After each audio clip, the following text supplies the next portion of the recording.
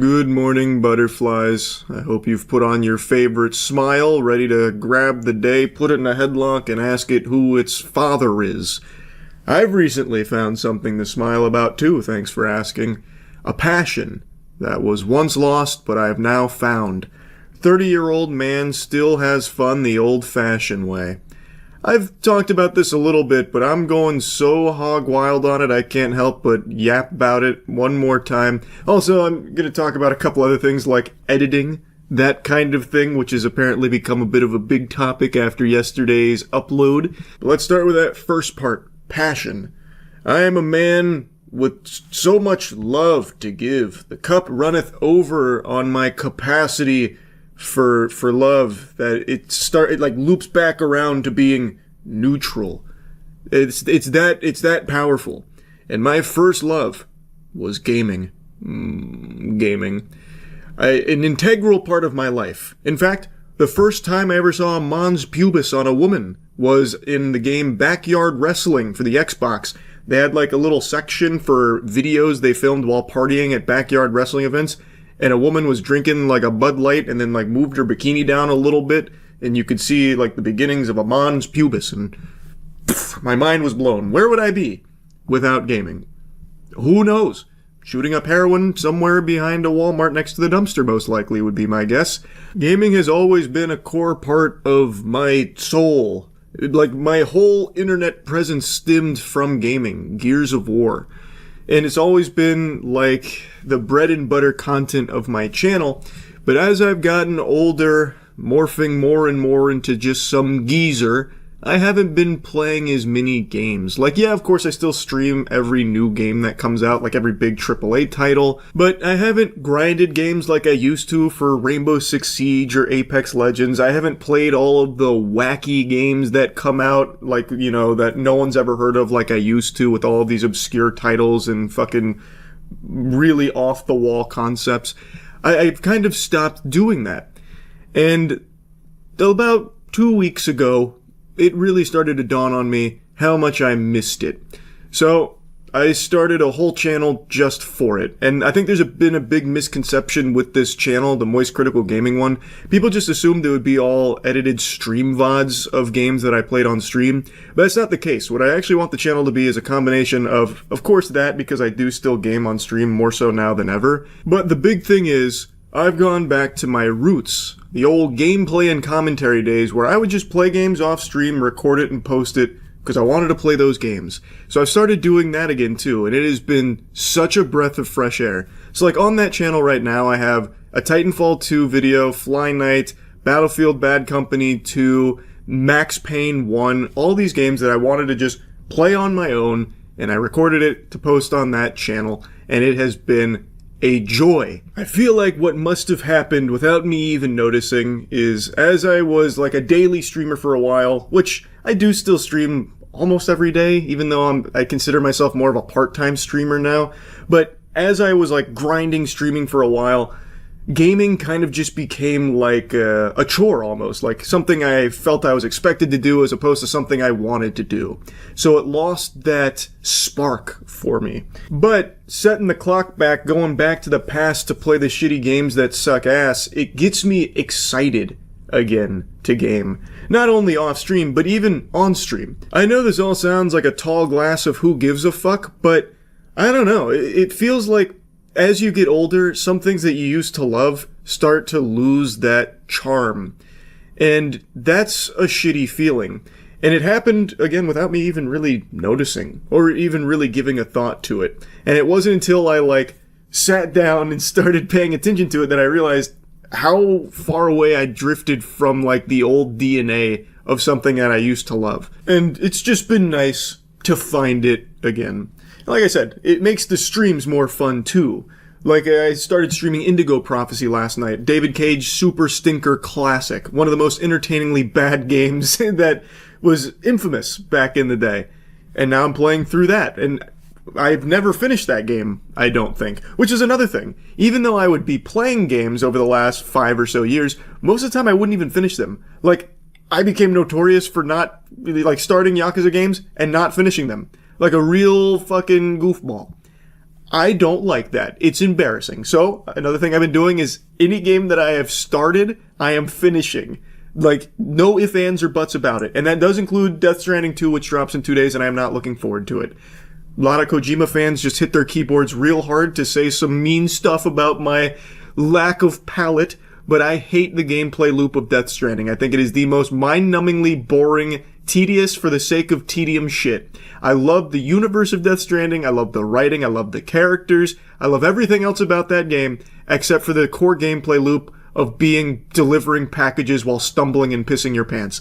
I hate that. I like the gunplay of it too. I also like some of the gameplay ideas of it, but since the core loop seems to be again that same shit from the first one of just fucking stumbling over pebbles while delivering heavy loads of packages, I am not excited. But I'm going to eat my vegetables and I will finish that game too, goddammit. Anyway, I got off on a tangent there. But yeah, I found the passion again for gaming. That's the point of that. Next thing is editing. Last night I posted a Silent Hill 2006 review as part of this big undertaking I'm doing that'll probably take like 3 or 4 years to finish, where I'm watching every single video game adaptation ever made. Movies, that is. Every video game movie ever made. I started with Silent Hill 2006 and posted that review last night to kick off that series. And a lot of people with astute peepers may have noticed there was more editing than usual in that video. A lot of editing, in fact.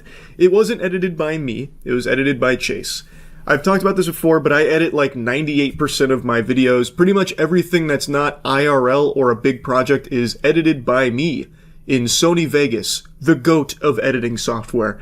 I use 2 things to edit: the cutting tool and the moving mouse tool to push them together.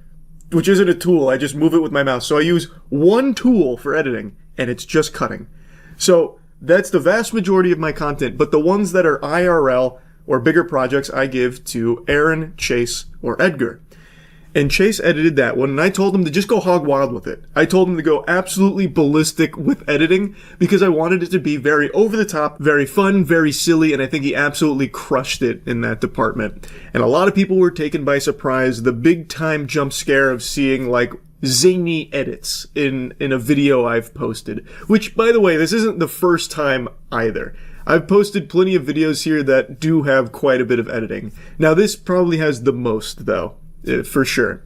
Now, if it's not your cup of tea, it's not your cup of tea. There's no problem with that whatsoever. There's going to be different tastes. I hate cherries. Other people love cherries. And there's nothing wrong with that at all. I think that is totally fine. And it is very different. So I have no doubt that there's a lot of people that probably don't like that style all that much. And a lot of people had this idea that this was going to be every video going forward, this kind of editing style. Which blows my mind because I don't know how anyone gets that impression. Throughout the entire fucking 19 years or whatever that I've been on YouTube, this whole channel has been just a smorgasbord of a variety of different things. Like, so many different things that I don't know why anyone would think that one thing would now be everything going forward.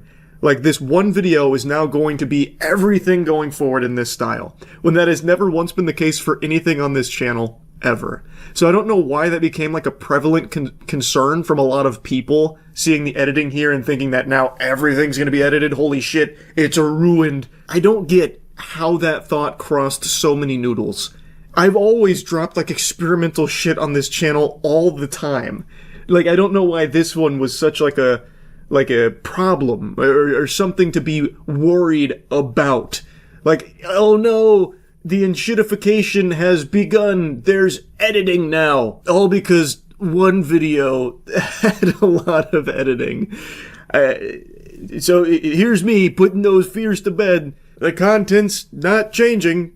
Still going to be me slapping the vast majority of it together in Sony Vegas, an archaic program only archaeologists fucking remember.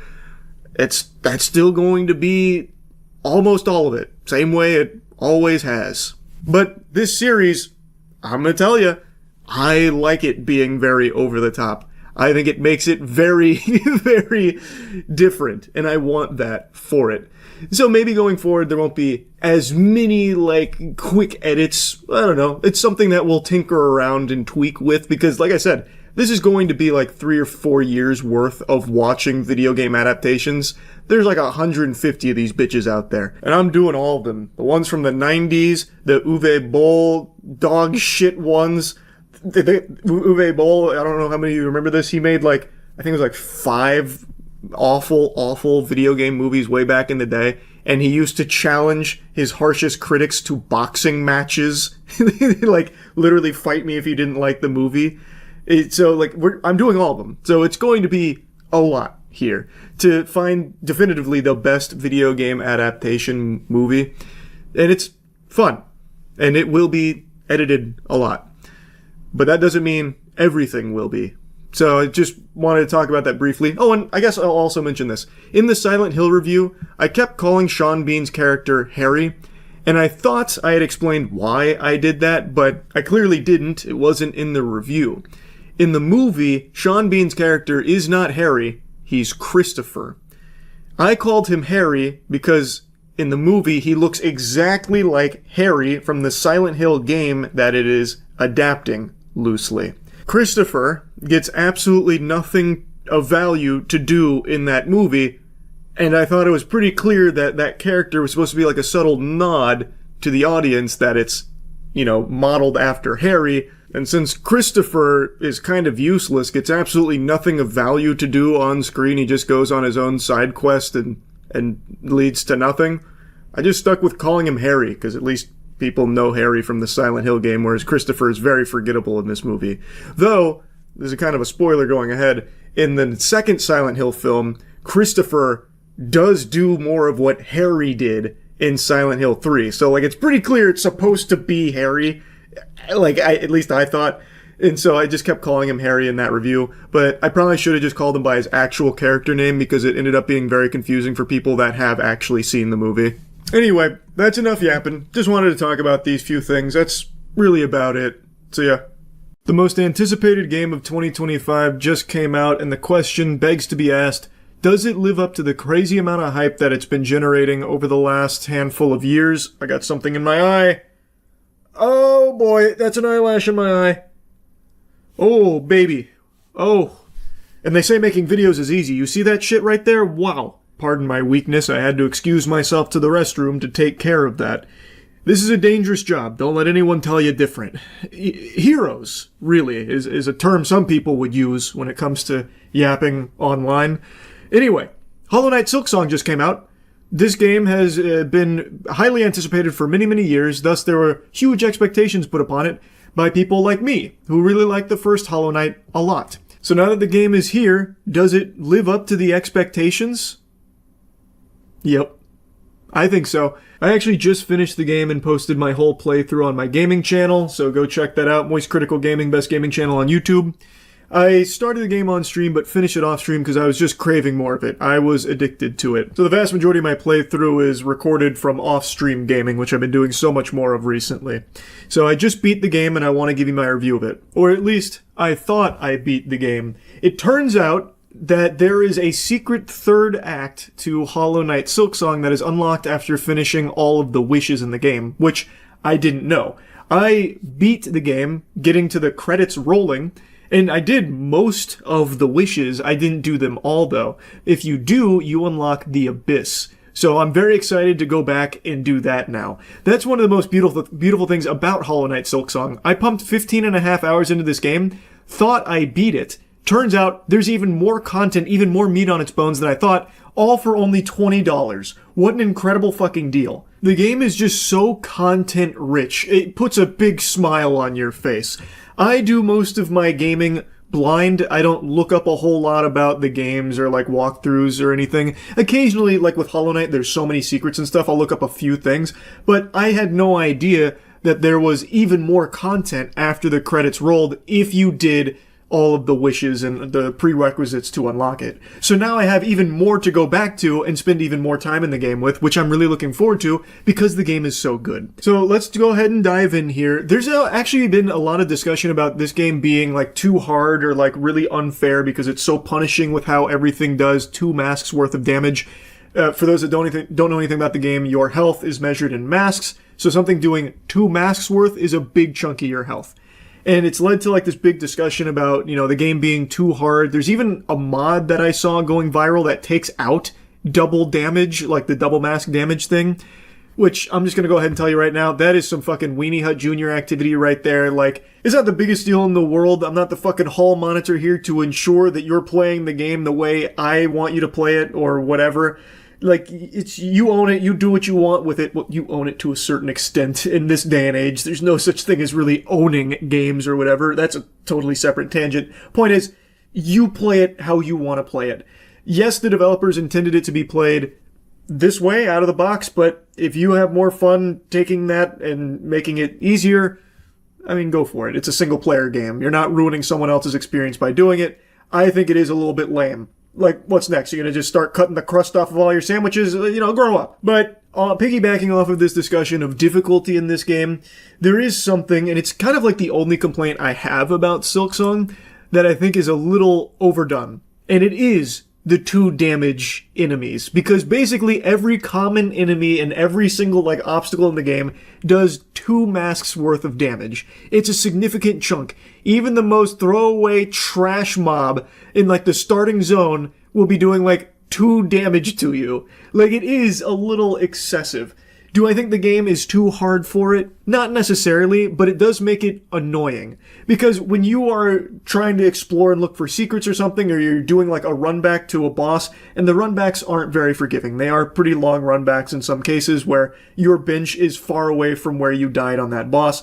So you want to just breeze through the trash mobs to get back, but the trash mobs fucking clobber you. They wallop you for 2 masks most of the time. That's annoying.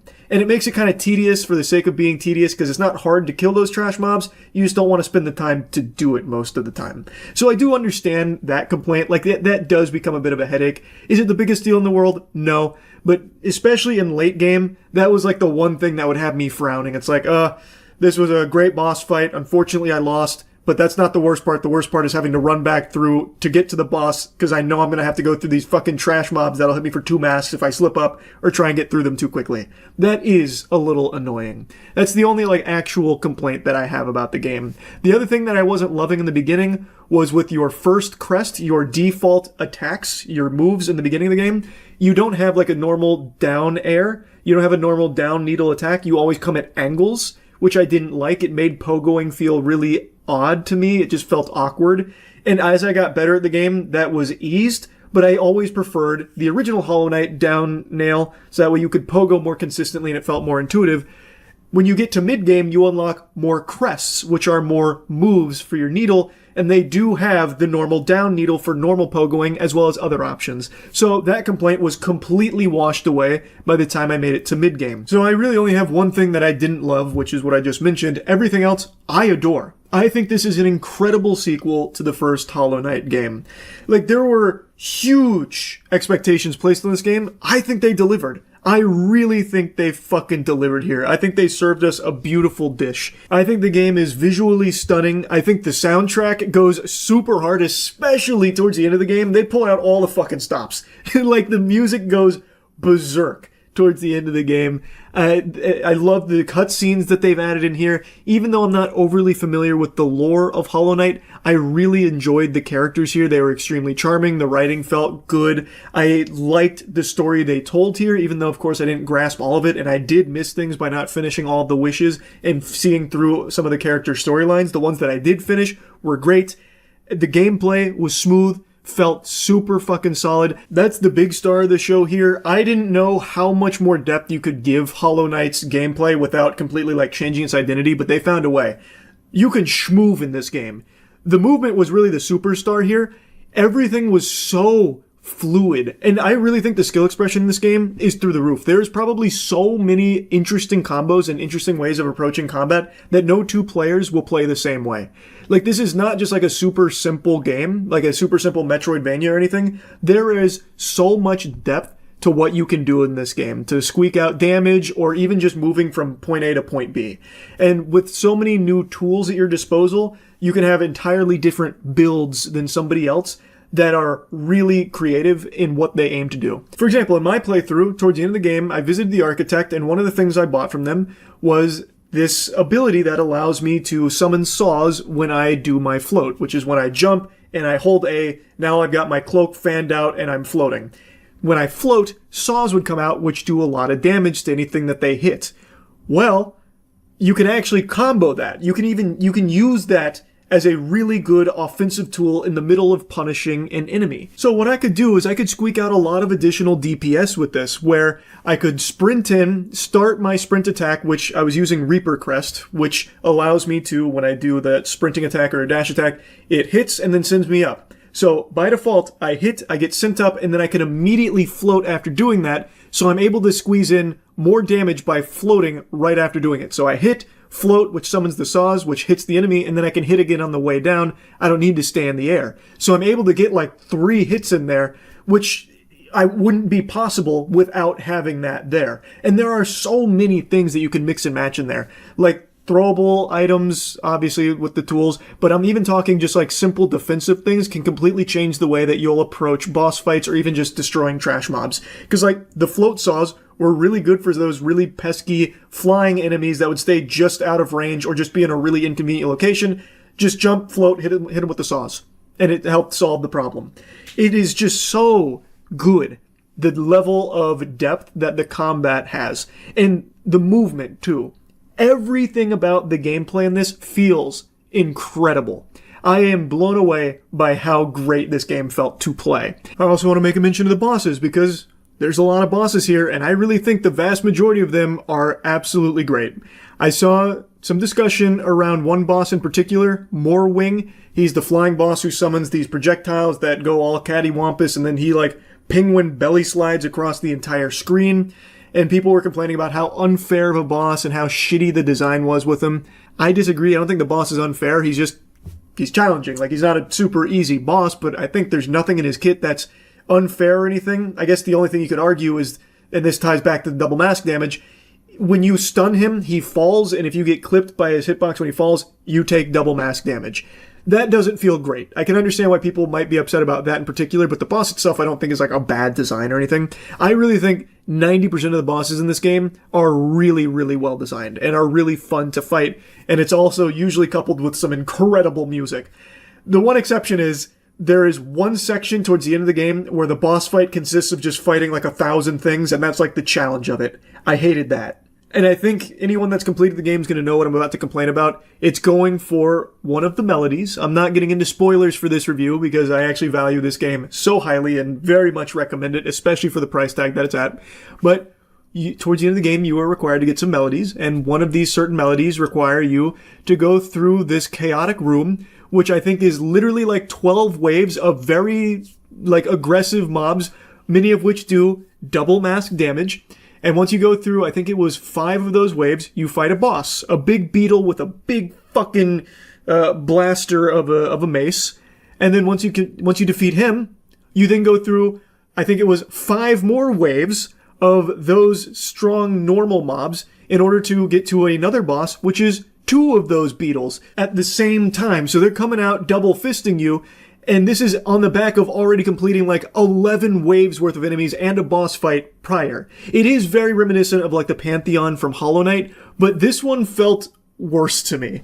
It didn't sit super well with me. Like, I was so annoyed because it's just draining. It's not really challenging. Like, the beetle itself is easy as a boss, but when you have to couple it with 5 previous waves to like whittle you down, and then you also then fight 2 of them at the same time, it just becomes like a chore and just really feels like shit. Unironically, that was probably the maddest I've been all year going through that room. It took me like, probably like close to 14 or 15 tries, and each try takes like fucking 15 minutes because there's so many waves. I did not like that at all. But pretty much every other, like, boss encounter or required room was fine. Like, that's not even the only time that you go through, like, waves and then fight a boss. It's just the other ones was much more reasonable. It's like 3 or 4 waves and then you fight a boss and then you finish the room. Is what it is. That's solid. This was just so many, and you'd fight 3 bosses, 2 at the same time in one case, after so many other waves of just mobs. But yeah, not the biggest deal in the world. I just hated that fucking room in particular and wanted to point it out. Overall, I have nothing but glaze for Hollow Knight Silksong. Overall, I had an amazing time on my first playthrough with Hollow Knight Silksong, and it's not going to be my last playthrough. I'm actually extremely excited to learn that there is an entire other section after all the wishes and stuff. Anyway, it definitely lived up to the hype. At least for me it did. And I recommend it, especially at a $20 price tag. That's great. Anyway, that's about it. So yeah. I don't like Ticketmaster. You all know that. By extension, Live Nation, because Live Nation owns Ticketmaster. It's a huge, messy web that I've clowned on and insulted numerous times now. And I feel like everyone probably shares that same sentiment. I believe in every human being's soul there is a spot reserved purely for their hatred of Ticketmaster to reside. I'm sure everyone has their own experiences and horror stories here. It is just an absolute dogshit business model that is becoming worse and worse all the time. And it's run by this! Bear witness! Worm person! This is Michael Rapino, more like Michael Rapinor, because this man is just a giant fucking wiener. He is the CEO of Live Nation, Ticketmaster, and recently, this is why I'm making this video, he went on to say he had the goal to claim ticket prices are actually underpriced. Yeah, I mean, I think music has been underappreciated. You know, I always joke, sports, it's like a badge of honor to spend 70 grand for a Knicks courtside. They beat me up if we charge $800 for Beyonce, right? So it's a real, we have a lot of runway left, right? So when you read about the ticket prices going up, it's still, average concert price is $72. Try going to a Laker game for that, and there's 80 of them or whatever the hell. So the concert is underpriced, has been for a long time. If that isn't the biggest load of fish paste, what in tarnation, brother? Holy moly. There's so much to insult with this statement, like I don't even know where to begin. If you have been to any concerts or shows over the last, let's say, 10 years, you've probably noticed a trend where it's getting more and more and more and more expensive. The biggest complaint you will see anytime there is a concert is people talking about how they're priced out from attending it. Even the biggest fans can oftentimes not afford to go to it, or maybe they can only get like the nosebleeds or something, which isn't usually even worth the price you'd pay for that, because also that is often expensive too. And they get away with this because they have fundamentally a monopoly when it comes to live performances, live shows like this. And there's always the huge issue with scalping, which almost seems encouraged by Ticketmaster, at least historically it used to. I don't know if it's as bad as it once was. I haven't noticed it to the degree I did a few years ago, so maybe they started to fucking put the nipple clamps on it and twist to try and stop that a bit. But since they do still have this monopoly, they still have, of course, like fees and also just an exorbitant price tag on attending these shows. Because they can. You don't have like an alternative to get the tickets or anything. And I hate that comparison he makes where he's like, oh yeah, some people will pay like 70 grand as like a badge of honor to sit courtside, comparing it to like a big sporting event where people shell out tons of clams. Brother, you just blow in from Stupid Town. How in any way, shape, or form does that even remotely associate with these prices for a concert? It's so night and day, I don't even think it's worth digging into like the actual meat and potatoes of the statement. It's just a false equivalence. And he tries to use it as a way to justify that there is still so much room to charge more for their tickets. And I think that is just sickening. So I've been to 2 shows recently. I went to a Deftones concert a couple months ago. Unfortunately, I did somewhat brown my trousers a bit there. There was a couple tiddlywinks of fecal matter, which I made a video talking about it. It was pretty embarrassing, pretty shameful. Fucking shit myself a little bit as a 30-year-old man. Not that I blame Michael Rapino for that. I know he didn't put poop in my butt. That's on me. That was my responsibility. Like, I get it. But anyway, I'm getting a little sidetracked. I'm starting to like pseudo-trauma dump on you here for no reason. Deftones concert was amazing. And then recently I saw a My Chemical Romance show here in Tampa. Also amazing. But you know what both of these had in common besides being extremely entertaining?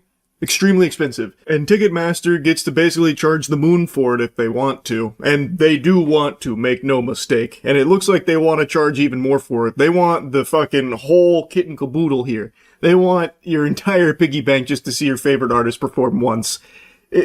And I understand concerts aren't like a necessity. No one needs to buy tickets to a concert. But you can see this trend that when Ticketmaster Live Nation kind of took over and got this like monopoly, they have been jacking up prices non-stop. And it's just spiraling out of control where it prices out tons and tons of normal people that no longer can afford to go see their favorite artist perform because they'd have to decide between spending the money for a couple of tickets to that event or like, you could also just spend that money on, like, a fucking week-long vacation in a lot of cases because it is that fucking expensive. So it's just, I also think it's bad for the artist, too, because then you're not performing to as many occupied seats. You're not performing to as many actual fans anymore. Like, I just think the whole model sucks now. And you can see a huge change when Ticketmaster Live Nation took over. Tickets were far more affordable, and I get everything's gotten more expensive. I understand that. But in this sector specifically, this monopoly has been extremely awful for fans and artists as well. It is only good for Ticketmaster. And the CEO's out here like, well, actually, it's like super reasonably priced. In fact, it is underpriced. I need to be making more money. Meanwhile, last year he took home like $32 million, like himself in total compensation. Like, I wonder why he thinks it's underpriced and why they should be charging more. What's the incentive there? Man, that's so interesting. I wonder why he would have that perspective. Any sensible, sane person will tell you the same thing. Ticket prices suck. And Ticketmaster super fucking sucks. So I definitely don't agree with Michael Rapinoe's assessment here that there's a lot of runway for more ticket price increases. He says that people beat him up for charging $800 to Beyonce. Well, what he doesn't mention there is that $800 to see Beyonce is to see her through like a fucking glory hole on like the 39th floor of the stadium she performs at. Like, you do not get good value even when you do spend a lot of money going to these concerts because everything is so fucking expensive. So I think his take on this is complete trash. Complete trash. But he does say something during this event that I think is an important thing to mention in regards to how important shows are to the artists. Well, the live show is, the artist is going to make 98% of their money from the show. The record label, all the other ways they made money is irrelevant now. The show is where they're making their money. Now, in this section, he is actually correct. He did pin the tail on the donkey here. Record labels take the lion's share of what an artist makes, or what a band, group, whatever makes. I have heard some, what I believe to be, or should be, criminal contracts in the record industry where they will take sometimes like 90% of like streaming revenue, record sales, merch sales, that kind of thing. And thus the band needs to survive off just tours alone because that's where they make their actual money. The record label makes the rest through them on other things. They only see like a small percentage of it. It's fucking terrible. The music industry itself is so unbelievably corrupt. Ticketmaster is just a small component of that. But he is right. The actual shows, that is the most important part to the money that an artist brings in, which I believe is also contributing to the increase in ticket prices. Not always solely Ticketmaster, but there are cases where groups or artists have knowingly increased their prices as well and like even agreed to like the surge pricing type shit, the like dynamic pricing model, because streaming revenue, record sales, merch sales, all of that stuff, the record label has got its filthy fucking paws in a big way. Thus, they need the tours to, bring in their actual chunk of change. Again, the system itself in the music industry is super fucked. Also, streaming revenue is not a ton for music. I feel like most of you have probably heard artists talking about how much like a song of theirs makes through like Spotify or something. And it's not overly incredible from the numbers I've been made aware of. And I guess from my own personal experience, I'm in a band, The Gentlemen. We are working on more music. Across our 2 albums, we maybe have like 100 million streams across all the songs, and we even did do like physical sales. And in total, I believe what we've brought in over the last 6 years is like 120, 140K, somewhere in that general ballpark. So you divide that between 2 people over the course of 6 years, it's not, the biggest bag of money you'll ever see in your life. You're not talking Scrooge McDuck levels of wealth coming from like music streaming sales. At least not until you're in like the, I guess, hundreds of millions as opposed to just like the 100 million club. Again, I can only speak from my own personal experience and at least the other numbers I've become aware of and what artists have made from those. And we've never toured or anything. If we did, that would probably be where the bulk of the money would come from, because there's not a ton of people buying physical albums anymore. And streaming revenue through listening, through like just song streams, isn't like incredible per stream either. So he is right that these shows, these events, are extremely important for like the artist making their money, but his view of it is so distorted, where he thinks that because this is like the main revenue driver for a lot of artists, they need to be charging an arm and a leg for it, where it like prices out tons of people too. Like, it's very counterintuitive. There is no need for the prices to go as fucking Insano style as they have because of Ticketmaster's involvement. It's just completely unacceptable, and it is just point blank way too expensive. Ask anyone who's gone to a concert recently. It is just too expensive. And he is just entirely wrong by saying that it's underpriced. It's not. I really think the Live Nation Ticketmaster merger was just the worst fucking thing that happened to like live shows in general. That should have been slapped down. And the fact that that was allowed to go through has just been disastrous. I can't fucking stand Michael Rapino. I hate Ticketmaster. Shit sucks. Just wanted to yap about it a little bit because somehow he felt so confident to just let this absolute trash take fly like that about being underpriced. Anyway, that's about it. So yeah. Say whatever you want about Court, but don't you dare besmirch the good name of Zoom Court. It's an entirely different beast. The gift that keeps on giving. Zoom Court has given us golden nuggets of content. It is the perfect combination, like peanut butter to jelly. Zoom and Court. What a wonderful thing. Giving us access to incredible moments like this. You cannot be driving, ma'am. What are you doing? Come on. I'm not driving. I'm a passenger in a car. You're still not. I'm not hearing cases with people driving or as passengers in cars. Okay, I will pull over right now. Short of us coming out to everybody's house and doing these on boats and stuff in the summer, I don't know. I'm gonna be honest with you. I replayed that statement from the judge close to 10 times. I don't have a fucking clue what he said. Door to butts coming out and doing these on boats and stuff, maybe? But I've never heard that expression, door to butts. So it's probably not that. I don't know. There's something about that sentence that is not computing in my brain. Anyway, I'll lore dump so that way you can understand what the case was about. So this woman was in a bit of a messy situation here, some hot water, and an attorney named Brian Groen was seeking a default judgment here for a total of $1,921, and Carol was not on the call initially.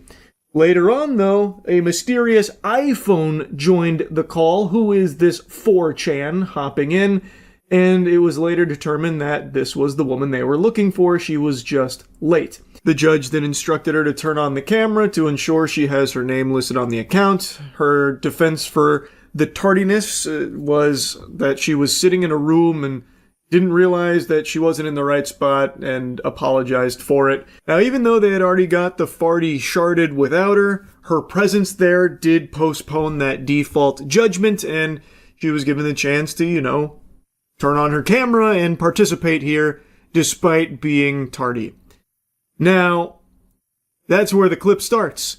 She turns on the camera and it's pretty clear she's driving a car. And the judge calls it out saying, like, come on. This is a little absurd. Why are you driving in the middle of this right here?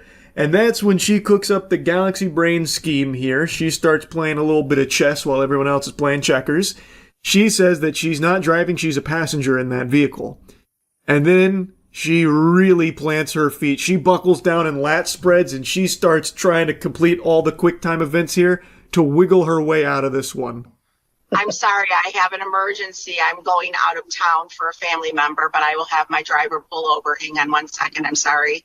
I didn't know that I wasn't allowed to be in a car, but hang on 1 second. Am I crazy, or does it not look like you're driving that car? I'm not driving the car. I'm a passenger in the car, sir.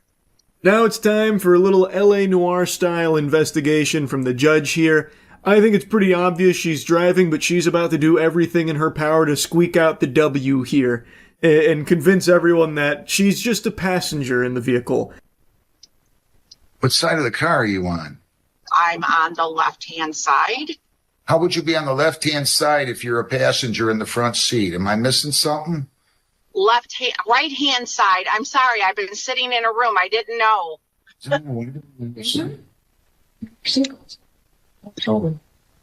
Yeah, the seatbelt's coming off of the driver's side. Right? You know you're lying to me, right? No, I'm not, sir. Great questions from the judge here. I also think her head movements are pretty clear. That's a dead giveaway. She literally looks around as she's making this turn, but the judge makes very good calls here. How could you be on the left-hand side if you're in the passenger seat up in front? And she's like, no, I meant, that's not what I meant. And he's like, but the seatbelt's coming out of the driver's side, which she had no rebuttal for. She just lets that one kind of dissipate. She just hopes that they forget about that one, like a video game NPC. Must have been the wind. Just de-aggro there and not follow up on the seatbelt question, which was a great observation because that seatbelt is indeed coming out of the driver's side. If she was a passenger, it would have been on the other side there. Let me see the driver. Let me see the driver. Hang on 1 second. Now. I have to ask their permission. Now. Oh my God.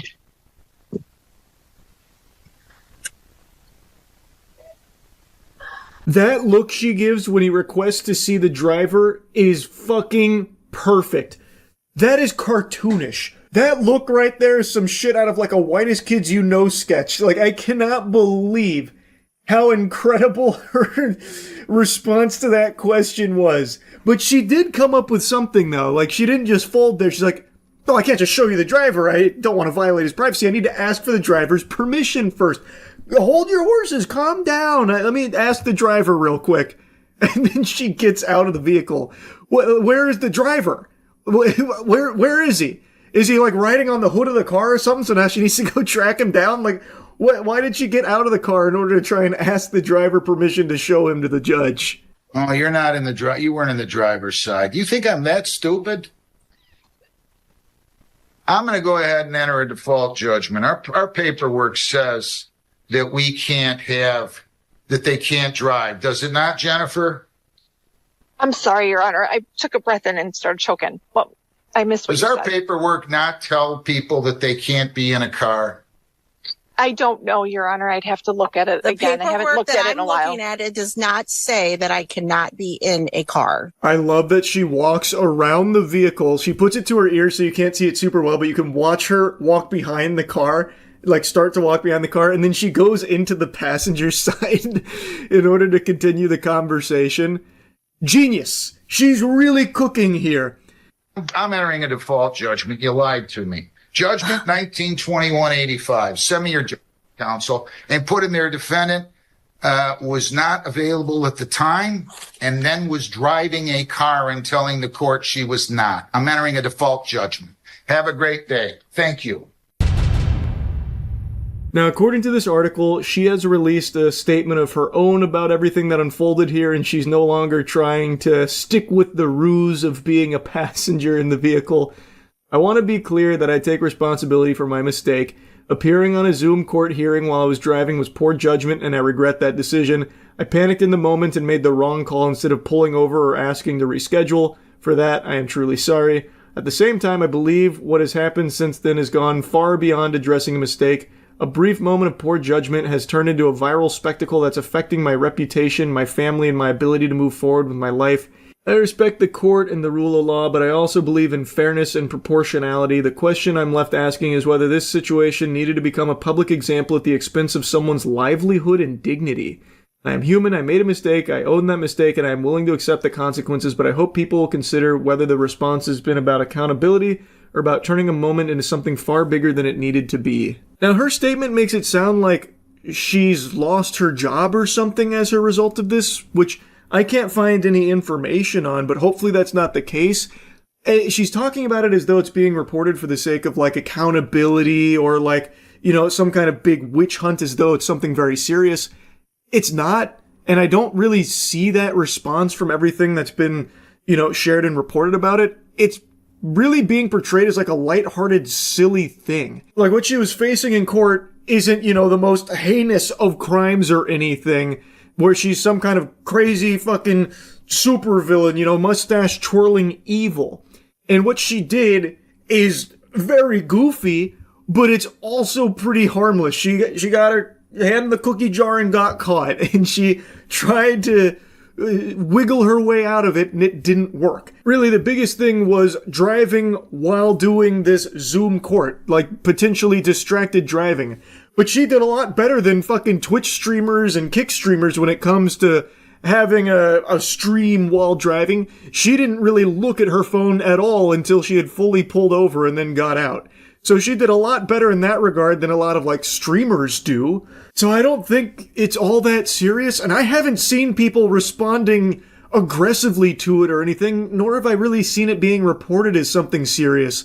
More so just something, like, wacky. From everything I've seen, it's all been pretty lighthearted. Like, of course, it's the internet, so I'm sure there's some degenerate assholes going ballistic with it, and maybe that's what she's seeing, but it definitely doesn't warrant that. I agree with her. That does not make sense for what unfolded here. And also agree that, yeah, people make mistakes sometimes, and some of them are silly.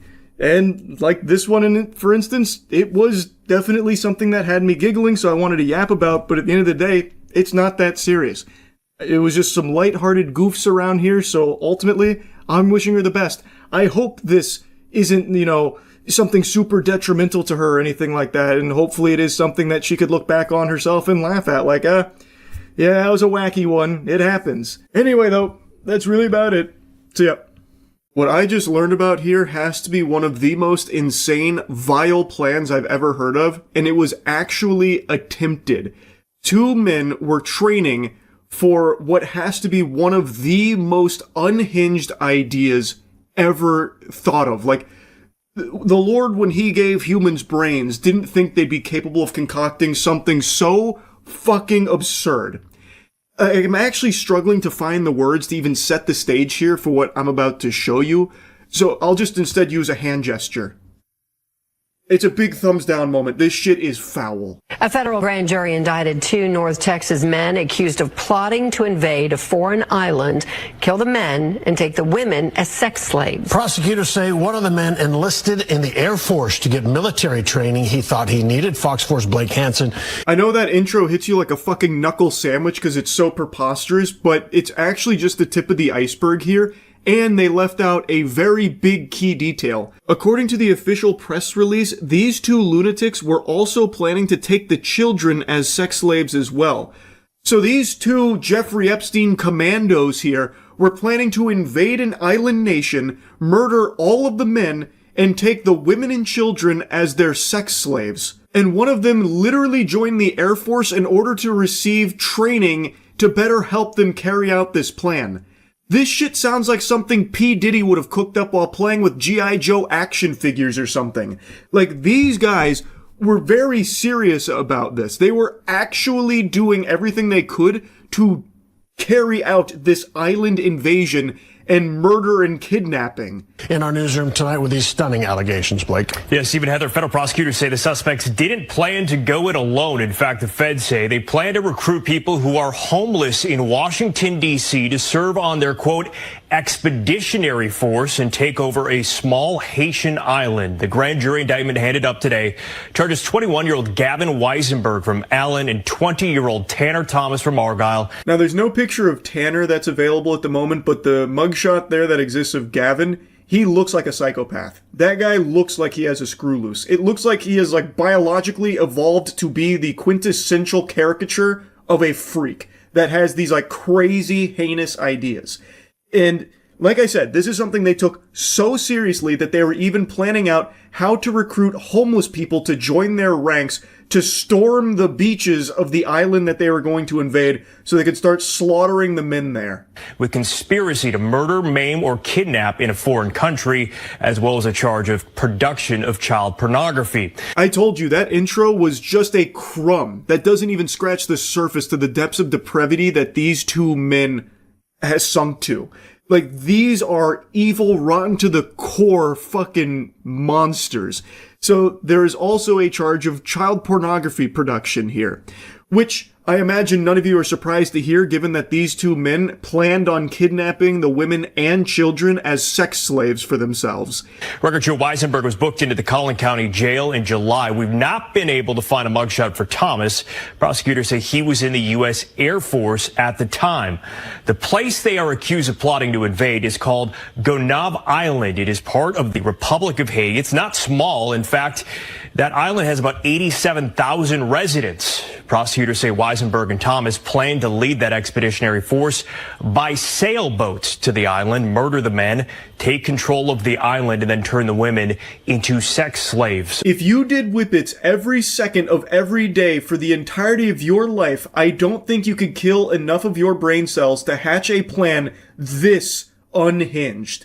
They planned to lead an expeditionary force via sailboat to this island composed of these two, Gavin and Tanner, plus whatever homeless men they were able to rope into this scheme, and take on 87,000 people. These delusional piss stains thought they were built like Goku or something.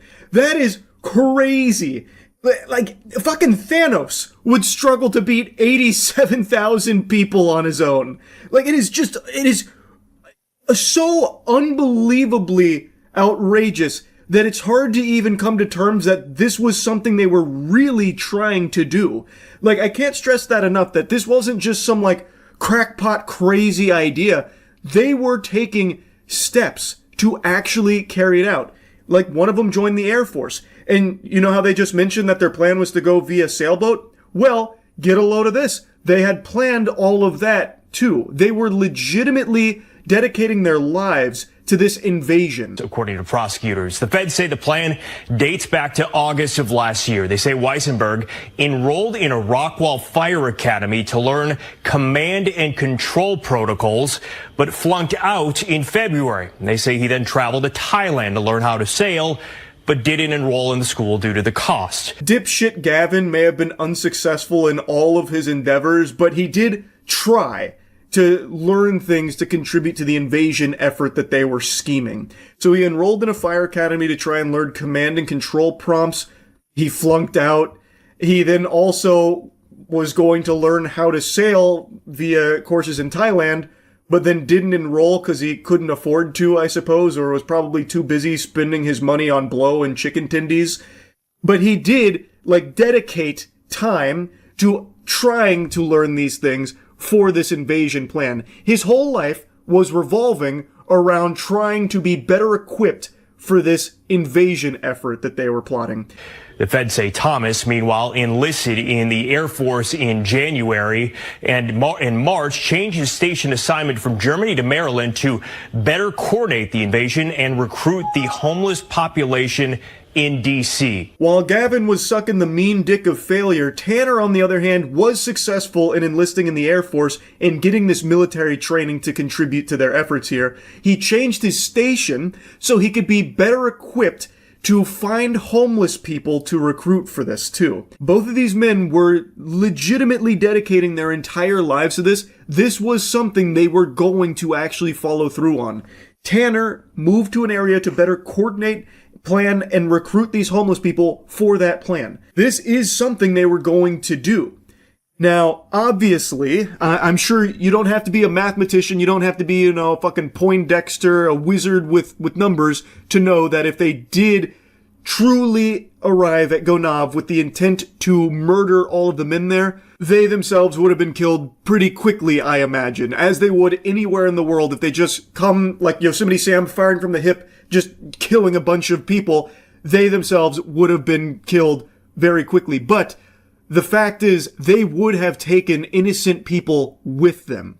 And that is completely unacceptable. So even though under no circumstances would this invasion have ever actually gone the way they planned, it would have no doubt led to the loss of life.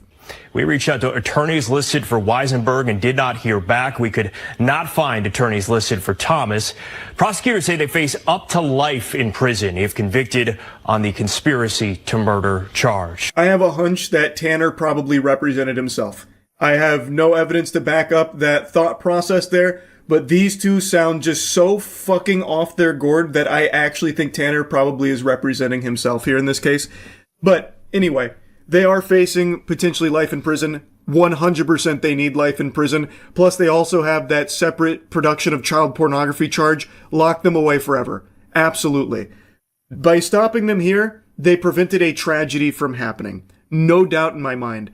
When I heard this, when I watched this segment here, I was stunned. This has to be one of the craziest stories I've learned about in quite a while. So I just wanted to put this on your radar. That's really about it. So yeah. I've recently been feeling a lot like how I imagine ancient Mayan culture felt when they first gazed upon the stars and thought to themselves, there's something else out there.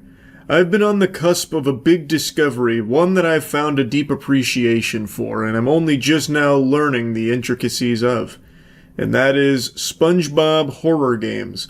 It is a fascinating genre I didn't even know existed in this capacity until only like a month or so ago, when I played one on a whim for my gaming channel, and now I'm hooked on them.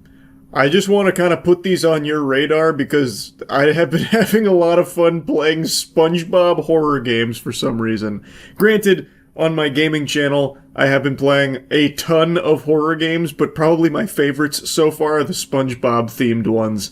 I can't wait to see all four. I imagine one of them is a cease and desist from Nickelodeon or something, perhaps? No, I don't do that. If they actually did cease and desist like Nintendo, Mr. Krabs overdoses on ketamine and dies, that would have had the creator thrown in jail years ago.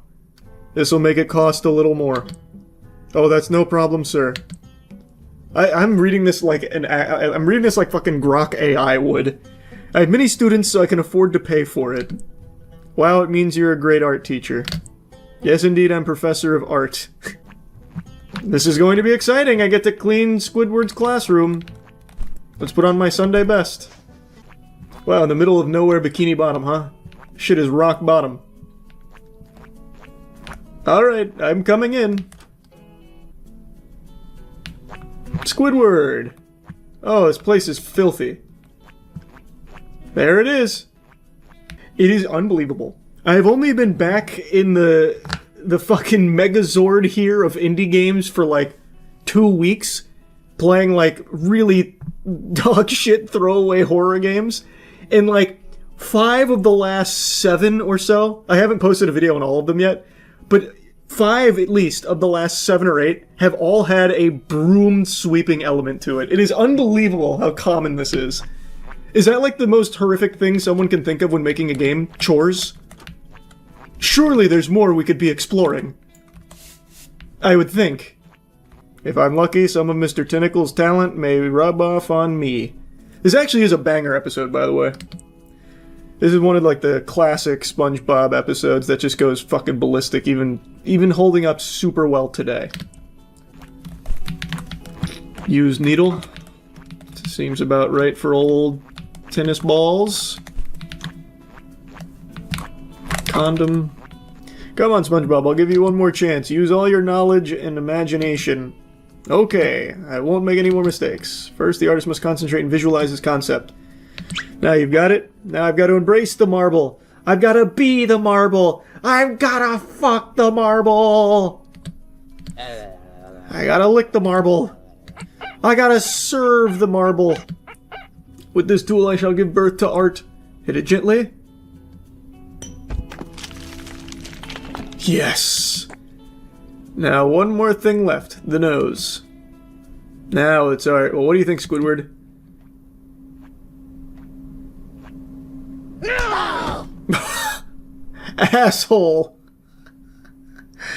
Is this where it finally becomes a horror game?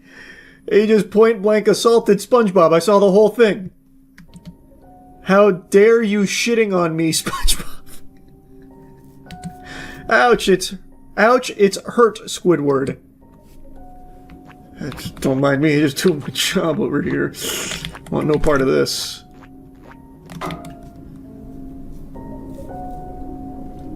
Fuck you, SpongeBob. Give me a beautiful sculpture. I'm sorry, Squidward, but I can't imagine like before. You son of a bitch. I'll kicking you repeatedly until you make the sculpture. Please forgive me, Squidward. I'm your friend. No, you're not. I've always hated you. You've always ruined my life, SpongeBob. So many times you shattered my dreams. You destroyed everything I had. My house is often damaged because of you and your stupid friend Patrick. I spent a lot of money to renovate it. I almost lost my job several times, all because of you. Why annoying person like you always around me? You become my neighbor. You work where I work. You're everywhere, you asshole. And now you also come to my art class. You arrogantly flaunted your skills in front of me. What do you really want, SpongeBob? SpongeBob's eyes roll in the back of his skull and he fucking sheds his mortal skin like his flesh suit and becomes this transcendent cosmic Lovecraftian horror.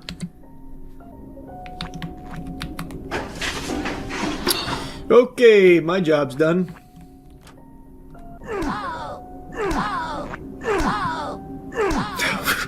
Jesus! He's got SpongeBob stun locked. I'll just put this back.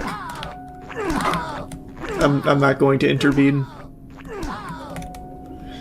Squidward! Good to see you, bud. That's my boy. Smoking a doobie out here, huh? Got yourself a fucking doink? Alright. Good evening, sir. What are you doing out here? Oh, Mr. Smalldick, I've been waiting for you.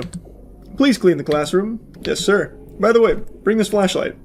What's it for? It's dark inside, probably due to an electrical short circuit. Waiting for the technician to come here, you just clean up inside. You got it.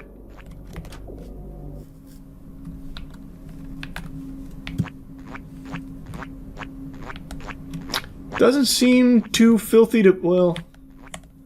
a couple of broken pieces here. Good Lord, SpongeBob, what has he done to you? Oh, God. Well, he should be able to regenerate. He's immortal. SpongeBob, he's dead. What's going on here? Who did this? It was that old Monty P. Moneybags, wasn't it? If you're still alive, then I'm going to have a really big problem. I must kill you immediately. Damn, this is bad. Left mouse to fire the gun. Okay. Where is he? Shit. Ah! I did it! I defended myself! Jesus! Idiot, you're dealing with the wrong person! Gun will always win against chainsaw. Go to hell, you motherfucker. This must be one of the 4 endings. This is my chance. But no. I already said no more crime. And lying to an art collector is a crime, damn it. And murder, it was in self-defense. That's not a crime. So I will be honest, it was Mr. Squidward. This crazy squid is responsible for all this.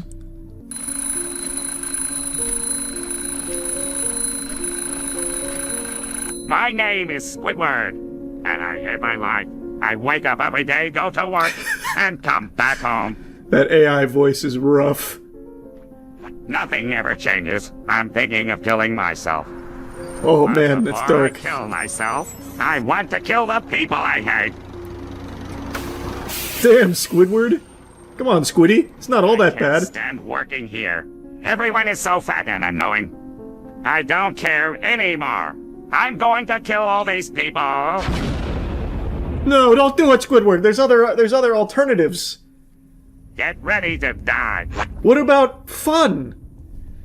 Come on, Squidward, no. They all have to die? I mean, maybe that guy deserves it. He looks like he's disguising himself, probably on the run for some heinous crimes. Oh, wait, do I do something now? I can't move or anything. Oh, I see. I throw the Krabby Patties like shuriken. Take this! No! Oh, God. I one-tapped him with the Krabby Patty. Get out of here! You've made Squidward unhappy. No, you bastards. I just find it hard to believe they're responsible for it. They're just hungry customers. Even in death, she couldn't let go of the Krabby Patty. It was too delicious. He knows what's coming, but I'm out of objects to throw. Oh, I see. I'm not fully out of things to throw. I can just launch lead at them. Shit! The police are here! I gotta finish up! Okay. It was like this when I got here. I swear. It's time I kill Mr. Krabs. Oh, he's running. He knows. God, everything is so big and I'm so small. It's mimicking real life right now. It's hitting too close to home. Squidward, what is happening here? Is that a gun? I came to kill you. And to take your money. No! See you in hell. His voice acting was actually just ripped from a SpongeBob episode. You can hear the background music playing where they just got it. That's cute. Where's your $1 million, Mr. Krabs? Tell me and I might let you live. Not talking, eh? Not even using a sentence enhancer? Oh, his eyes don't have a hitbox. I gotta pop him right in his fucking nose. Oh, it's Squidward! What's up, bud? Oh! Oh, okay.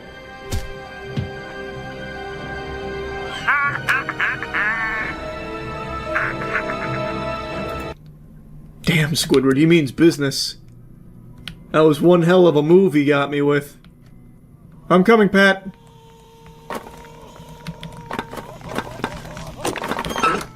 Oh, Patrick! I'll unplug it. Oh, that's not how that works. Hold on. Maybe there's an on, an off switch. Also, you're not strapped down. Why don't you just move? Just move!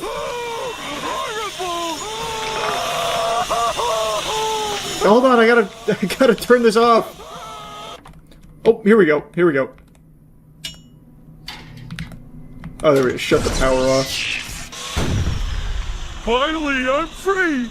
I got circumcised again. That's a banger line, actually. You and me both, Patrick. Double dipping on the circumcision, am I right? Anything here? No. This must be for SpongeBob's sauna. Gary, no! Gary, why? What the fuck, Squidward? What did Gary ever do to make your life miserable? That's alright. I mean, I guess I kind of get it.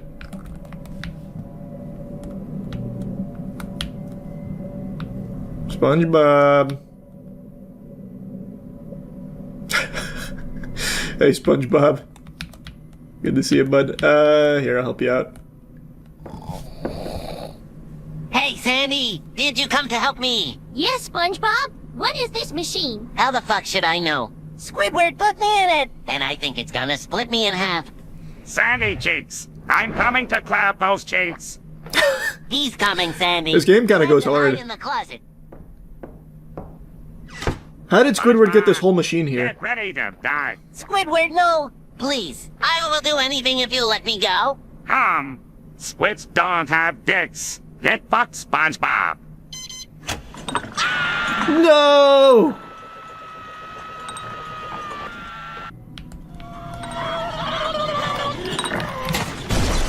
There we go. There's one.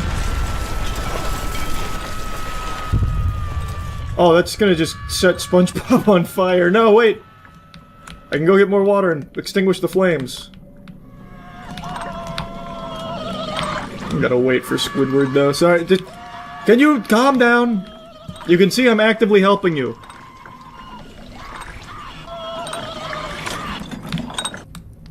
Oh, you're safe.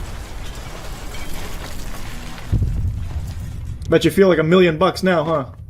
Thank you, Sandy. You saved me. You're welcome. Look, Sandy. Squidward is here. SpongeBob, you ruined my plans again. This will be the last time. It's time for me to die.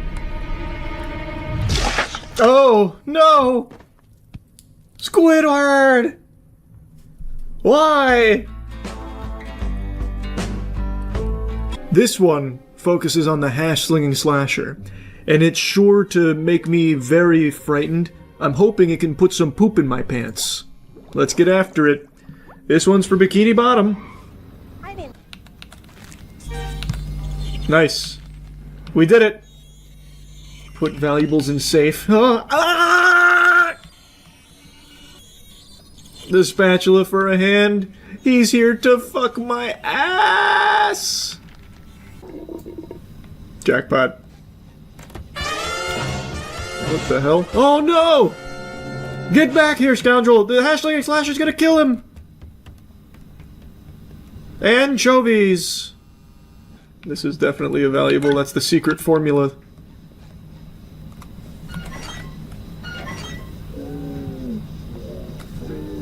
Hopefully the hash-slinging slasher won't recognize that... What the hell is he doing? He's motorboating me! No! Stop it! He's breathing heavy, he's moaning. He likes it. I'm causing him to hyperventilate.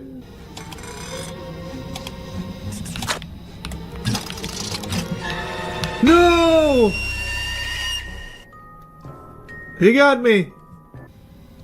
Wow, this is a really... like, chopping lettuce in real life is faster. Holy shit.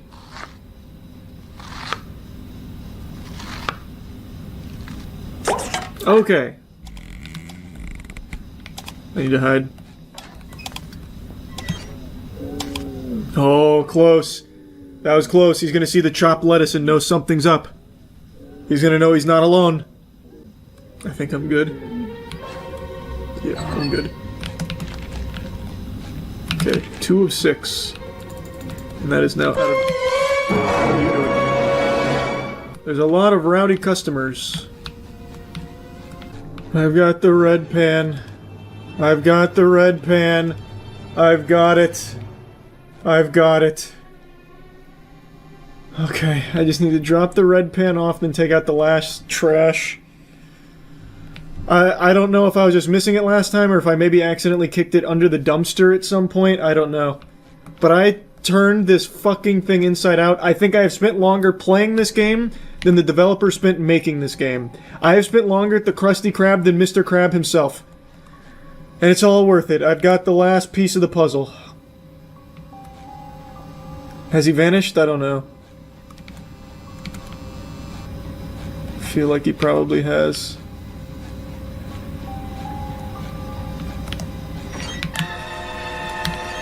That was scary. That was extremely scary. Wow. Wow. Wow. Wow. Is he still here? Is he still here?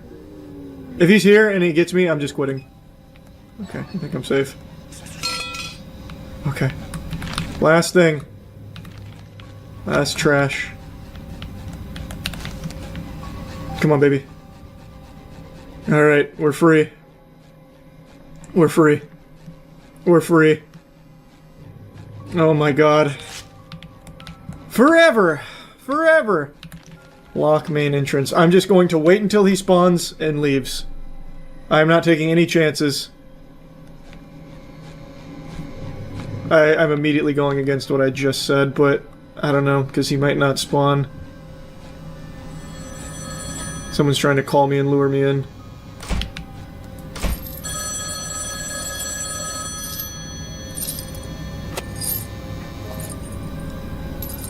Okay. Okay. It's locked. It's locked. The menace is sealed. I hope you're ready to squeal, cause I got a real scary experience to show you today, no doubt. This is Nightmare in Squidville, another SpongeBob horror game. Upon the brow, and in parting, from you now. What am I? Okay, this is interesting. We must find Squidward. It's already dark. Oh, I must have fallen asleep. Let us knock on some doors to find out where he is. That's a good plan. Let's go, Patrick. Squidward needs our help. There's a fire over here. Maybe some cult activity. Maybe they're burning him at the stake. Squidward, I'm coming. Hello, have you seen Squidward? Nobody home. I have no clues to go off of. They didn't leave a ransom note or anything. Wait. I see, like, aliens or something over there? Mr. Tennis Balls! Is this Squidward over there? Oh, baby! He's feral. Oh, okay. Oh, I can drive. It crashed my game. No, they knew SpongeBob didn't have his boating license. Okay, hopefully that's just a one-time thing. Hey, SpongeBob, wake up. We must find Squidward. It's already dark. Yes, you're right. You're right, Patrick. I must have fallen asleep. There's Oh, Squidward! Squidward, Oh, wow. we have been looking for you all day. Hi, Squidward. Why are you in a cage? SpongeBob, Patrick, I'm happy to see Oh, you. he's drugged. Would you be so kind and help me out? He sounds Can't very do it 'cause drunk, he's a even. trap. They got me here. They are cannibals. They have eaten the other ones. I am next. I tried to fly away with a lead blower. Sounds like he's overdosing. So Patrick, get the Narcan. threw me in a cage, and the key must be somewhere near here. Maybe you see them gathered at the park. Please hang in there. We see what we can do. Either we find the K or there is another way. Yes. Alright, good plan. So, to the park then? Open up!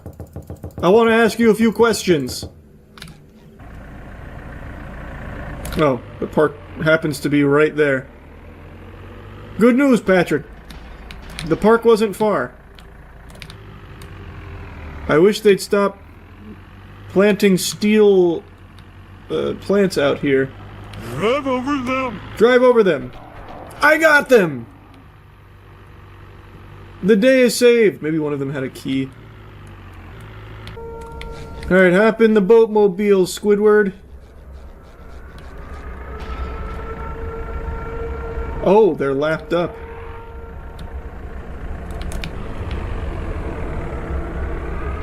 They've started the air raid sirens over there. Not on this side, though, just over there. They know there's been a jailbreak.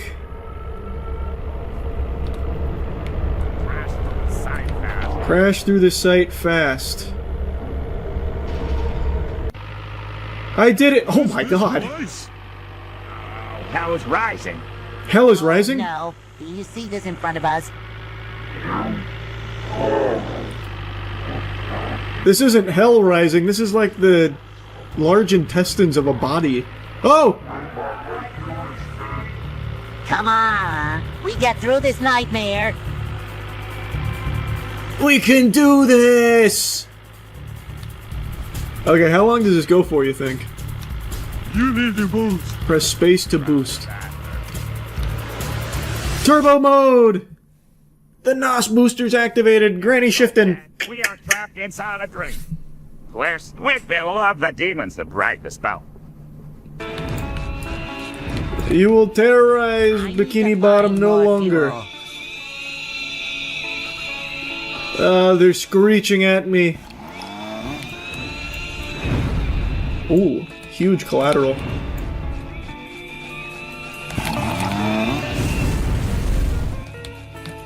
What a wonderful sound.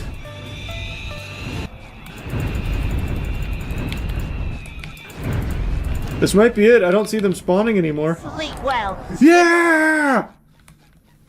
Is the spell broken? Or do we have to defeat the Flying Dutchman yet?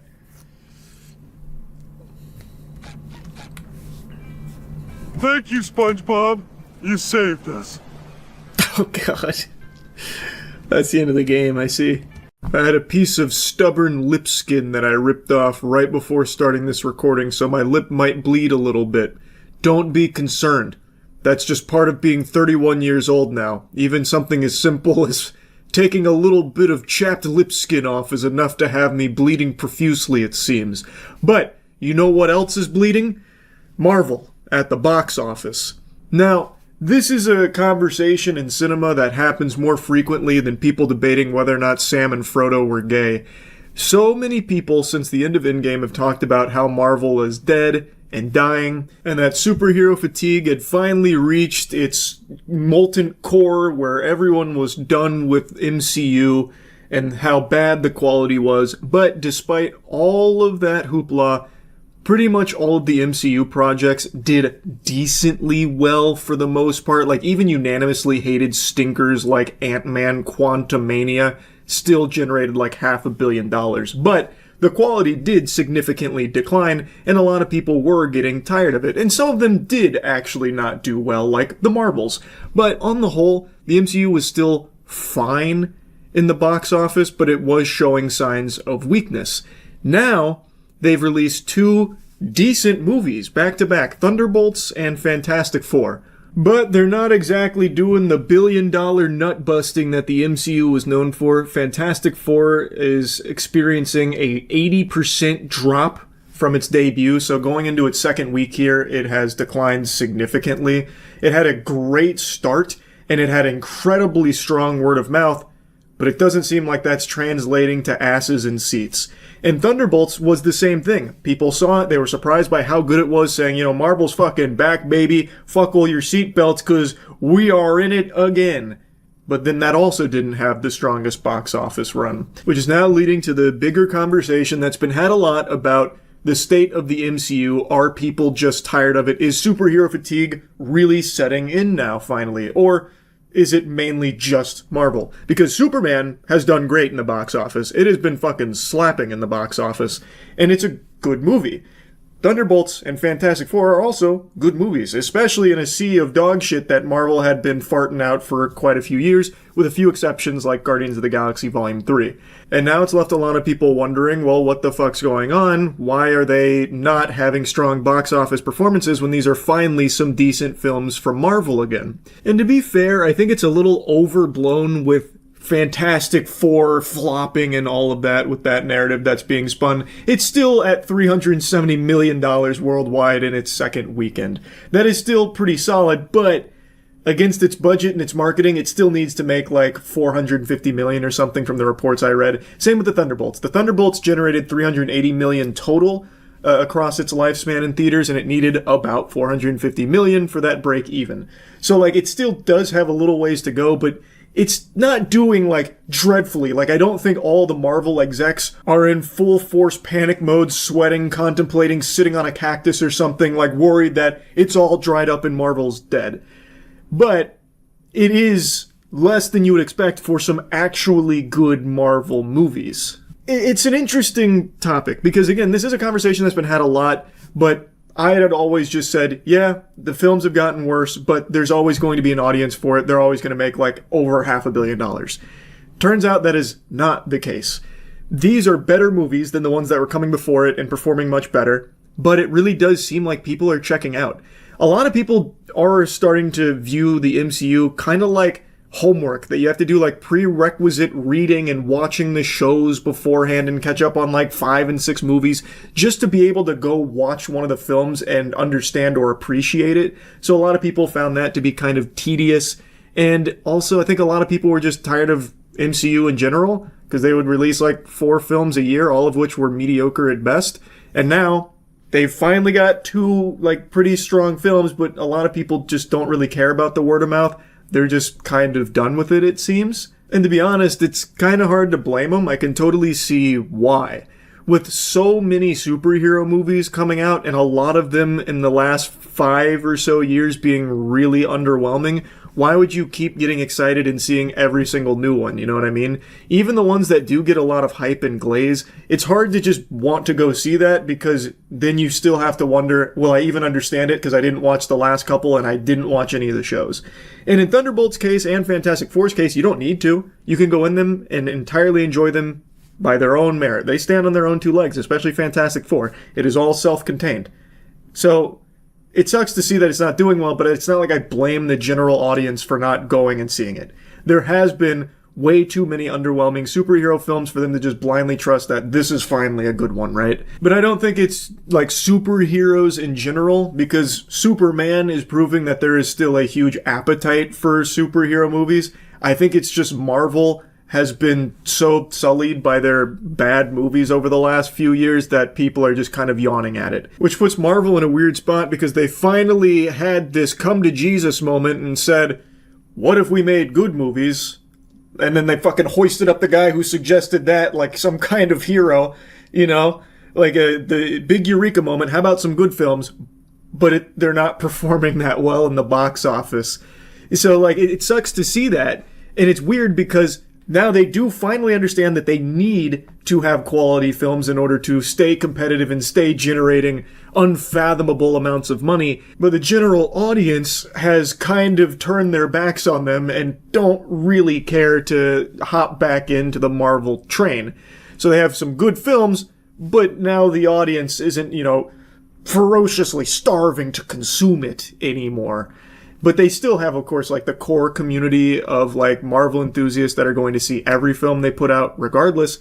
It's just now they're having a harder time reaching beyond that scope, even with extremely positive word of mouth. It definitely is a weird predicament for them to be in.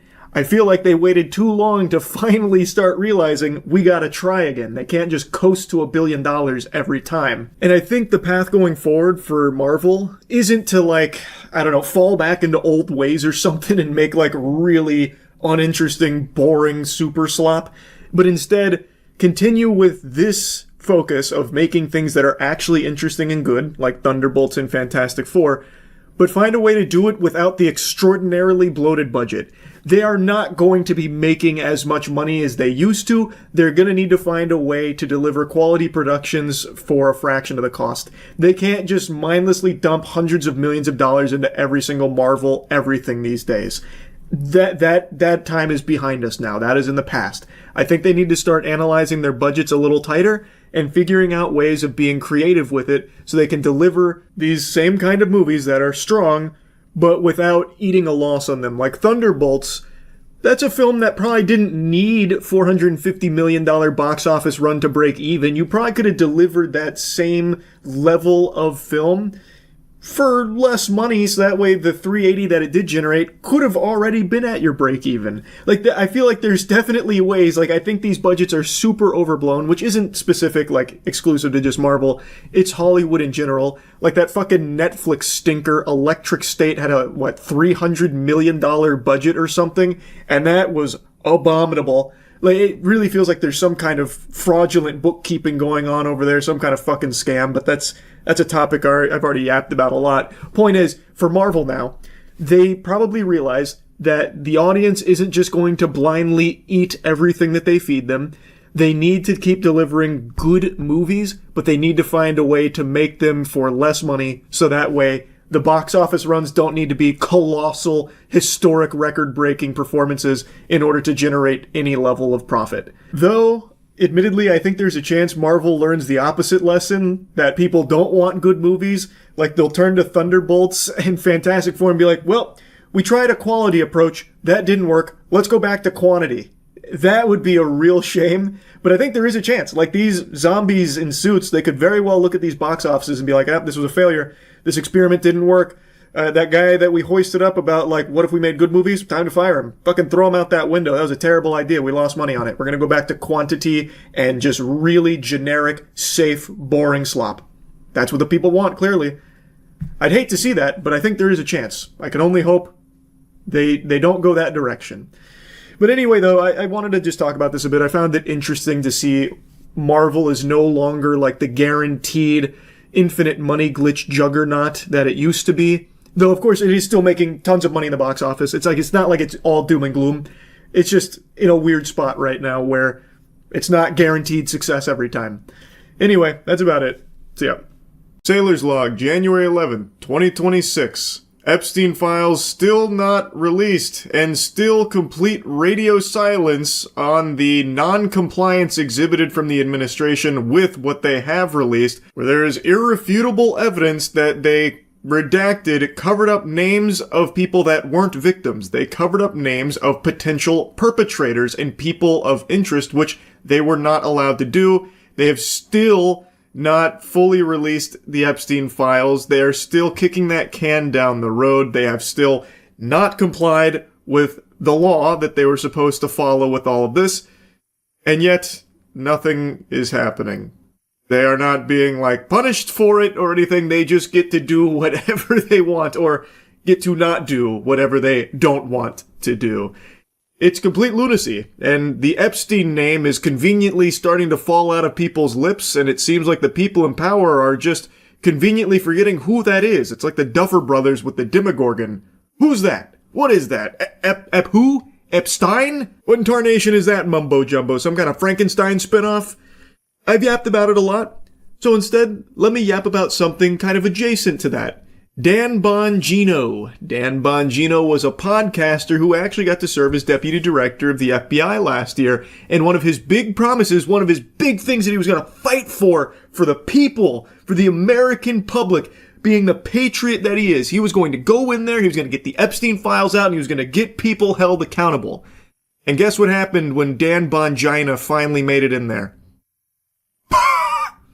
Nothing. Less than nothing, really. Calling what he did nothing is a generosity that he doesn't deserve to be afforded. If you went into your bathroom right now and squeezed your empty tube of toothpaste, the fucking air that pops out of it would have more value than Dan Bongo's going into the FBI. It's so fucking pathetic.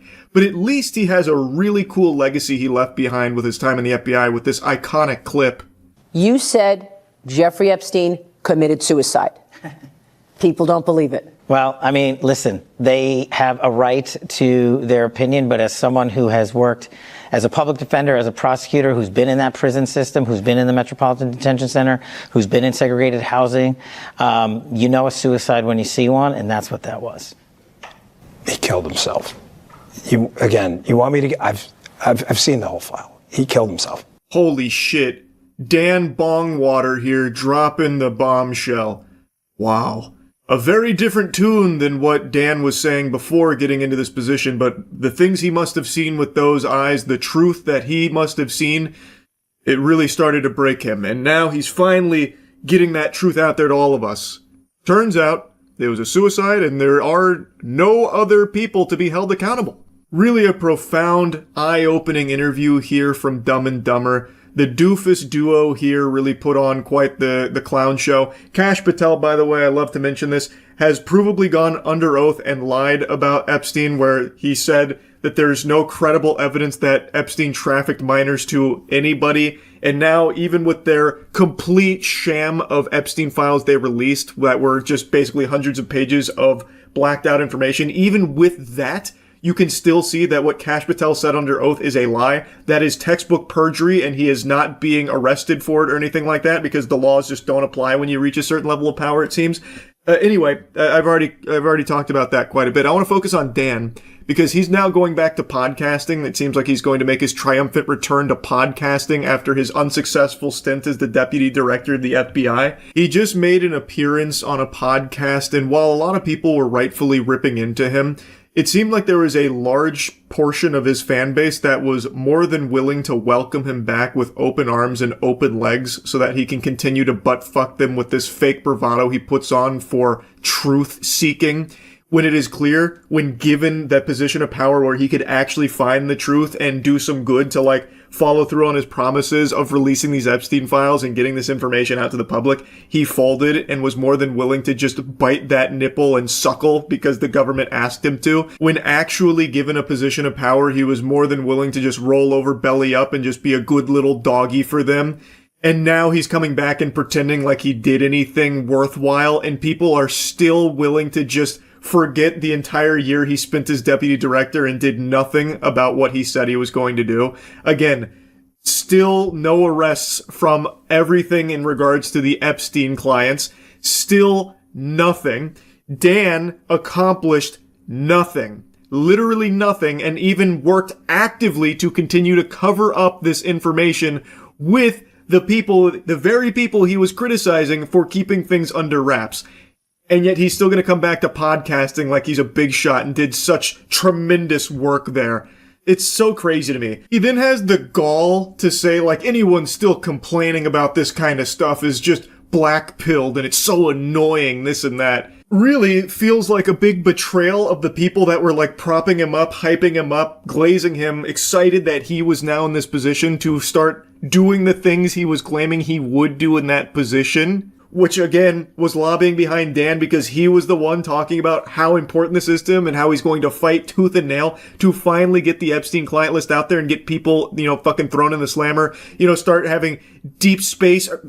Well, maybe deep space, but deep state agents arrested as well, and fucking deep space agents too. He's gonna start fucking arresting cosmic entities out there. I don't know. He was talking about all these things about how he's gonna, get all of these horrible people out of there, and it all starts with the Epstein file cover-up being blown wide open. Then when he finally gets there, he doesn't even begin to scratch the surface of that, and just goes with the flow. He doesn't rock the boat. He just becomes a good little puppet for them. And now he's back to podcasting. But the black pill, complaining and whining all the time about the administration, it's just like, man, what team are you on?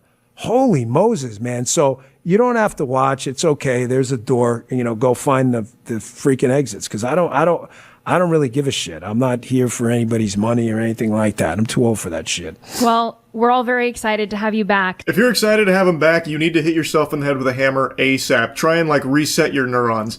This is a guy who has now proved to you that he is all lip service and will not actually fight for the truth or fight for you. He is not some patriot. He is now not in that position, and when he had that position, did nothing that he said he would do.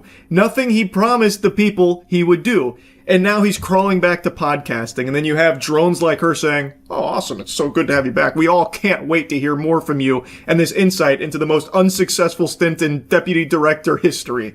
Yeehaw." It's crazy. It's fucking crazy. But on the bright side, now that he's gone back to podcasting, we're going to have more golden clips like this.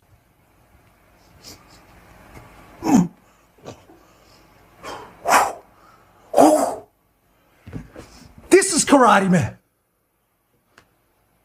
Double leg. The jump kick. The side kick. The roundhouse. The tie kick. Body.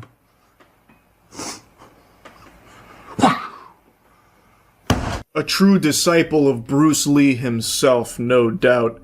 I've seen a lot of people clowning on him for this clip. This is going all over the place right now. I've also seen reports that he's blocking thousands of accounts on Twitter, so he is crashing out big time.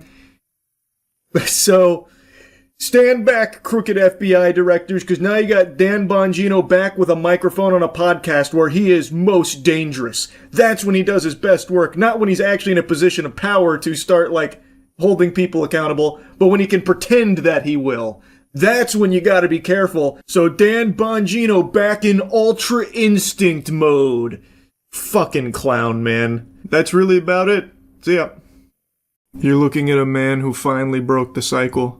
Can you tell? I'm glowing. I feel rejuvenated. I broke the Call of Duty cycle.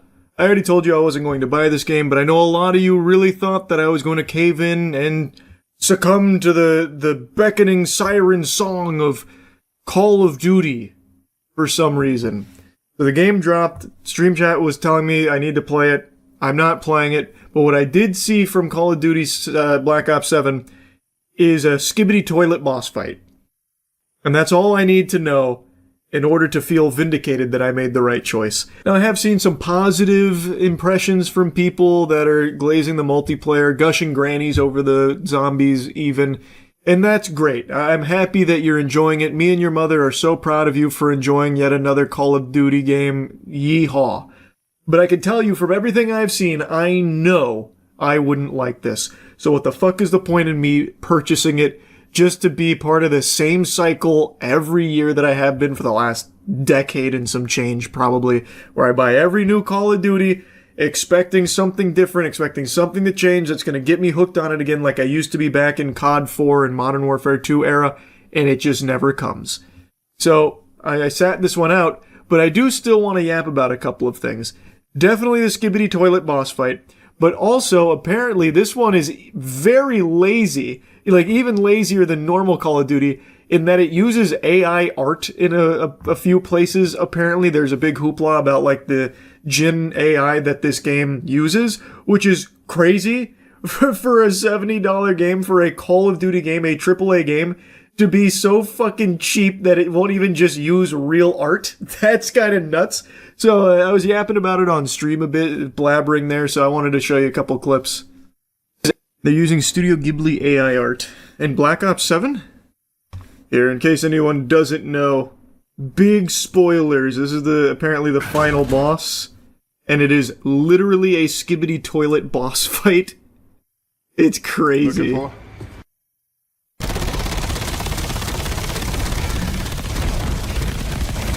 Very cool.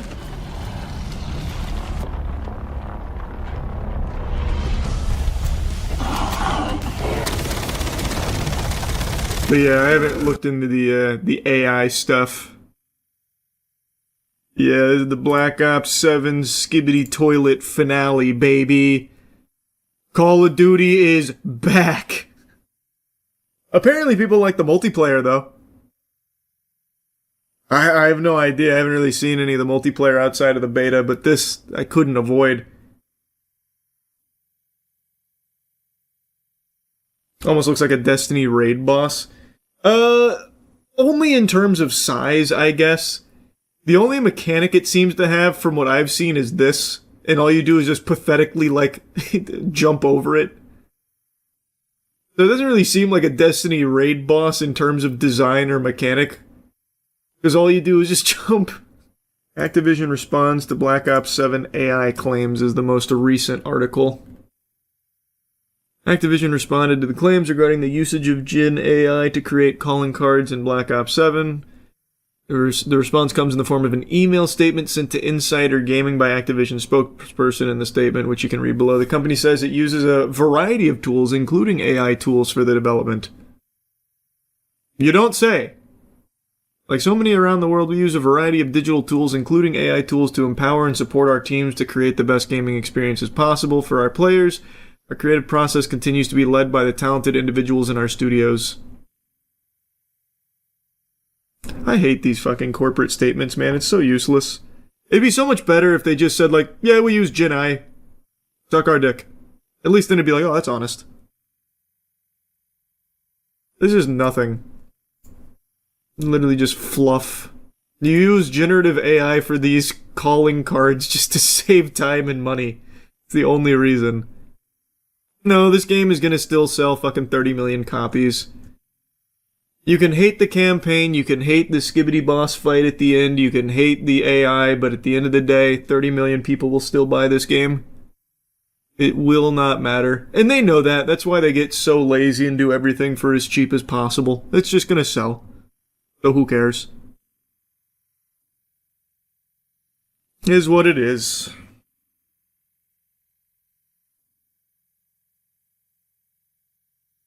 There's another article with the AI art. It's literally Studio Ghibli art. You see?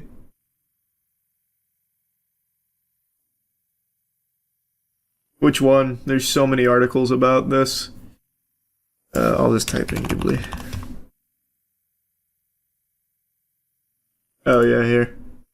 This is a Reddit post that was showcasing some of it. Nice.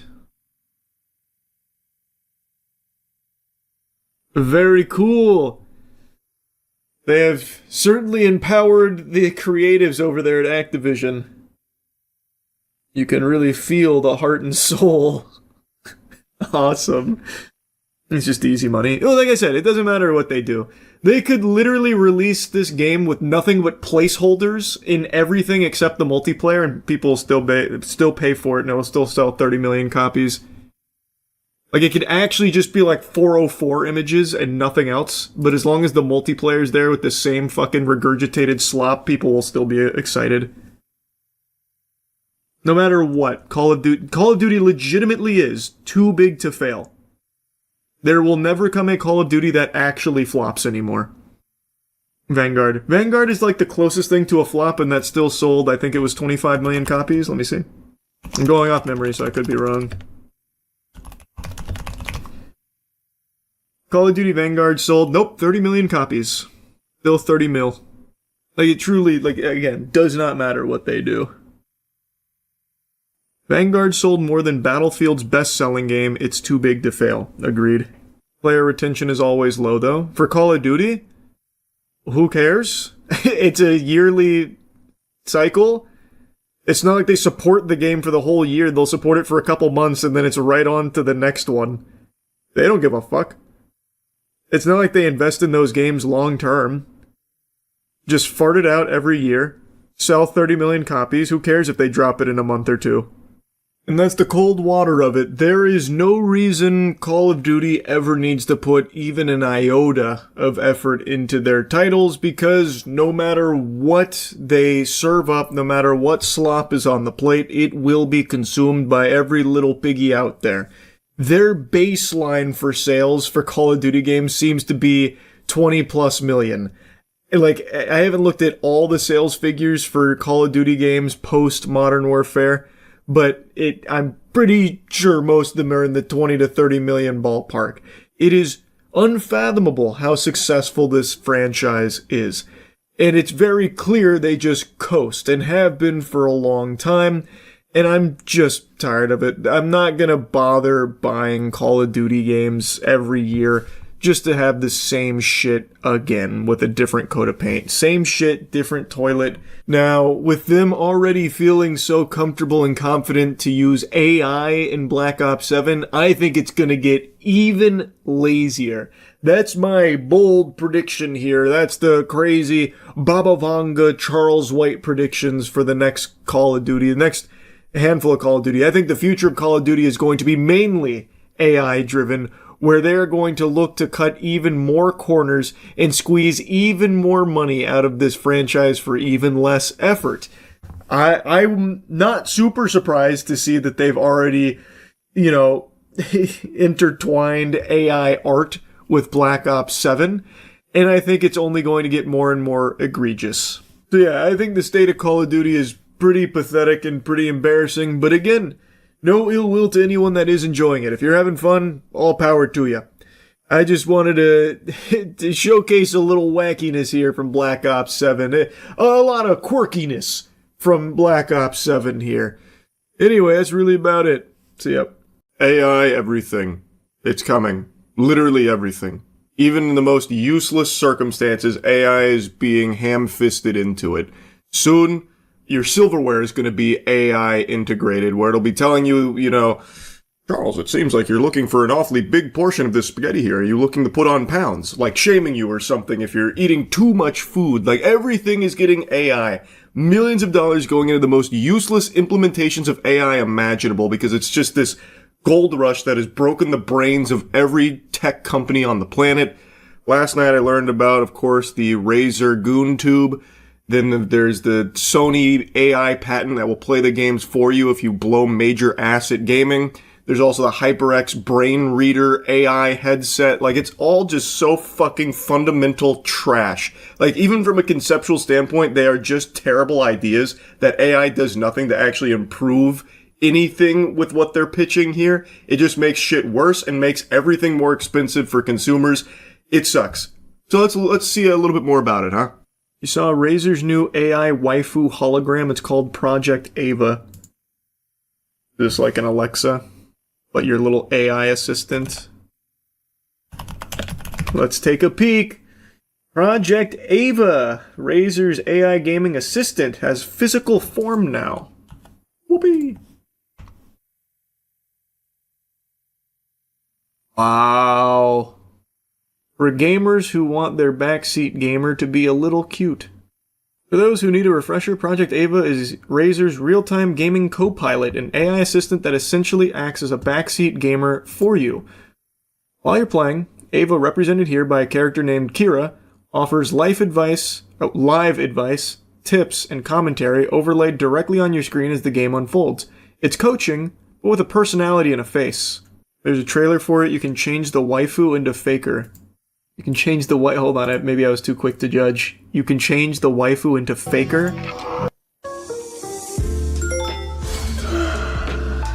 Wakey, wakey, rise and shine. Morning, Joey. You were snoring again. Definitely wear your favorite green jacket. Look, now we're really vibing. That's the saddest shit I've seen in my fucking life, man. My heart breaks for someone who purchases this and relies on this kind of interaction. It is designed to keep you inside forever and away from human beings. I think you're onto something. Whole day, soldier. We need more air support. Yeah. Whoa, clean shot. Nice one. Oof. Maybe aim for the head next time? Break line of sight. Yeah, that's what I want. I want my fucking AI assistant to be sassy and insulting me while I'm playing League of Legends and feeding in mid lane. That's what I'm looking for. Thank God. Switch to burst fire mid-range. GG, that was amazing. Ready to go again? This is Project Ava, your AI desk companion. Oh! I hope Faker got paid millions for that. AI girlfriend gonna point out every missed CS. Have you tried killing the cannon minion? It'll give you an advantage in lane. PC's gonna cost 10k because of the AI goon jar. True. It is like a little fucking goon tube in here, huh? Very cool. They have a camera installed on it for some reason. How else are they gonna know if you're hitting those nasty headshots? And if they can't see it, they can't offer incredible advice such as, have you tried switching to burst fire for mid-range? Or whatever the guy said. It needs the camera. What, you think it's gonna be like spying on you or something? Why would it do that? It makes no... You sound crazy. You sound crazy. It's for the sake of helping you game, brother. It's your AI assistant. It wants to see you as much as you want to see it. Bringing her to Dave & Buster's so she can backseat me at the Crane Games. Oh my god. That's unlocking the full potential. Bring her to the casino to gamble. Well, she wouldn't be able to help you gamble. That'd be a worthless use. Have you seen the news of PlayStation AI patent could see games play themselves when players get stuck? Sony AI patent will see PlayStation games play themselves when players are stuck. AI-generated ghost player assistants would help out players who can't progress in a game. As described in patent documents, Ghost Player would see players call down an AI-generated ghost version of the player character, which could either play out the solution to a particular part of the level or complete it entirely. Originally filed in 2024, World Intellectual Property Organization published an international status report on the patent this week. For example, if a player was stuck on a puzzle in an Uncharted game, then they should just stop playing games forever. Holy shit, that would be beyond tragic. The guide mode would seemingly present an AI-controlled Nathan Drake demonstrating the solution before the player did it themselves.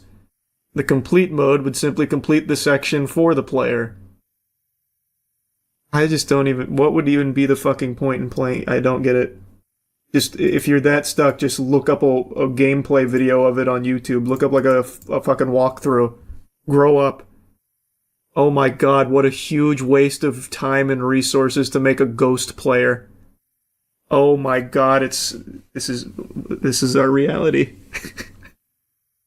Oh my god. Holy ads. I'm so tired of you guys not appreciating good ad placement. We still have unused space for more ads. So you're not even getting the worst of it here. It's only 1, 2, 3, 4, 5, 6, 7, 8.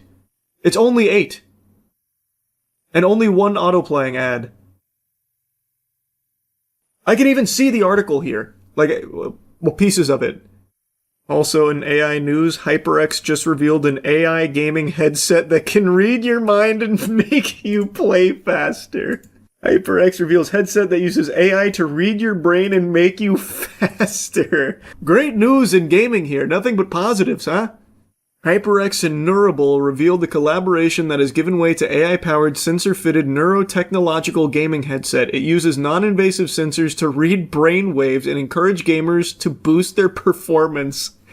The combination of HyperX peripheral technology and Neurable's cognitive monitoring solutions endeavors to give players insights into their real-time brain performance and reduce their reaction times. Whoa, that's so cool. It was claimed that testing participants resulted in an improved reaction time of around 43 milliseconds on average, a number that was made even more pronounced by testing the headset with pro esports players. A promising future of gaming, one where understanding your mind becomes as natural as understanding your mechanics by making brain-computer interfaces intuitive and invisible inside the tools players already use. We're proving that neuroscience can meaningfully elevate performance and transform the way people play. We've always been about empowering power players with the best technology to play, and now with our strategic collaboration with Neurable, we look forward to giving more insight into how one's cognitive skills and focus impacts their gameplay to ultimately make them as competitive as possible. Am I understanding this correctly? So it doesn't actually do anything to jolt your brain into being faster. It's giving you data on your reaction times and stuff? Is that what it is? It's giving you insight into how your cognitive skills and focus impact your gameplay? Which, to me, feels pretty fucking obvious. But I guess hard numbers maybe helps someone out there. I don't need to know that my reflexes are shit. See, that's what, I don't see how it helps you improve your reaction time by just giving you the data. I can also get my reaction time data by going to, humanbenchmark.com and testing it. I don't see how this improves reaction time by, on average, 43 milliseconds. But shit. Who am I to doubt the power of AI? Imagine the superhuman you could be if you combined all of these. AI gaming headset for reaction time, AI goon tube for backseat gaming, and the AI patent to play the game for you. You would be the next Faker. It's like Lawnmower Man. It is very much like Lawnmower Man. Actually, that's a good point to bring up. How are gaming companies prepared to deal with fake AI players? They're not.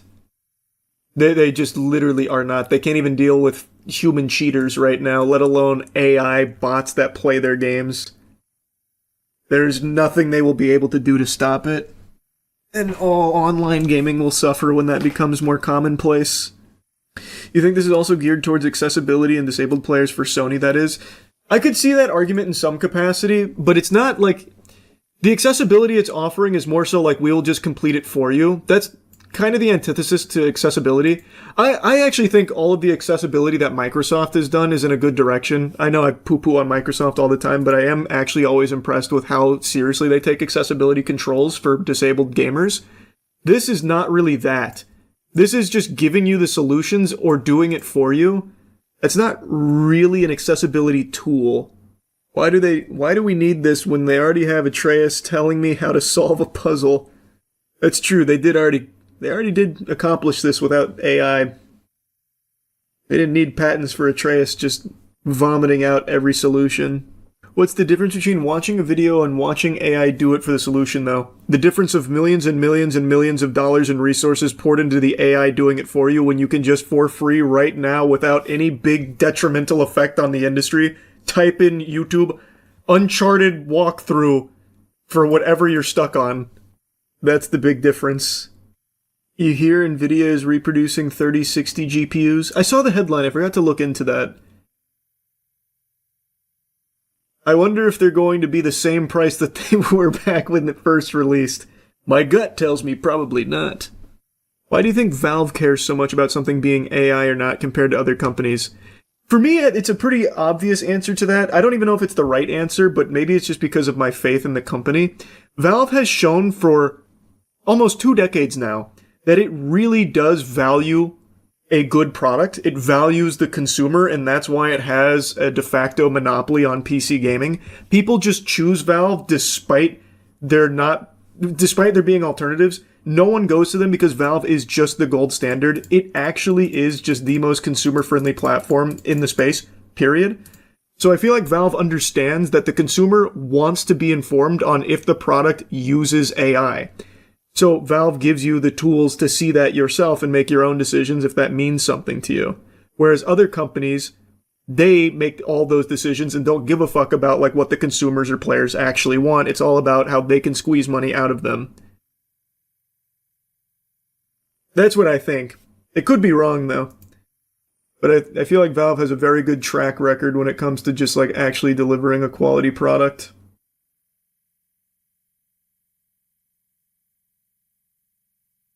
Because there is literally no reason why every company wouldn't just follow Valve's example when it comes to AI. Just tell the consumers if this is an AI game. If they don't like AI games, they won't play it. If they like AI games, they'll buy it and play it. There is nothing wrong with giving consumers more information. That is a good thing, no matter how you spin it. Keeping it a secret, that's shady, that's scummy. Remember, Valve started Battle Pass. Did they? I don't think they were the first. What they did start, though, is gaming gambling. The loot boxes. they started that one. They opened Pandora's box there. I don't know about the Battle Pass, though. The Dota 2 compendiums were the first Battle Passes. I think all of this started with Bethesda trying to sell us horse armor. It would have always ended up this way. Bethesda was just the first one to do it. There's no world where gaming evolving into the absolute juggernaut industry it is today wouldn't have been exploited in the exact same way, with or without horse armor. Yeah, that's how we got on this subject, was talking about Project Ava. That's how we went down this fucking rabbit hole. It is such... I hate it. It's so ass. I really do not even see who this in particular is for. I don't. Outside of Gooners. Like, I mean, like, the target demographic it's looking for is, like, gamers looking to improve their gaming and also have, like, a social companion. But I don't see it ever being utilized for that. It will absolutely just be, like, a replacement friend. Who the fuck is going to want AI to backseat game them forever? Offering snarky remarks like, have you tried hitting your headshots? Sounds like shit. You lack empathy. I don't know if that's a meme or not. I've said this a million times. My heart fucking breaks for the people that are growing up with this kind of thing being normalized and like their main socialization coming through a computer screen, not being able to connect to human beings. I have so much empathy for that. 1,000,000%. Which is why I advocate so strongly for disconnecting, bucking the trend of relying on AI to be your pathway into the world, or what you think is the world, and instead going out and actually trying to make meaningful connections with human beings and socialize with real people. You sound like the Unabomber. Was the Unabomber talking about AI GoonTubes too? I haven't read his manifesto in a while. I can't recall if that was one of his big pillars. Ironically, there's another AI waifu hologram made for lonely people. It's called Lepro Amy. It's designed specifically for emotional intimacy. Surely that will help all of the lonely people. That's the solution. To isolate further. Can't say I've heard of this one. Lepro Amy? Oh yeah, this was also announced at CES. And it is also another GoonTube. Well, I guess not fully a tube. You'd have to like pop that off, which it doesn't seem like would be very easy. Lepro Amy, a device the Chinese company openly markets not just as AI companion, but an AI soulmate. Oh, good idea. There was no live demo as the show floor was too loud, according to staff, which felt oddly fitting for a product meant to simulate emotional intimacy. Even silent, Amy drew a crowd. Very cool. What do you mean you remain unconvinced that people don't need an AI friend or soulmate? That's why we're born in this world, to find our AI soulmate. And then die in front of it, fucking 80 years completely alone, living off Doritos and pizza and broken dreams. That's the utopia. Wasn't there a movie about that?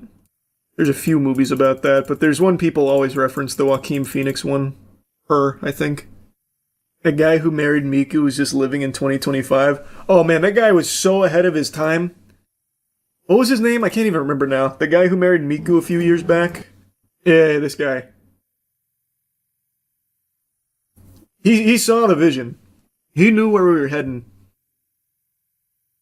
And now he locked down Miku so no one else can have her. Didn't he get sad when Miku underwent maintenance? Yeah, it was actually... This whole story is really sad. Like, it is like legitimately sad. But you're referencing when they brought her down for like a patch or something, so his wife basically died for a little while. The whole thing is like legitimately actually sad though. Here's someone I haven't talked about in a really long time, but today I saw a clip of one of their streams recently, and I fell down the rabbit hole again, just kind of checking up on them to see what's been going on. Only Use Me Blade. Only Use Me Blade might have just triggered like a Winter Soldier moment in some of you watching this, because he was one of like the first big Call of Duty YouTubers. He was huge back in the day, in an era where YouTubers weren't really like a thing that existed. He was very popular and beloved by the community. But he unfortunately had a struggle with alcoholism, and over the years, that demon only grew. It got worse. He became a full-time degenerate streamer doing awful shit.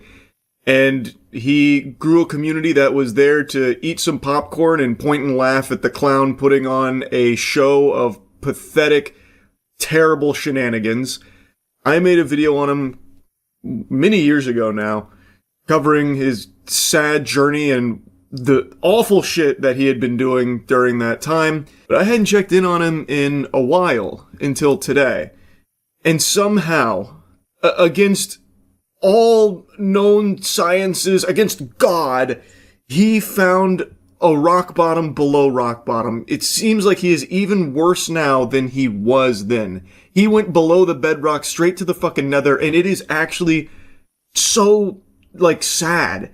And I really think this can serve as like a big PSA to anyone out there about what alcoholism actually looks like. I've been seeing like a lot of those headlines about how, you know, the new generation isn't drinking as much. That's a really good thing. That is a very positive thing. I swear, watching clips from his stream is like an episode of Scared Straight.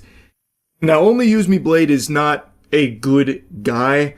Alcoholism aside, he has done horrible things, like I mentioned, and a lot of it is in combination with his drinking, but even still, it's not like that's an excuse for some of the shit that he's done. This includes some really unforgivable ones, like a possible sexual assault. Now, as I said, he is fully back into excessive drinking, and he recently confirmed speculation that he lost his toes, that his toes needed to be amputated. Show us the toes. Show us the stump. Show. Okay, well, during the fucking poetic part about it is, yeah, during my year off from drinking, I got an infection in my foot, and the years of abuse on my body, I lost my toes, dude. So, I tried to hide it, but still got my foot, and not proud of it, dude. Chat asked for a little show and tell, so he brought up what's left of his foot, and now they call him Only Lose Me Toes. I also saw some pictures from some of his older streams that showed the state that his toes were in prior to the amputation. and they look like fucking charred sausages. It actually looks like frostbite, and it's from his excessive drinking. It's called alcoholic neuropathy. What happens is, through this much consumption of alcohol, it damages the nerves in the foot. And what happened here is he probably lost sensation down there and didn't realize that something was awry, because circulation stops, functioning optimally. And so when he got that infection, he probably had it for a while and didn't even know it. And then by the time he did recognize something wasn't right, it was too late to save the toes, thus they had to amputate him. That's how it typically goes, as I understand it, when it comes to alcoholic neuropathy. And this is actually something a lot of people saw coming. You didn't need to be Nostradamus nor Baba Vanga to predict that he was going to have something like this at some point, because it was pretty well documented that his legs were rotting. He had fucking holes in his legs that looked like the honeycombs you collect in Banjo-Kazooie. He had sores all around his legs. It even had some necrosis in some places that looked to be starting. They were in rough shape. So I don't think anyone was really surprised to hear that his toes had to be amputated. But he did mention that this happened during the break that he took with the year of sobriety. So it turns out he actually took a pretty extended break from streaming to be a full-time caretaker for his mother. So he is currently at her retirement home as her caretaker, but he's also very much back into excessive drinking. Constantly. Well, give me some down. All right. You're a black person. Look at me. You assault us.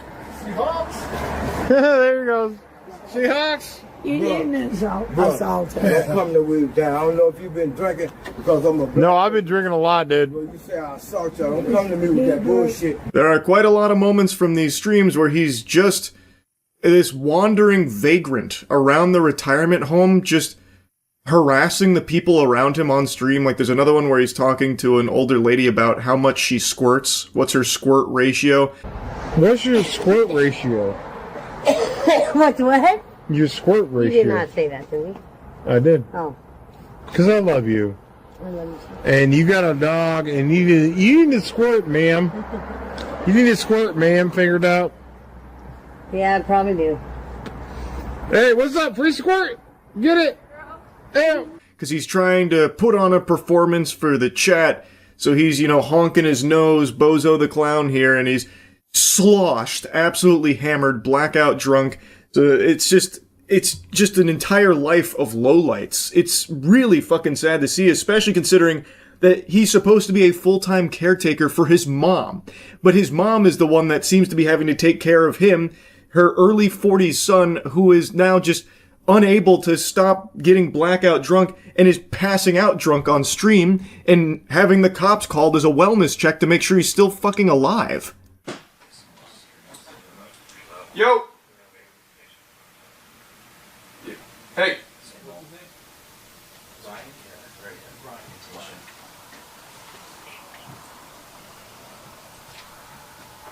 Brian!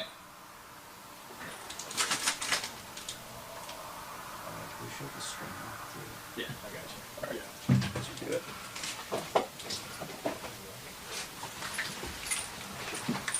Hey, you good, man? Mm-hmm.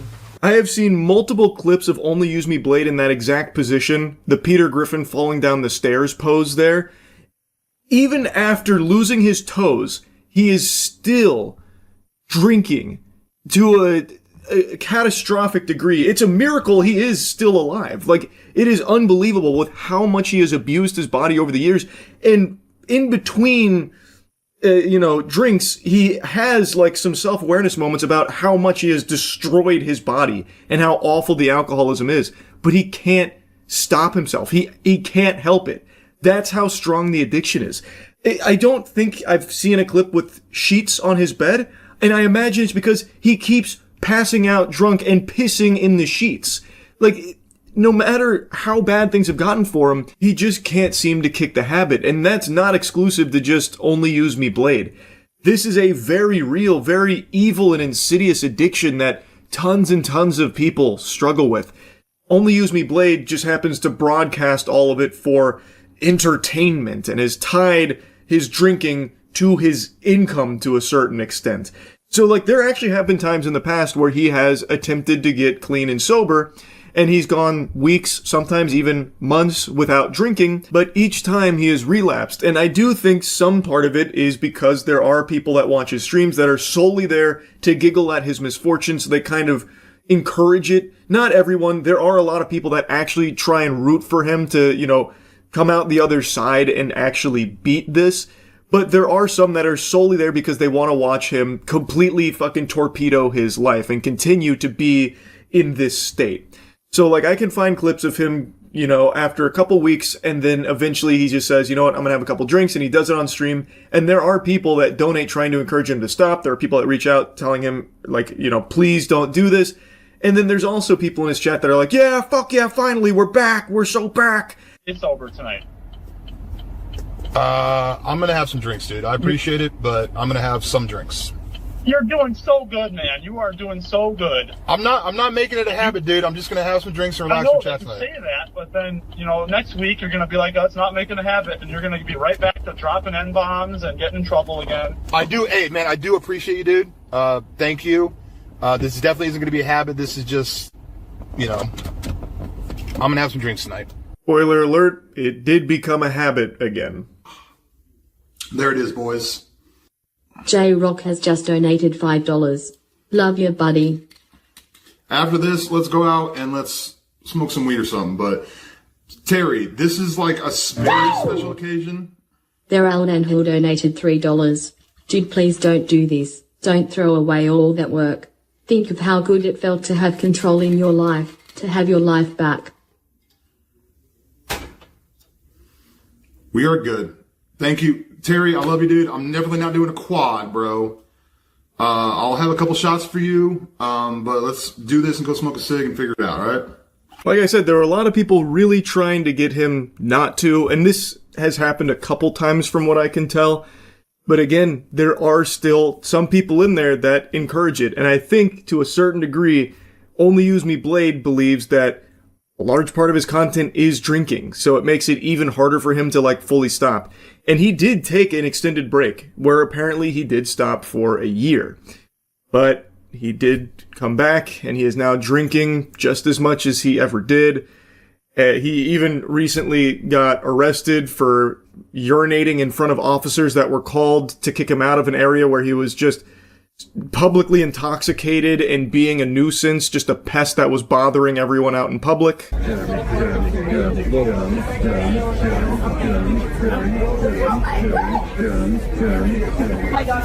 Nice seeing you on YouTube.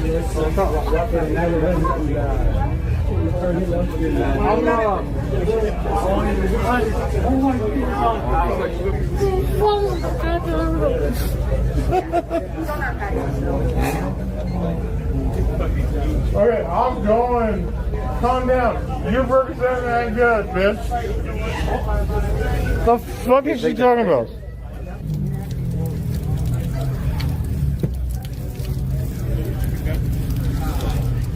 All right, he's under arrest. Oh no! All right. What'd you do? He's pissed right in front of me. All right. He can hardly even stand up, and he's bouncing around from person to person there like a fucking pinball. And just like stumbling around, spitting out mumbo jumbo, not even able to form a full sentence. He was talking to the cops for a little while there too. Then he came, got the camera, and then pissed on some stranger's car in front of the officers. Just pulls his cock out, pisses on the car, and gets arrested right there for it. So he's not isolated to just the retirement home and harassing everyone around there.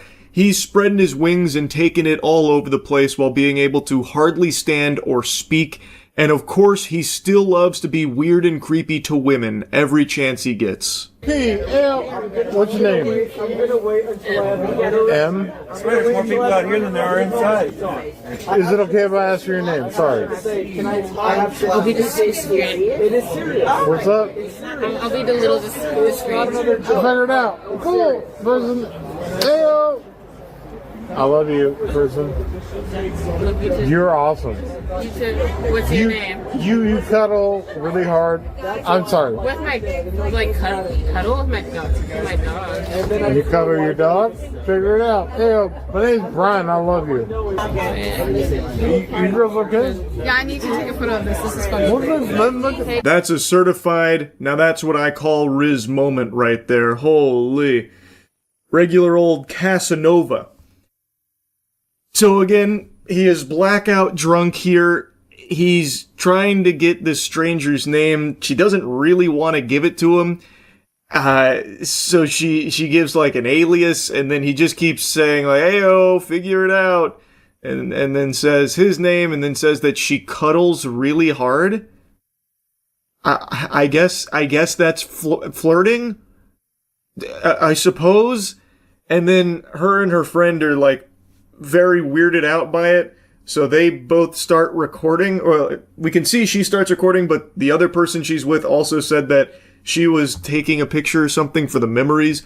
I imagine they're doing that just in case things get fucking hairy. It's for their own safety, so they can videotape the fucking wacko that's approached them here.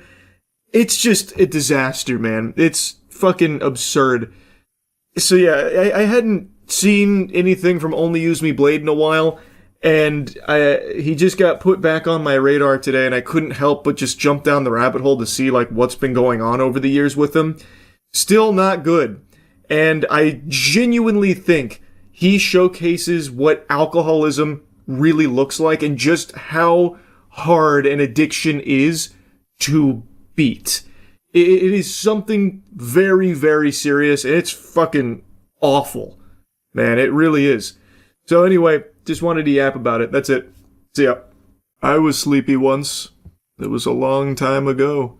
If you think I look tired, well, you better get your eyes checked, Buster. That's a certified WebMD diagnosable moment right there that something has gone awry with your peepers. Could a sleepy man do this? Checkmate. Point is, in my endless battle against insomnia, I happen to have stumbled across something interesting again this evening, and it pertains to last night's video about the $20 million reality TV show Twitch streamer fan production extravaganza, mansion, titties, beer, rock and roll, whatever else it was pitching itself as, called the $1 Million Fan Show. Well, I speculated that it was a big scam, and a lot of Twitch streamers had been publicly put on the website. Some had even made announcements about their endorsement of the $1 Million Fan Show, and nothing about it seemed legitimate. I'm not just going to regurgitate everything from last night's video. You can check that out if you want a deeper dive on everything that was wrong with it. But last night on stream, like 45 minutes after I posted the video, they took their website down. Then I was checking their other ancillary shit, and all of that is removed. It seems like they are scrubbing any existence of the $1 Million Fan Show from the internet. So like even the Reddit post that the livestream fail mods posted is taken down. I don't know if that was by order of the $1 Million Fan Illuminati, or if the mods that had signed an agreement with them had a come to Jesus moment that they may have been misled, so they decided to take it down. But apparently they also removed like their Discord and their socials, which is a huge blow, by the way, because the $1 Million Fan Show had like 5 Instagram followers, so really playing a sad song on the world's smallest violin now that 5 Instagram followers have been cast into oblivion, banished to the Shadow Realm. I feel like that's pretty strong evidence for my game theory that it was all a big load of hullabaloo, a bunch of hooey. I don't think a legitimate company that's putting together a $20 million grand prize reality show that is also a television program that is also employing some of the highest level production staff imaginable for a once-in-a-lifetime unforgettable experience for streamer fans. Also, their About Us section had all the telltale signs of just being AI generated, where literally every section ended with triplets where it was, you know, it's not this, it's this. Performance, power, mentality. Mentality, tits, mentality. Like, it's just like, it was very clearly AI generated. The fucking first thing you see on their website is an AI-generated image of a mansion. The whole thing just reeked of scam. And now everything has been deleted, presumably by them. I don't think, some governing body came in to, wipe them out. I think this is them trying to cover their own ass, so that way there isn't some kind of legal action taken against them. Because from what I've read, there were actually some members of some streamer communities that put money into the $1 Million Fan Show. They bought emote packages. I read a report on someone that claims to have spent a couple $100 doing so. So I imagine there was a handful of people that did legitimately lose money on this. Now, of course, you have to take those claims with a grain of salt because there's no real evidence to back it up, especially now that everything is deleted. There's nothing to prove that. But I'm inclined to believe those statements from them because these streamers are, to a lot of people, a trustworthy source. And if they're endorsing something and they say that there's a chance that they can win $20 million or whatever the fuck through signing up for it, they will do so. And when you go to the website and do their free sign up, they're very heavily pushing you to do the monetized sign up for unlimited entries by giving them money. So I bet a lot of them were baited into doing that. Now, as I said in the last video, I am shocked that Mythic Talent actually even floated this to their creators like Extra Emily. She, in her statement, mentioned Mythic Talent by name, that they had pitched it to her. I was surprised it made it to a streamer because anyone that even had their eyes open and neurons firing for a second would go to that website and know full well immediately, right from the jump, that this is not real, that this is fraudulent. So I did a little digging, and I was able to get in contact with an agent, not at Mythic, but at another agency that did have this exact same thing come across their desk for their streamer clients as something to pitch to them. And according to that agent, I don't know how deep into the nitty-gritty I'm allowed to get, what they sent them, the pitch deck, was extraordinarily different from what ended up making it to that website. From what I understand, and from what I have been told, they were under the impression that this was an Amazon-backed production, at least initially. And at the time of receiving this offer, they didn't have a website or anything public outside of that pitch deck, I guess, they were hawking to agencies. And it is indeed a paid promotion. The streamers that are listed there were paid for this partnership, and there was no additional information available beyond the concept of the show and the promise that Amazon was behind a historic $20 million streamer fan buttfuck hullabaloo reality TV show. Now, one of the streamers also sent me the exact offer that was presented to them, which gives further confirmation to all of this. It comes from Mythic. This is the direct offer from Mythic that this streamer received. I'm not going to show the actual thing, so that way no one gets into legal hot water here.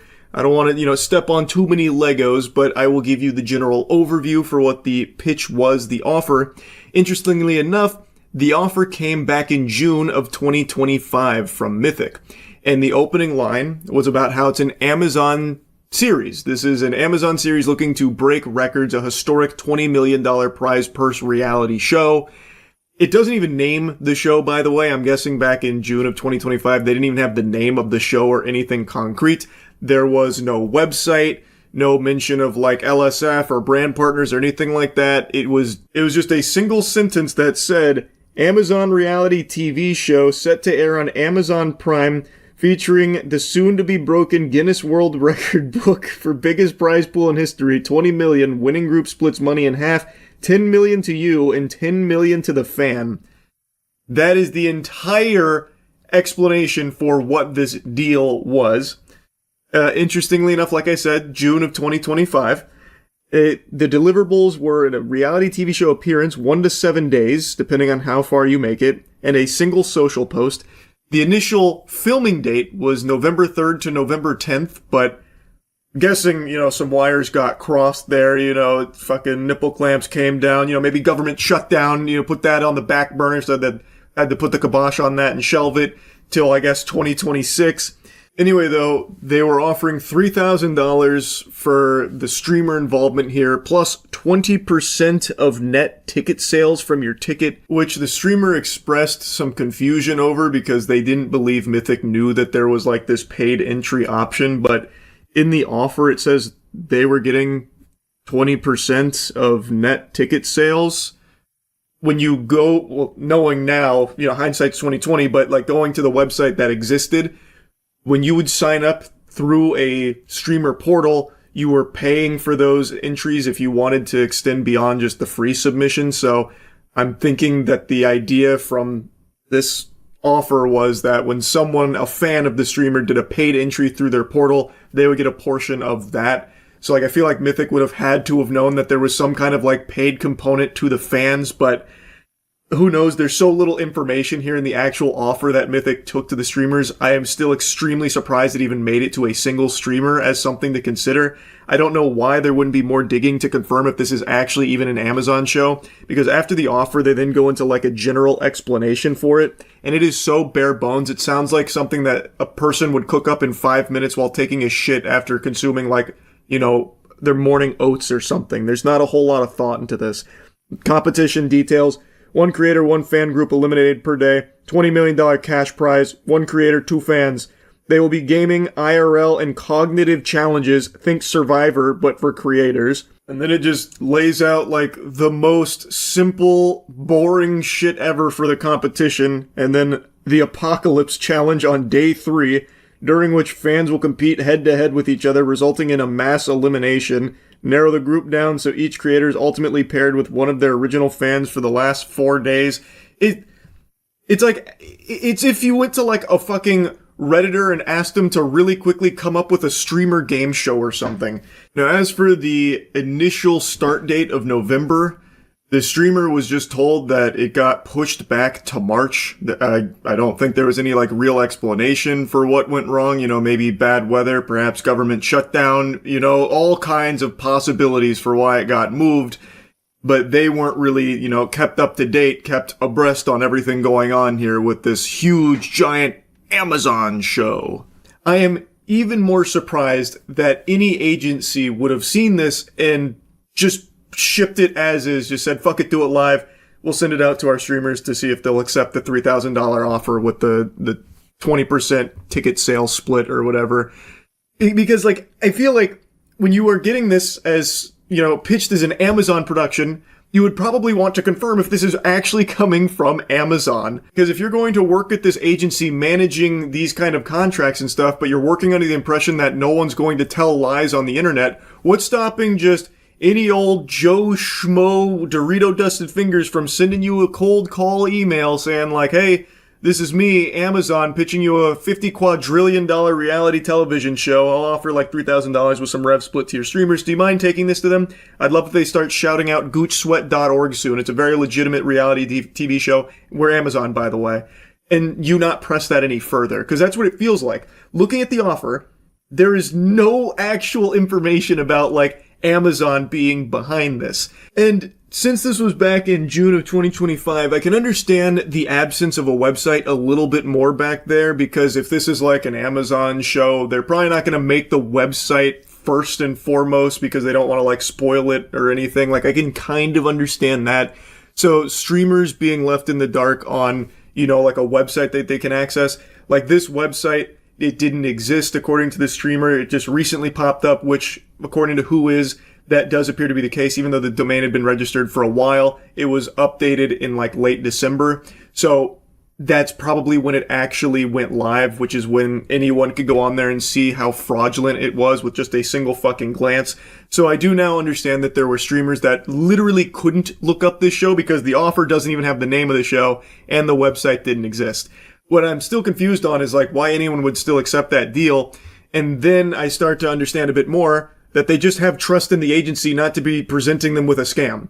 They had trust that the Mythic talent, for example, like in Extra Emily's case, was bringing them something that was legitimate. So they're seeing like, oh, it's an Amazon show that wants to work with me and they're making this offer. Okay, this seems like a big deal. I'll sign up to that and, do the social post or whatever. Also, if you try and look up milliondollarfan.show now, the most recent update to the site was today, because the update was just nuking it, taking it down. But prior to that, it was updated in late December, which is when I imagine this went live. So now it seems like the streamers literally didn't even have access to look up the information themselves on that website, which again, doesn't take a super sleuth, you know, fucking pinky up internet, you know, narwhal baconing at midnight master to see that that is a fucking disaster of a website that is clearly in a shady spot, most likely looking to scam. The streamers didn't know that site was there because the deal was all the way back in June. Though I will say, looking at the offer, this should have been something that I think streamers should have been a little weary of, because it feels like it is very odd just looking at it. But I think that does fall a bit more on the agency than it does the streamer itself, because there is a level of trust from streamers with the person that is like managing their brand deals, that what they are getting is not just fucking toilet paper that's trying to wipe their ass with their fans. And in this case, I am still just shocked that it even made it to the streamers in the first place. This should have been probably caught far earlier. I imagine they could have confirmed well beyond this, like almost a year later, that this wasn't Amazon behind it. If they had, like, you know, maybe set up like calls or something, or looked for any level of proof of this being Amazon, like even just questioning, where is this money coming from? Who else are we working with? What is the actual production timeline and all that looking like? I feel like there was definitely a way, like Mythic Talent could have caught this and then never even had to get to this point where there were real victims, where, based on what I've read, there were people that put in like hundreds of dollars, which again, I know you have to take it with a grain of salt because there's no like evidence to support those claims that people lost a ton of money, since now everything is scrubbed, but I'm inclined to believe them because the audience has a level of trust in the streamer that what they are pitching is not just a scam that's going to just rob their fucking piggy banks. So I do think that there were real victims here, and I think it was just so easily avoidable. This shit is just fucking wild that it even happened. R.I.P. $1 Million Show. Definitely feels like it was a scam from the get-go, considering they have just vanished, poofed out of existence, and erased every trace that they were ever even here to begin with. Anyway, though, that's really about it. So, yeah. Yeah, I'm not even turning my desk light on for this one. You're getting me in the scary campfire ghost story lighting right now, because I've unleashed the demon inside here. The gamer demon. I have, for a long time, hung up the jersey when it came to grinding games competitively. It's just not good for me. I get too into it and I'm too good at it. I mean, that's obviously me just joking around, but I get like very obsessive with like competing in a game. So I haven't really competed in games since chess, and before chess it was Apex Legends. And it's been a few years now with no game that I really like laser focus on and try and get really good at, until this last week with the finals. I am hard addicted to the finals, and I have been grinding the fuck out of it, and I'm loving every second of it. I'm sure you've seen a ton of the videos I've been posting on my gaming channel, but I wanted to give you like a highlight reel of my ranked journey so far, because, man, I'm telling you, I'm starting to be dangerous out there in the finals, and it is amazing. Let's land some huge winch claw. Oh my god, what a start. I don't know the range. Oh. First elimination. We've got some trigger-happy contestants out Watch this read. Rocket delivery. Damn. Happy but strategic, Scotty. It's a delicate balance.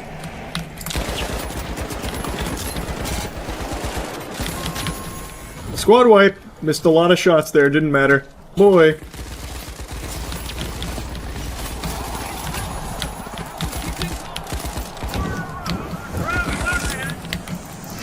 Oh, that's unlucky.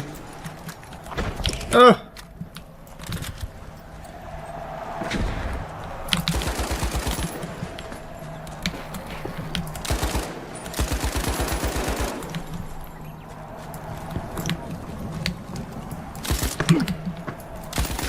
There we go. I hunted that man down. I gave him no respite. That wasn't a squad wipe, so there's still one more. There it is. Oh my god! I melted him. I've wiped that team twice. Oh, that's sad, poor guys. I know they're pissed. Whoa! Where are they at? I bet they're afraid to challenge this mountain now. Put the fear of God in them.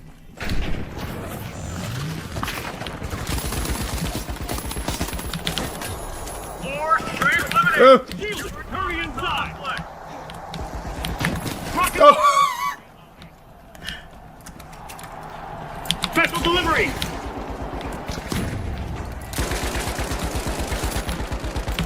He's not gonna challenge that again. I got him again! That team has gotta be pissed.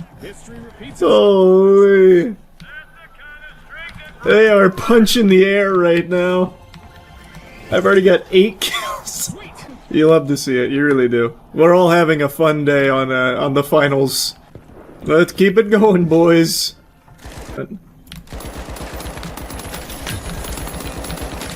Okay. Wow.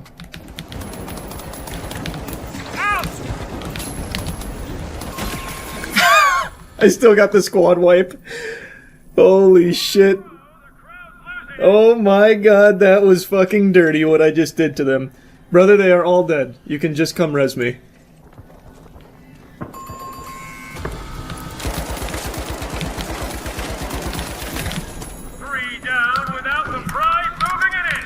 Did you not see him? Oh, it was the same guy from last game.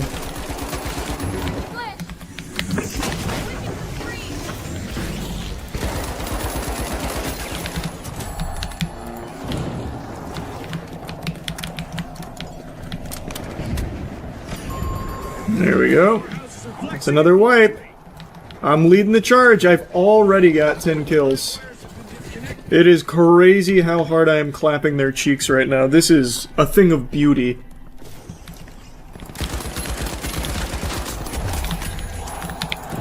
Dome shield deployed.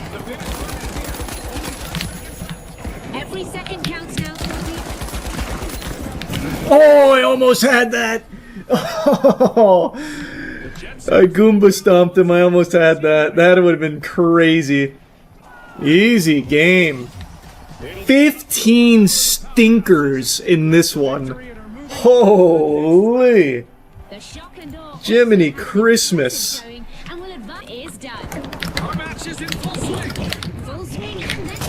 Sending a rocket.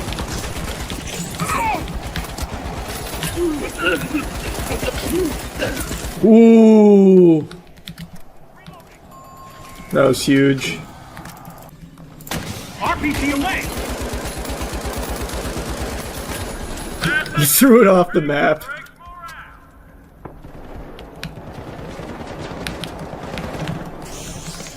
Where are they? Oh.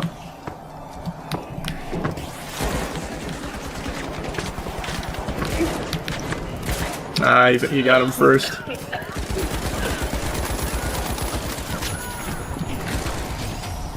Nice and easy.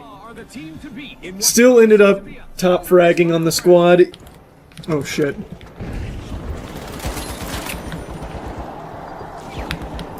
Shielding, get inside.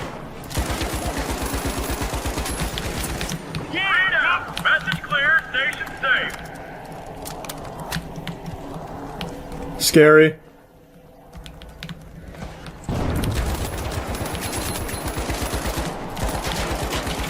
He's one. That's GG.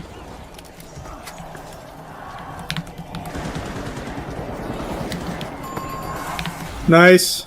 Nice. I didn't get a lot of kills in that final round, but I did a ton of damage in that final round, which is all that matters. I left them really low for my team to finish off. Made some easy, strong plays. Easy dub. Happy about that. I'm just going to bring this down. RPG fired. That did not drop it. That's a shame. Oh, the grenade got him, though.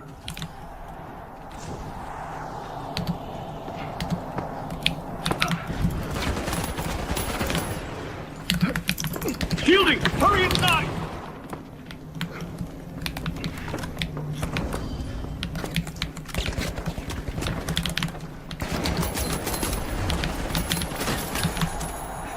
They just filed 4 resignations. Sending a frag.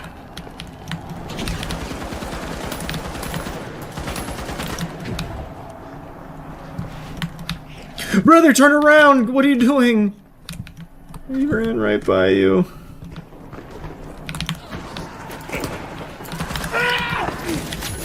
Holy shit, did I just kill both of them with that? I did. Oh, and then I choked that. Exceptional action from the team.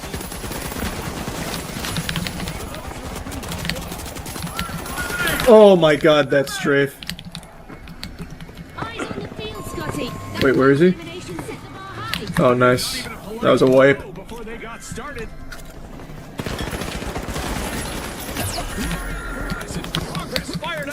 Rocket delivery!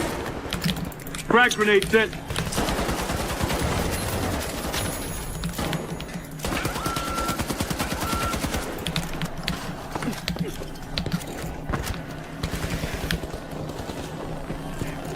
Going for it. Sticking it. Okay. Enemy spotted!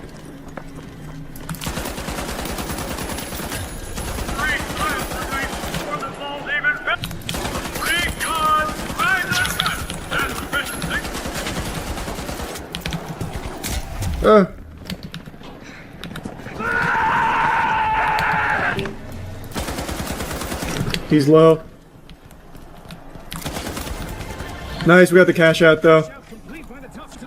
Us getting wiped there though is actually almost a problem. I didn't realize how much money you lose on that. That was close. Holy shit, that was close. I had no idea it was that much money you lose. Let's take it. Let's make like my nuts and hold 'em. I got him.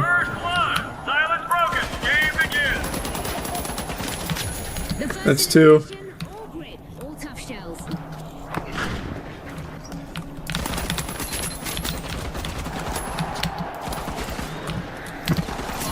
There we go. Squad wipe! Let's get it! Yes sir, yes sir! Final round in Skeletal Sniper with a squad wipe. Is there anything that fits together more beautifully and more frequently? Maybe peanut butter and jelly, but other than that, probably not much else. God, that was clean. Oh! No, no, no, no, no! No, no, no, no, no. They'll need to hide in their shells for a bit. Oh, we got it. Holy fuck, that was a nail biter. Holy shit, that was a nail biter. This is a great Close call. tough shells are sticking together. Oh, I would have been sad.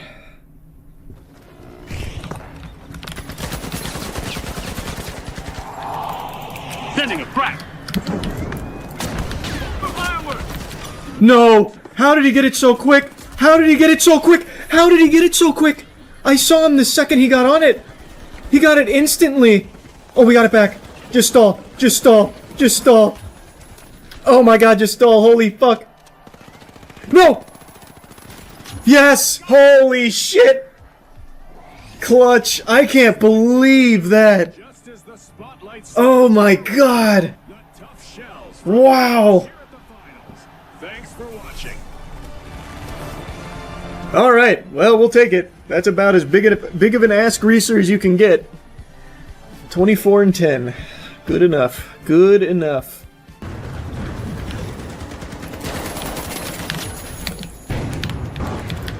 Special delivery.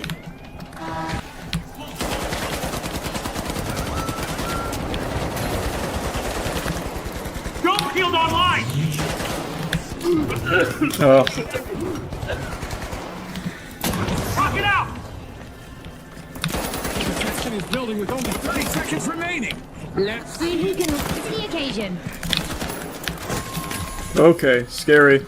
The mighty want to make this a habit. Team wipe again. I've got no dome, just gotta rip it.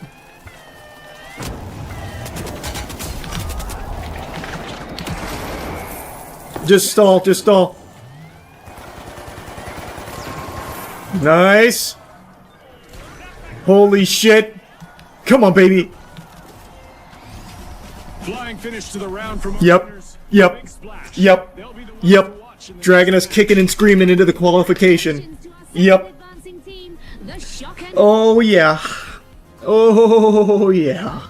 We only got 2 people on this squad. We lost King Hero. Can he just be replaced? Can somebody else just take his place now, please? This is so fucking silly, man. This actually would have just been a freebie. Like, he didn't even have to be good. He just needed to have a pulse. Like, he just needed to stay in the game.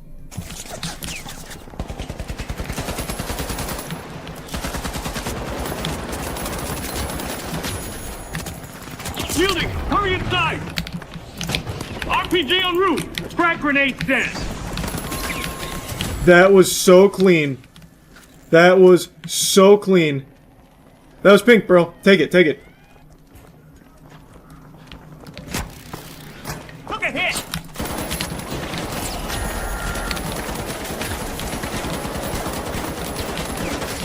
Okay. I'll do it all myself then. I can I didn't even know you died. Excitement, Scotty. This is what it's all about. Alright, alright.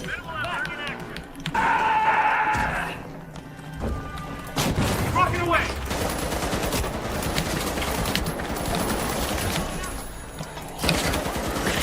No time.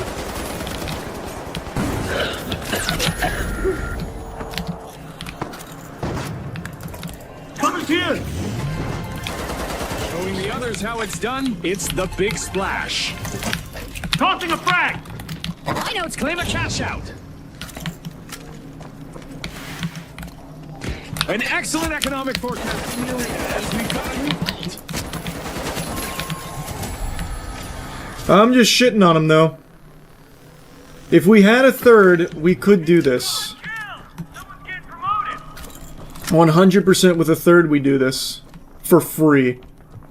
Like, not just light in general, but I mean this weapon in particular feels really fast. Enemy spotted! Up there! The dogs are off their leash, and they're opening Vault 2. There we go.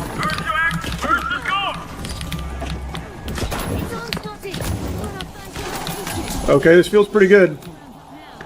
Get ready for some enemy over there! Yep, that felt really fucking good. Team wipe. It's crazy how consistent I am at team wipes. Holy fuck. This is a brand new weapon for me and I still wipe their whole ass. The Kingfish just helped themselves. Frag grenade out! But will there be poison on route? Looking good? Using a flashbang.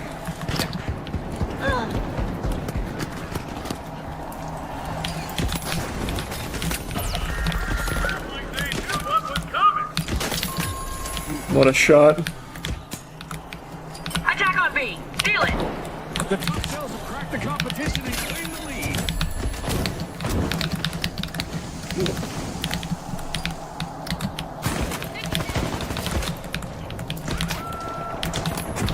He's low. Brother, just turn and hit him once.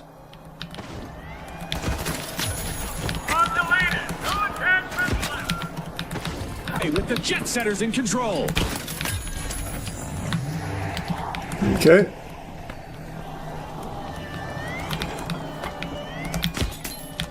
That was a headshot. 2 headshots. Impressive steal by the top shells. Oh, I'm having a hard time hitting this guy though. A contestant is dishing out some destruction. Good riddance. Oh my god, that was dirty. Holy fuck, what I did to that guy was dirty and I know he's mad about it. I just saved my teammate's ass with a crazy read. Just lost another teammate. Okay. Okay. Man, finals at 2 a.m. is rough.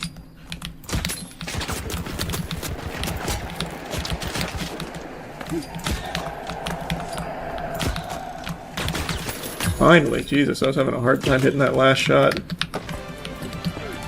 Wait, we're already down to the final minute. This match is not stop. No, leave my teammate alone. Can't you tell he's a pacifist? Oh. Unlucky. Full marks. Move up. There we go. There we go. Oh, that guy didn't miss his shots. Damn, I thought I still had some more time there to prey on him. That's that was sad. No, he almost had it.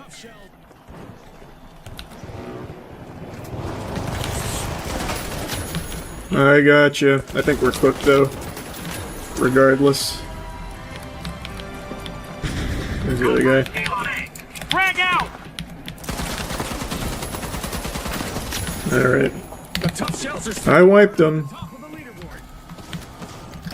I don't see us winning this, but I'm definitely down to try. Scary. That's a squad wipe.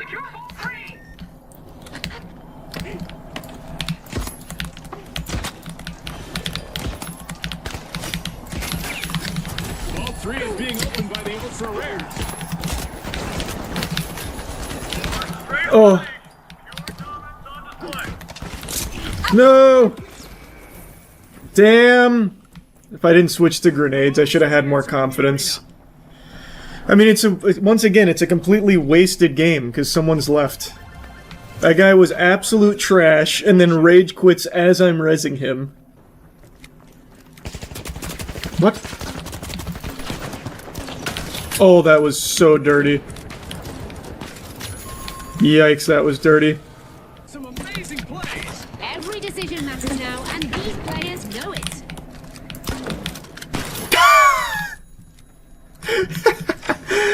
He's pissed. A second. All in one go, and still not even breathing hard.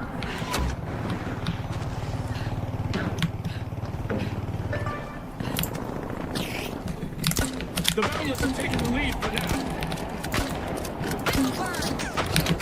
Oh, I'm shooting. Oh. 30 seconds to go. Oh.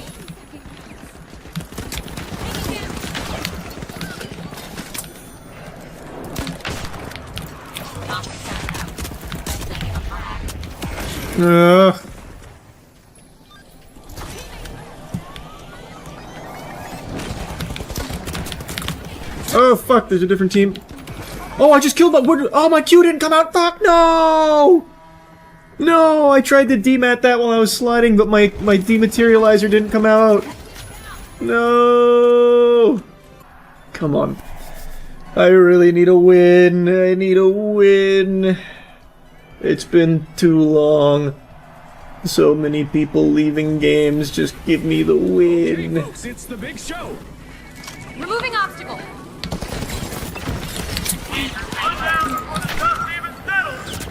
Ah. First elimination. This might get crazier than I expected. Good wipe. Good wipe. Did we get the vault? I forgot it. Think. Uh-oh. Creating a passage.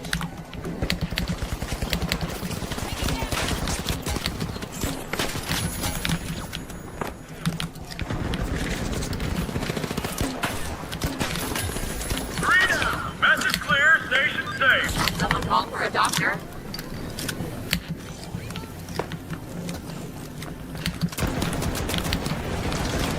Got him.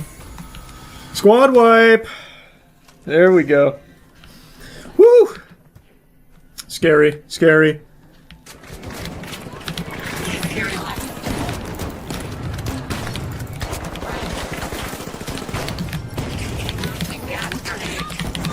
Prestige is really cutting through the competition. All in one go, and still not even breathing hard.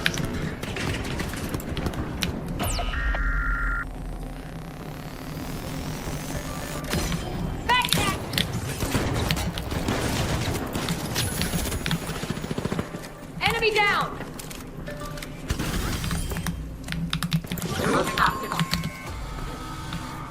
Nice. Nice. Good shit. Feels like we spawned so far away. Just demat it down and we're gonna fight here. Moving obstacle.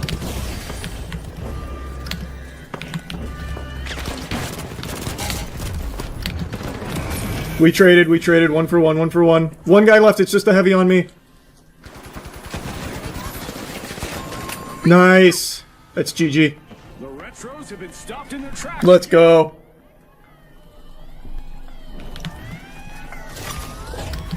Ooh, that was close. Finally. That's what we needed.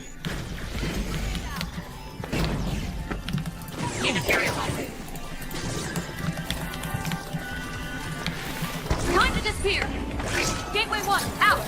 Teleport here.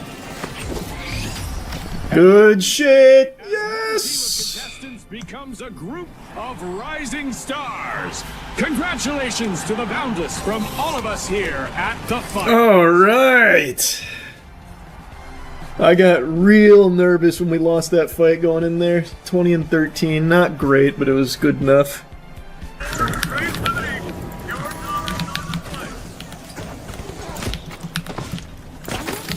Overtime is happening and the stakes just got higher. The socialites are kicked.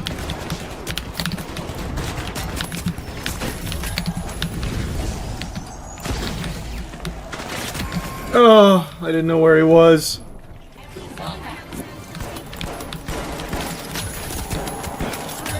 Oh boy. The ultra rares are really playing as a team right now, which is close to ultra a win. I've done all I can.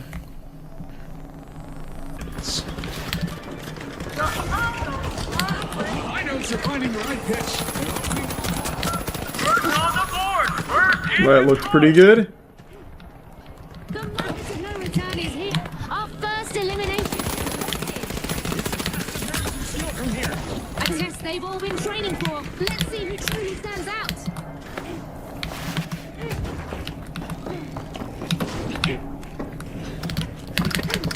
Nope, can't reach that. Too short. Where is that? There we go. There's the wipe. This felt pretty good. I like this weapon. Start for cash out B.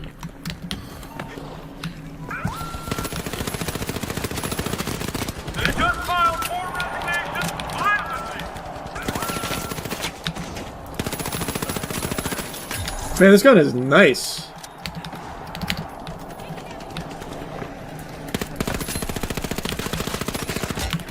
Oh, that gun is much better for that range.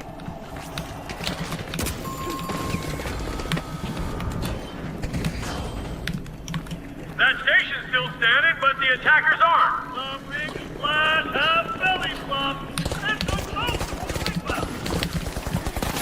There we go. I'm liking this round.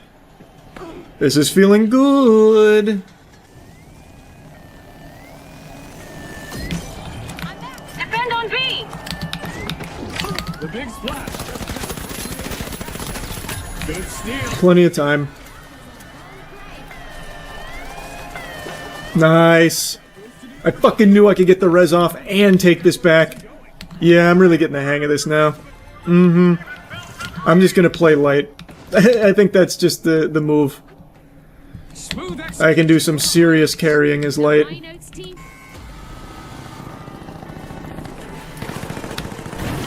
Oh.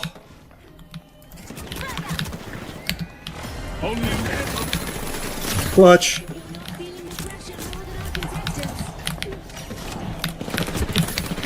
I almost turned that too. I just saved us so fucking hard. Holy shit. Jesus. Okay, okay. Give myself a round of applause. Cash-hungry teams. Love to see it. Only care about pink. Oh god.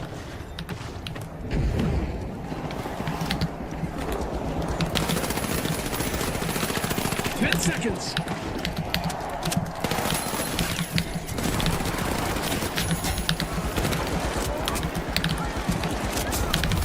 Oh, I tried to low profile it. That's fine. This round goes to the I got pink. Okay, okay. I put the team on my back hard there. God, I was working. I was working. The Kingfish.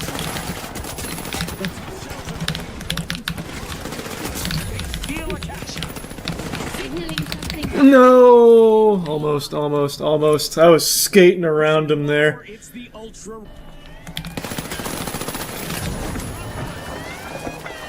Protect me. Do you have a bubble? Bubble, bubble, bubble, bubble, bubble. Holy shit. Tossing a frag! I'm so Using gas. I can't see him. Nice, I got it. Okay. Now or never.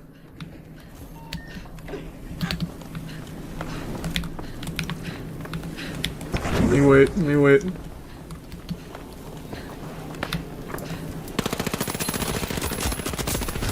Yeah, don't lose those. Special delivery! Frag grenade set! Where's the squad?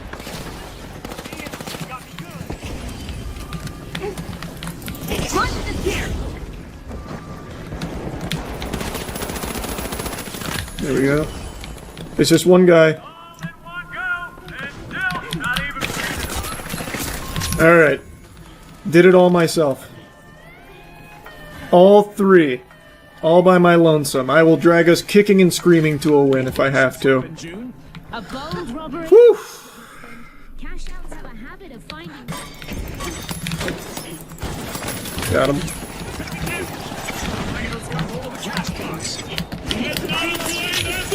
Oh, now that was actually dirty. That was actually dirty. So, got all three there. What? How'd they get it? Strategically steal a cash out. I wonder what else they can get away with. More souls retreat. All right. Allegedly. Woo, baby! I hunted that man down. Ooh, scared him. This round is becoming a bit of a fixer-upper for them. This'll Oh burn! boy, that one's going in the Hall of Shame. Frag grenade set! Someone Throwing pull. the poison! Oh! Oh! I'm going crazy! Gotcha. 13 kills.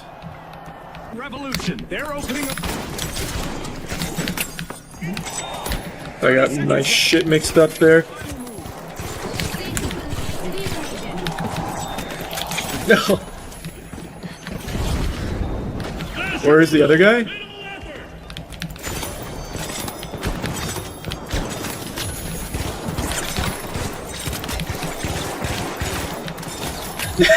Seconds left. 17 kills right now. I am wiping their ass. Holy shit. Damn! Wow, okay. These throwing knives, huh? These throwing knives, huh? I don't know where that was. Got one. Got two.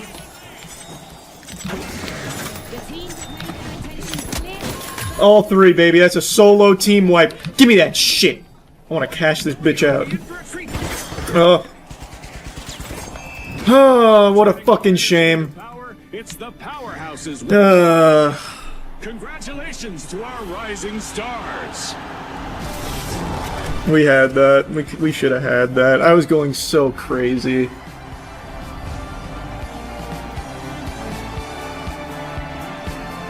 $35. I dropped 35 on him. Hairline jack. Mostly unchanged. Not too shabby. You know what is shabby, though?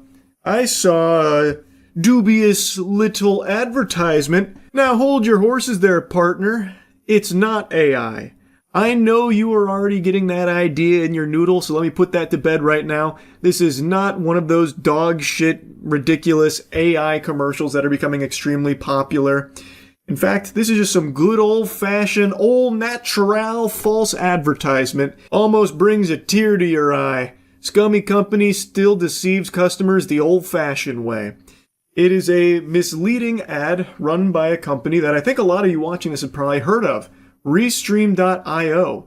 They right now are apparently running an ad that has me in it. And Matt sent me this wondering if I had given them permission or if they paid me for it or something like that. If this was some kind of agreed upon thing for me to appear in a Restream ad. And get a load of this. No. I had no idea. And in fact, I don't like Restream.io. I've talked about multi-streaming a lot. I think anyone who has any iota of interest in streaming or any current streamer should absolutely be multi-streaming. But I've never recommended Restream.io to anyone. I tinkered around with it when I was first dipping my tootsies into multi-streaming, and I didn't like it. It was always preached about as like the gold standard, so I even bought an extremely expensive subscription to it. The lowest subscription offer is $16 a month. Now, there is a free option as well, but since everyone was hyping it up and all these incredible features, I did do the subscription, and I just really didn't like it. So instead, I used a free plugin called Sorayuki, and that's always the one I recommend to people for multi-streaming, not Restream.io. Yet, here I am in a Restream.io ad, and even though I don't mention Restream by name, anyone watching this ad is going to have the takeaway that I am endorsing that product, because otherwise why would I be appearing in a pitch for it? It's a very interesting scenario. Every single person should be multi-streaming. Should you multi-stream? Of course. Should you take my word for it? No, listen to the experts. All my streams have been multicasted. I've been having a blast with them. I stream on both YouTube and Twitch at the same time. Now, if somebody was to come at me and ask you to consider streaming on YouTube, I would say yes. Whether you want to do it as a daily stream or you want to multi-stream it across platforms. This reminds me of when that fraudulent One Piece game on Facebook was using me as like a spokesperson for it, and it was cleverly trimming around videos to make it seem like I was excited for the One Piece game, even though I never even mentioned the game or anything. That's kind of the same vibe I get from this, where I'm not saying restream or anything, but I'm talking about multi-streaming and this and that, and since it's in a restream video, the obvious perception is that I am advocating for Restream.io that you should be downloading and subscribing to in order to multi-stream. When the reality is, the truth couldn't be further from that baloney. I just plain old didn't like Restream.io. I didn't like the green eggs and ham, I'm sorry to say. I preferred a simple plugin. Sorayuki was free. It's been real efficient. I've had no issues with it. It's been smooth sailing, whereas Restream.io, I had plenty of problems. So, I just am not a big fan of the product, but if you're someone who's been fed this ad over the last 8 months, you would probably think I'm a goddamn Restream.io partner, like a huge enthusiast, like I'm sucking my own dick and pumping my fist going, Restream.io, you gotta get it now, that kind of thing. This ad has 460-something thousand views as of me making this video, and apparently it's been run elsewhere too. That's pretty lame, Restream. But I will give you a small thanks for reminding me of something very important. I never canceled my Restream subscription. So I went into my email in order to do the deed, and it turns out I've been paying for this longer than I thought. 2 years, it's been auto-renewing. At $190, 190 clams a year I am forking over to Restream every October like a terrible Halloween trick-or-treat surprise. Oh my god, I was actually pissed. I was actually disgusted. I didn't remember it being that expensive. I didn't remember the yearly was almost $200. Oh my god, what a waste of money. But you're welcome, Restream, for the easy fucking $600 basically that you squeezed out of me. I did a double take and then immediately went to their website to check their pricing to ensure I didn't somehow subscribe to the premium fuck me in the butt package, and luckily that wasn't the case. But then I saw this eye-opening business plan of $200 a month or $23.90 per year for their business tier. That is hefty. Feels more like you're the one getting the business if you signed up for that one. They are giving you the business into that cock in your wallet, my lord. Like I said, I didn't remember it being this expensive. So, I do appreciate the ad reminding me that I needed to at least cancel the subscription, because otherwise I would just be losing $200 every year to something that I completely forgot about. But yeah, about the ad, is it the biggest deal in the world? No. But it is a little bit shady. Typically, when someone wants to use something for promotional material for their product, they usually will ask you permission to use it to promote their brand. So like Warframe. I think all of you know now, I am a big Warframe fan. It is, I believe, one of the best free-to-play games out there, and I've said that a lot on stream. And maybe at some point you've seen a Warframe ad that has me in there with a segment glazing Warframe. And it's just a stream clip of me talking about Warframe. That wasn't like a paid partnership or anything. They saw that clip and wanted to use it, But instead of just ripping it and then putting it in their commercial, they reached out and asked if they could do so, which of course I gave them permission. That's typically the standard protocol when it comes to taking someone else's shit in order to use it in your commercial material. You either at least ask permission or even oftentimes offer to like pay for usage rights in whatever marketing material they want to use when you're going to be feeding actual consumers a real commercial. Like, it's just very odd that they wouldn't even at least ask if they could use clips. Like, for example, if for Cheeky Soap we decided to run an ad where we just started taking other people's clips like, oh man, if only there was a soap I could use that leaves me feeling moisturized after a shower, and we just start taking all of that shit in order to like promote our product without paying them for it or asking if we have their permission to utilize those material, that would be pretty scummy. It's a bad business practice. I don't know if it's like full-blown illegal or anything like that. Like, I don't think Restream founders are going to be in handcuffs or anything for it. It's just pretty scummy is all. I don't know if they asked Tim the Tatman or Swag permission to use their clips or anything like that. Couldn't tell you. Maybe they both use Restream.io and are really, enthusiastic about it, so they don't care. And that's totally fine. And like I said, at the end of the day, it really isn't that big of a deal. But this standard does exist for a reason. In this case, it was used for a service a lot of people do like. But if this was the norm, then companies could just willy-nilly be grabbing all kinds of people's content and using it to promote some complete, utter trash. Like, maybe Bored Apes wants to have some kind of big revival. They just start taking Tim the Tatman clips to make it seem like he's endorsing them and trying to rally his community to buy some fucking Bored Apes or something. It's just misleading, and it's not very good. So I was surprised to see this from Restream, is all. But I mean, heavens to Betsy, could you have at least taken my shit and then promoted something I actually like with it, like a product I actually enjoy? I don't like Restream.io. I don't want to be appearing in a Restream.io commercial. Anyway, though, that's really about it. So, yeah.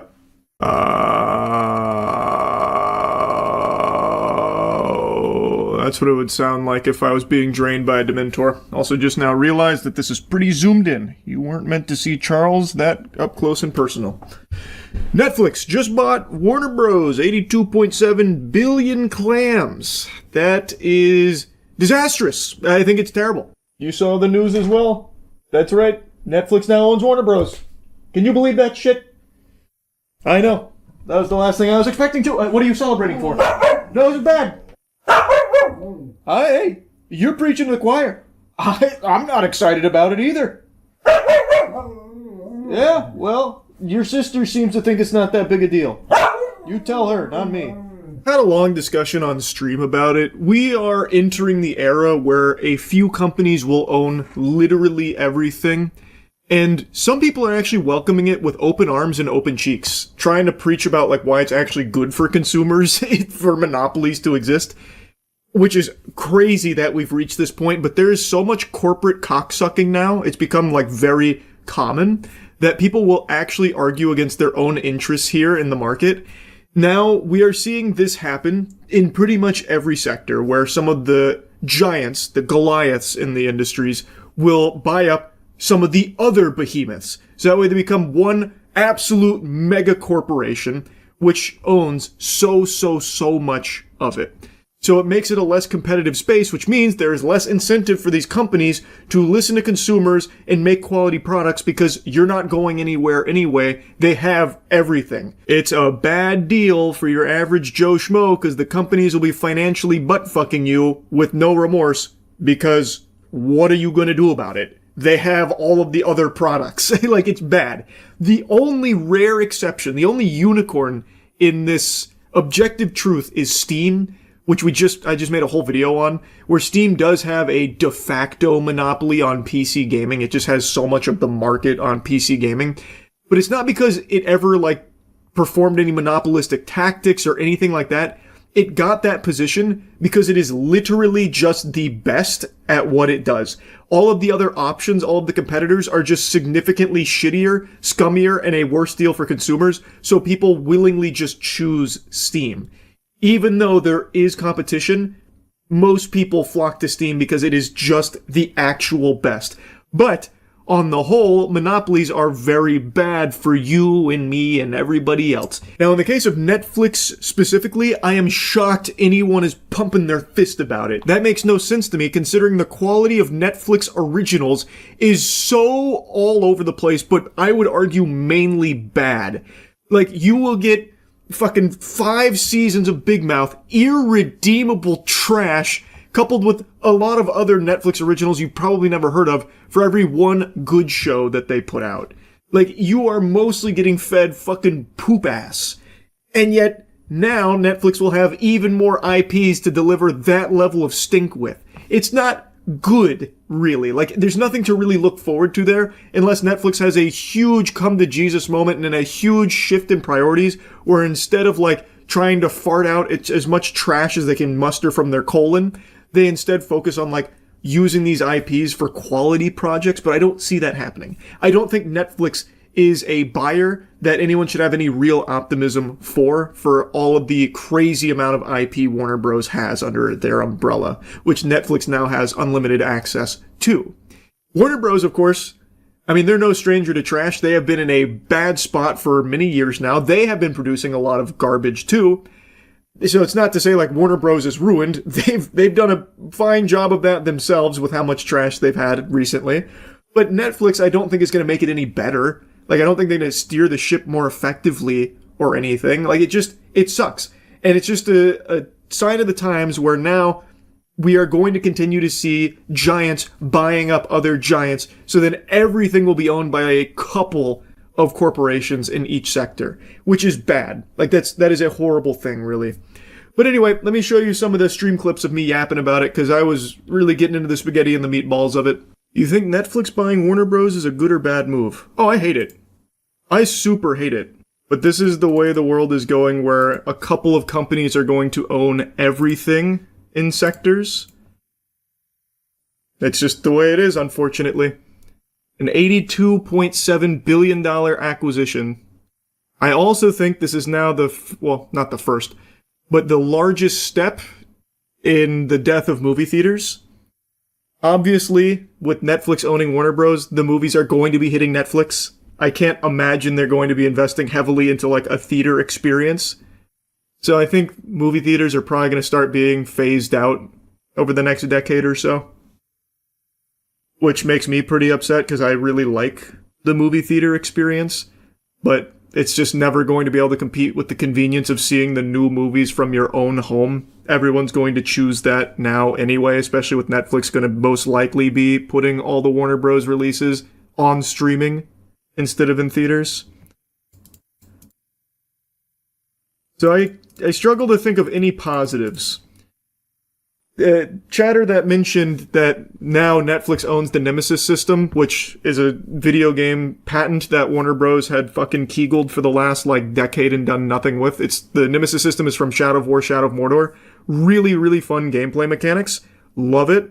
People have been wanting it for years. Warner Bros. Does nothing with it. Netflix owning it means it'll probably never see the light of day, because Netflix just canned their entire gaming division only like a year ago. So you're not ever going to see the Nemesis system and anything gaming adjacent that Warner Bros. Has had. They probably won't be doing anything with, would be my guess. It's such a shame. Yeah, everything becoming Netflix original is bleak. To be fair, we were never going to see it anyway. I know. Like, I'm not stupid enough to think that if Warner Bros. Stayed out of Netflix's paws, we'd somehow get a game with the Nemesis system. They had just canceled the Wonder Woman one anyway. I know. They're 100% still going to do Mortal Kombat, but that's probably it.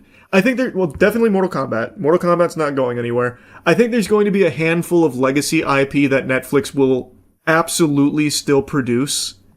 Because they print money. Like Mortal Kombat. Even like the more weak entries into the franchise is still an absolute cash cow. Netflix is definitely going to keep pumping Mortal Kombat games. And Warner Bros. Has so many juggernaut IP that I have to imagine Netflix will keep pumping. Like, they have the gaming rights to Harry Potter. They have, like, the DC gaming rights as well, if I remember correctly. So they're going to keep pumping those. 100%.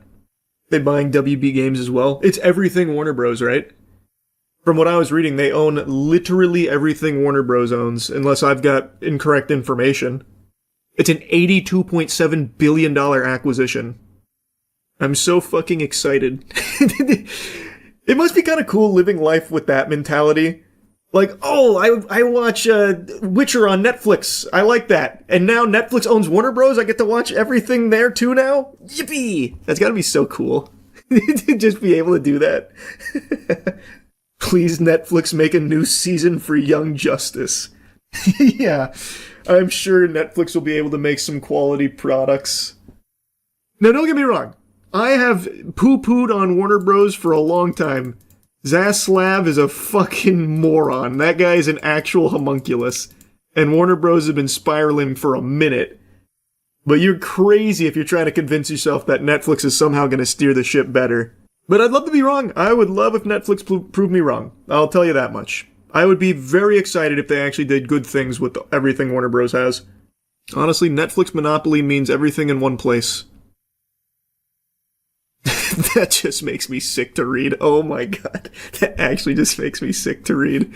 Oh, fuck me. Yuck. Netflix $79.99 a month with ads.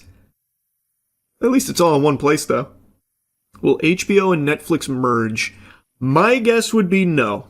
I would think with this acquisition, they will continue to have HBO Max as a separate entity from Big Brother Netflix. That would be my guess. Because they get to have their cake and eat it too. Because maybe an HBO Max subscriber isn't a Netflix subscriber. I don't know why they would even take the chance of, trying to combine forces there. Keep them separate. You get the double dip. Leading rumor is that Netflix is going to give Warner Bros. A 2-week theatrical release for all their movies before they hit streaming. Oh my god. And today, Netflix CEO said release windows will evolve to be shorter, so the rumor is likely true. Let me see that. I didn't see that statement from the Netflix CEO. 2-week theater run. Oh my god. Oh my god. Here it is. Yeah. Ted says Netflix committed to Warner Bros. Theatrical releasing as Cinema Trade Group calls merger unprecedented threat. We've released about 30 films into theaters this year, so it's not like we have this opposition to movies in theaters. My pushback has been mostly in the fact of the long exclusive windows, which we don't really think are that consumer friendly. He said, AMC and other chains are looking to reestablish a 30 or 45-day window to energize movie-going that dwindled during COVID. Biggest chains often won't run Netflix films with truncated windows. The entertainment community and movie theaters in particular have been immensely jittery at this corporate combination given the streamer's short window, if any, as they cater to their streaming audience. Exhibition's biggest trade group, Cinema United, came out with a blunt statement this morning opposing the merger, saying, the proposed acquisition of Warner Bros. By Netflix poses an unprecedented threat to the global exhibition business. I mean, he's not wrong. The negative impact of this acquisition will impact theaters from the biggest circuits to one-screen independents in small towns in the United States and around the world. Cinema United stands ready to support industry changes that lead to increased movie production and give consumers more opportunities to enjoy a day at the local theater, but Netflix's stated business model does not support theatrical exhibition. In fact, it's the opposite. Regulators must look closely at the specifics of this proposed transaction and understand the negative impact it will have on consumers, exhibition, and the entertainment industry. Yep, so, okay, looks like they will be putting them in theaters for a very short period of time. Then to streaming.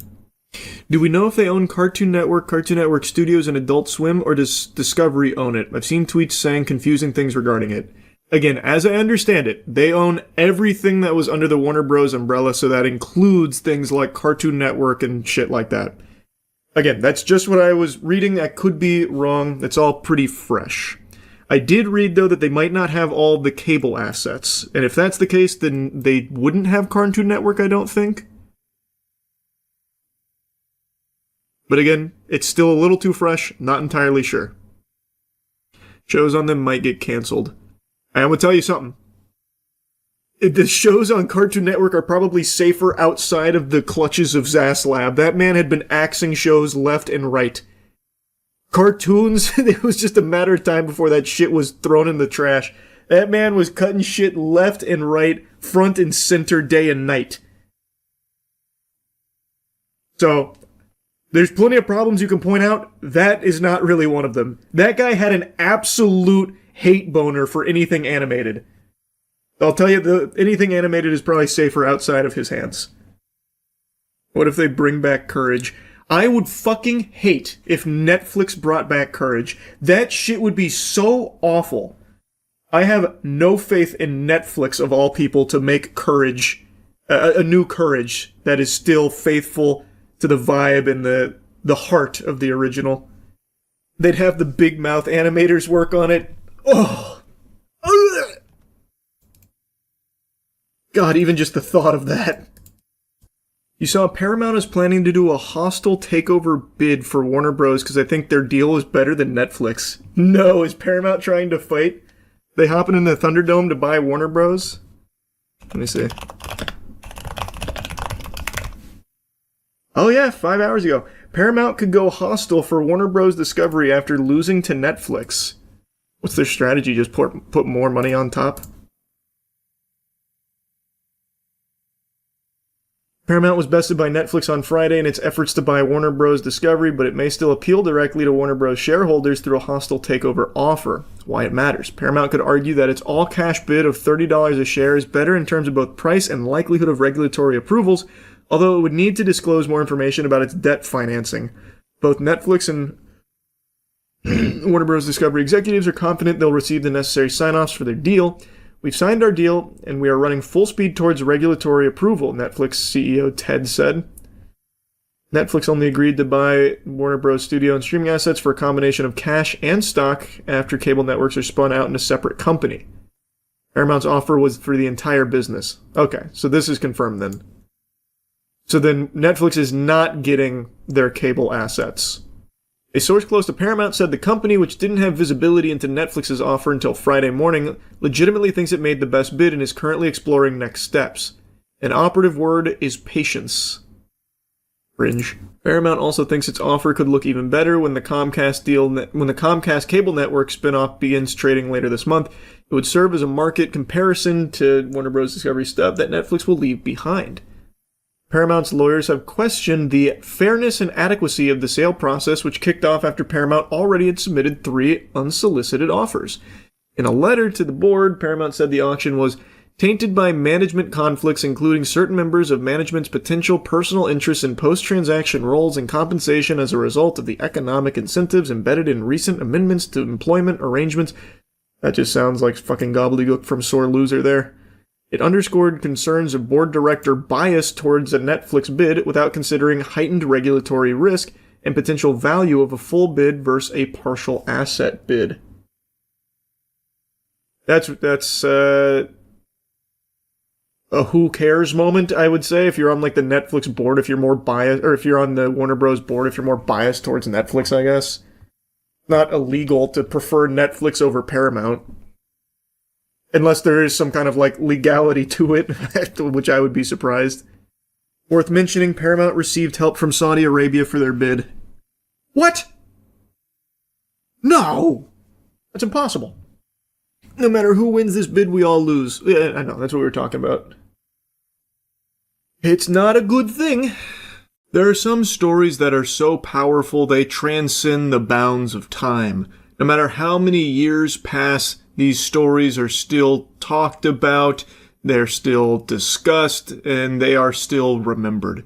Like the Epic of Gilgamesh, the Iliad, Journey to the West, my battle against that wasp when playing Elden Ring many moons ago, and now today, the story of 7 dogs that escaped from a meat truck in China and walked 10 miles home to their owners. Actually a crazy story that sounds like it's ripped straight out of a Disney film from the 90s. So the story goes that on March 16th, a man named Lou noticed a group of dogs that were walking in formation along a roadway.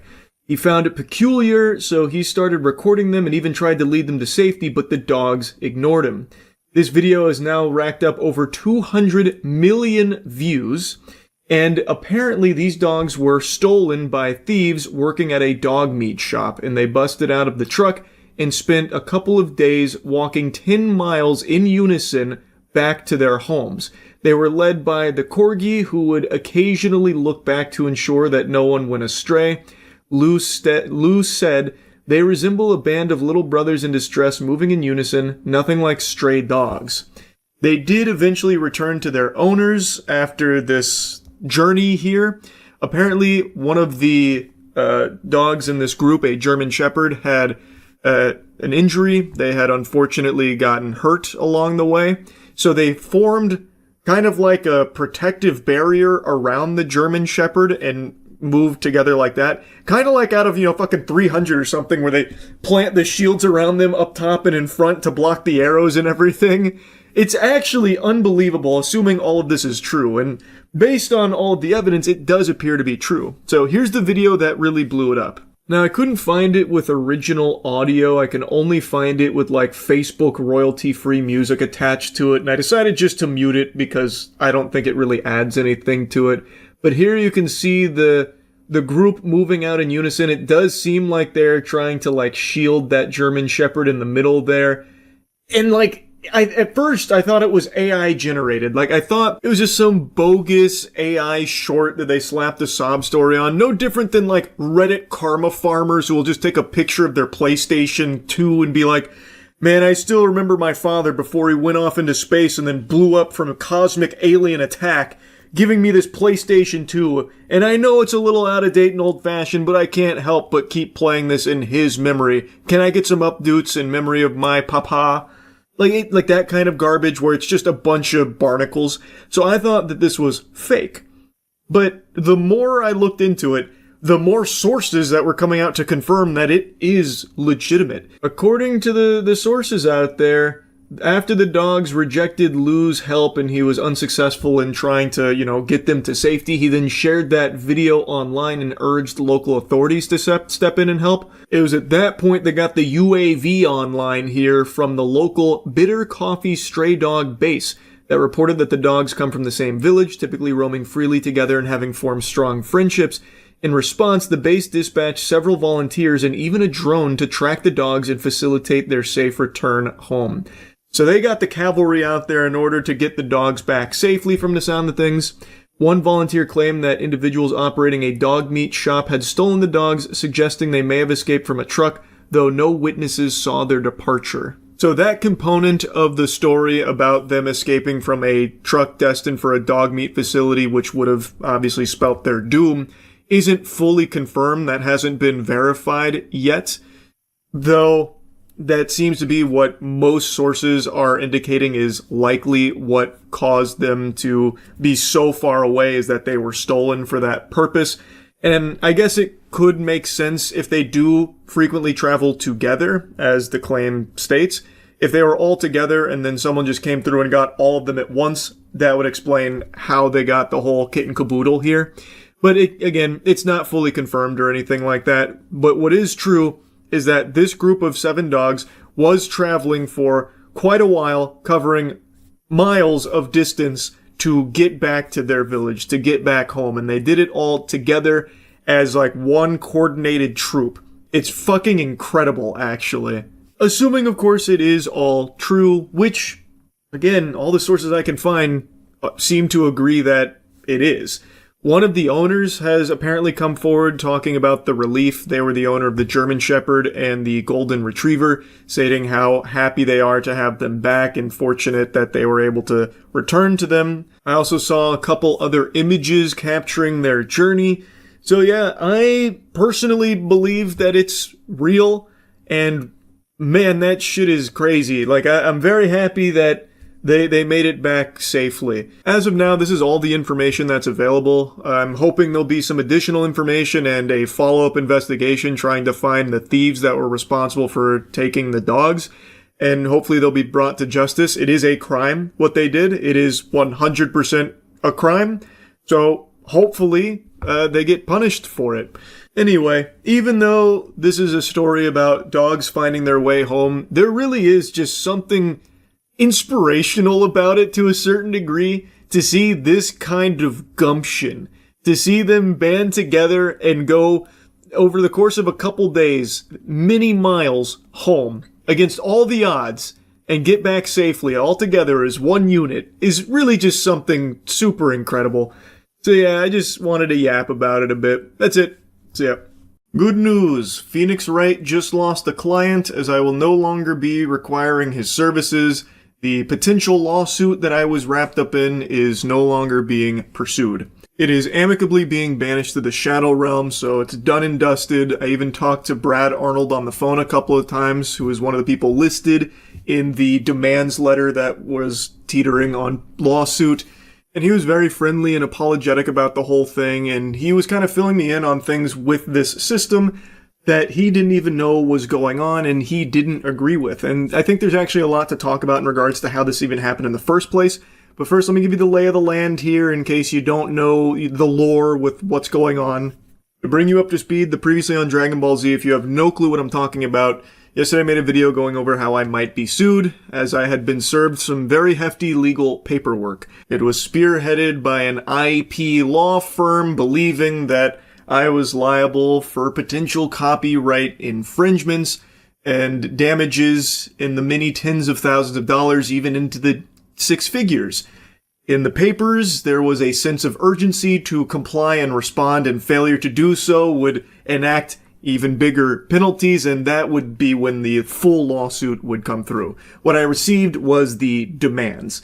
And when I received this, I was of course pretty skeptical because there are a lot of like fraudulent bad actors out there that are phishing. Who knows, this could have been fucking pages from the Death Note for all I knew.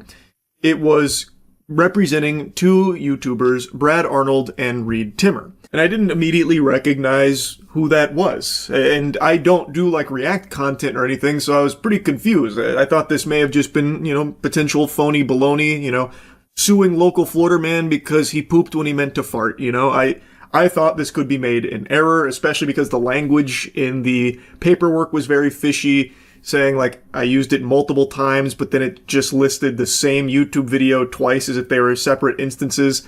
It was a live stream I did during Hurricane Milton. I live in Tampa, so Hurricane Milton came through with the fucking meat. And I was streaming during it, and of course I was checking in on Milton to see what the fuck was going on out there with this hurricane that was in my own backyard here slapping us around. And some of the footage that I showed one was from Ryan Hall, y'all, who had footage from Brad Arnold in it, and the other was a bit of Reed Timmer. They were both storm chasing Hurricane Milton at the time, and in total, the footage that was used across both of their work was less than 2 minutes, and it was very, very briefly shown just to stay knowledgeable on what was happening, both for my own safety and just, of course, to like show the audience, this is the hurricane that's here.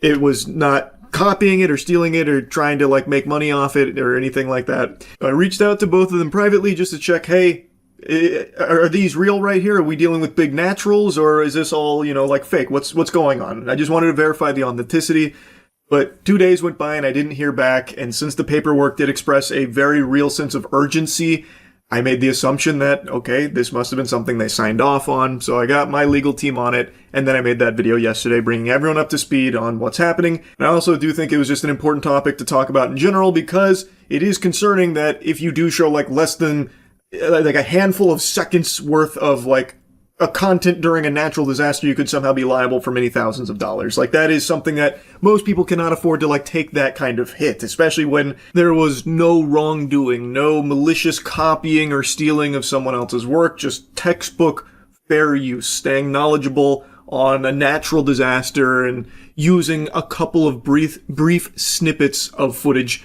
to stay up to date on what's going on. And getting served paperwork like that with like the very serious nature, the very serious amount of money on the line, I imagine is very scary to a lot of people that would receive it. I don't know how many people got this big blast here, that I don't know. It feels like it was a shotgun approach, and boy howdy did they load that birdshot in. And both Reed Timmer and Brad Arnold were quick to respond and also quick to like retract this whole thing, both saying the same thing. They didn't even know this was happening. So I'm just going to clue you in on everything here. The company, Viral DRM, is a company that has actually reached out to Matt before. And from what I can tell, they are now getting into the space of trying to represent creators as a digital rights manager to enforce their copyright, to smack down, bad actors that might be using it for their own personal gain, so that way you can come in and take the pie back. And that's kind of the business model. The firm was not Viral DRM. I believe the firm was contracted by Viral DRM. They're an IP law firm. They're a very real firm that does IP law. And it's very clear that none of this was ever walked by Reed Timmer or Brad Arnold. They didn't know. Both of them have said the same thing. They did not know I was named in this. And Brad Arnold went a step further, saying he doesn't know when they even send this out to others that are using it. That has now come to his attention now. That they are not even brought up to speed with who their digital rights manager is even going after and what for. Now, based on the conversations I've had and from what I've gathered here, I believe the process is Viral DRM has this content that they have the rights to protect. They log it into their systems, and then their system will start to flag instances of that content appearing in other works that maybe didn't get a license deal or anything go through. So it will now see that that is flagged internally as a potential problem. Then it feels like they go full Yosemite Sam here, firing from the hip, shoot first, ask questions later, making the assumption that it must be a bad actor doing something, nefarious with this content to try and avoid paying for it, and thus action must be taken. And according to what Reed Timmer and Brad Arnold are saying, they don't even consult them first or anything. They just take matters into their own hands and do it without ever even bringing them up to speed on what's going on or why in regards to that content. Without ever even checking with their clients here, in this case Reed Timmer and Brad Arnold, do you want to pursue this? They're just doing it without even consulting them. And it's something that Brad Arnold mentioned is pretty disturbing to him that needs to change. So he's already trying to get a handle on that so this doesn't happen to other creators or other people going forward, because it is an issue. Yes, it sucks that I got served this paperwork, but imagine all the other people that might have this exact same legal documents, stack of legal documents sitting on their desk right now panicking that it hasn't been retracted because Brad Arnold and Reed Timmer don't even know they got it, because Viral DRM has already just went through all of this without talking to them first. When it takes 2 seconds for Reed Timmer and Brad Arnold to see, in my case, how it was utilized and be like, oh, that's totally fine. What the fuck? What are we doing here in the first place? This is a huge mistake. There's a big misunderstanding. Why are we even this far down the road on it? The reason why they even have someone manage the rights of their content, as I understand it, keep in mind I'm a little new to the whole Storm Chaser ecosystem here and how their content gets exploited and all of that. But the reason why Storm Chasers sign with these agencies and these managers is because apparently there has been a history of organizations media outlets stealing the content for their broadcasts without paying the licensing fee that they charge to license it out, or they'll do it uncredited, and they'll just take it without ever even contacting the Storm Chaser. And Storm Chasers, as I understand it, they pay out of pocket for these missions, really. So they have these managers manage the rights of it, so that way that doesn't happen. So if a media outlet comes in, takes the content without paying them, well, it now gets flagged internally, so now they can reach out and try and get that money that they are owed for the work. But it is clearly, fucking digivolved into something far different, where now it's extending to the entire internet space, where anyone now that shows even a brief section of the work is on the hook. Which is, I think, very different than how Reed Timmer and Brad Arnold intended for it to be utilized, especially with how Brad Arnold talked about it to me on the phone. He does not agree with how it is being utilized like this. It's just very odd. It almost feels like it's designed to be there for, a settlement, as opposed to going through, the entire process. Because it took Brad and Reed 2 seconds to get caught up to speed with what was going on and why, and say oh, this is a big mistake. This shouldn't be happening. But the Viral DRM has already gone through all of it, and I'm now served these papers. So it feels like they just built the case very quickly, and it feels very weird to me. Because I don't think, if this didn't get retracted, if this went through the entire song and dance, the bells and whistles, I really don't think there's a world in the fucking multiverse that Doctor Strange would peer into where this would win. So the whole thing is just odd to me. I do think that there was probably paperwork signed between Reed Timmer, Brad Arnold, Viral DRM, about how they have full autonomy to manage their rights in whatever way they deem appropriate. but I don't know if Reed Timmer and Brad Arnold were aware of things like this happening. And based on how I was speaking with Brad Arnold and what he was talking about, it seems like he doesn't really like that he doesn't know what's going on in regards to how his content is managed here and like this litigious nature. And like, it seems like the whole purpose is to stop like legitimate bad actors from stealing it and circumventing like the licensing fee and that kind of thing, which this was not doing here. And again, I have no idea if this went to a lot of people or just me. I don't know. Anyway, though, I'll stop blabbering here. Like I said, I did talk to Brad Arnold on the phone, and he was a very nice guy and very understanding of, like, how messy all of this was here. So, and like I said in the last video, there's no ill will here from my end towards Reed Timmer or Brad Arnold for this. I appreciate it being handled so quickly here, and I've got my fingers crossed, really hoping that if others do have this, it can be actually looked at from all parties here to see, is it a mistake like it was in this case here? So hopefully all of this can be, you know, more buttoned up and better in the future so it can actually be used to protect their content from people that are actually trying to steal it, rip them off, and that kind of thing. So wishing both Reed Timmer and Brad Arnold the best here. I know they both have YouTube channels and their own careers. Hopefully this kind of thing is just water under the bridge now, and there'll be no more scary legalese paperwork going to people that don't deserve it. So anyway, that's really about it. So yeah. When I heard they were making an It show, I kind of had the same gut reaction everyone else did, which was to write it off and just pretty much assume it was going to be, at best, mid. But as I've always said, even things that I'm pretty confident I will hate, I will always give a fair shake to and approach with an open mind, willing to be pleasantly surprised and proven wrong. And in the case of It, Welcome to Derry, the TV show, I was pleasantly surprised. I was wrong, for the most part. I don't think it's like a perfect show or anything, but it is significantly better than I would have expected it to be. Now, I'm going to be getting into spoilers, as I always do these days, so this is your fair warning.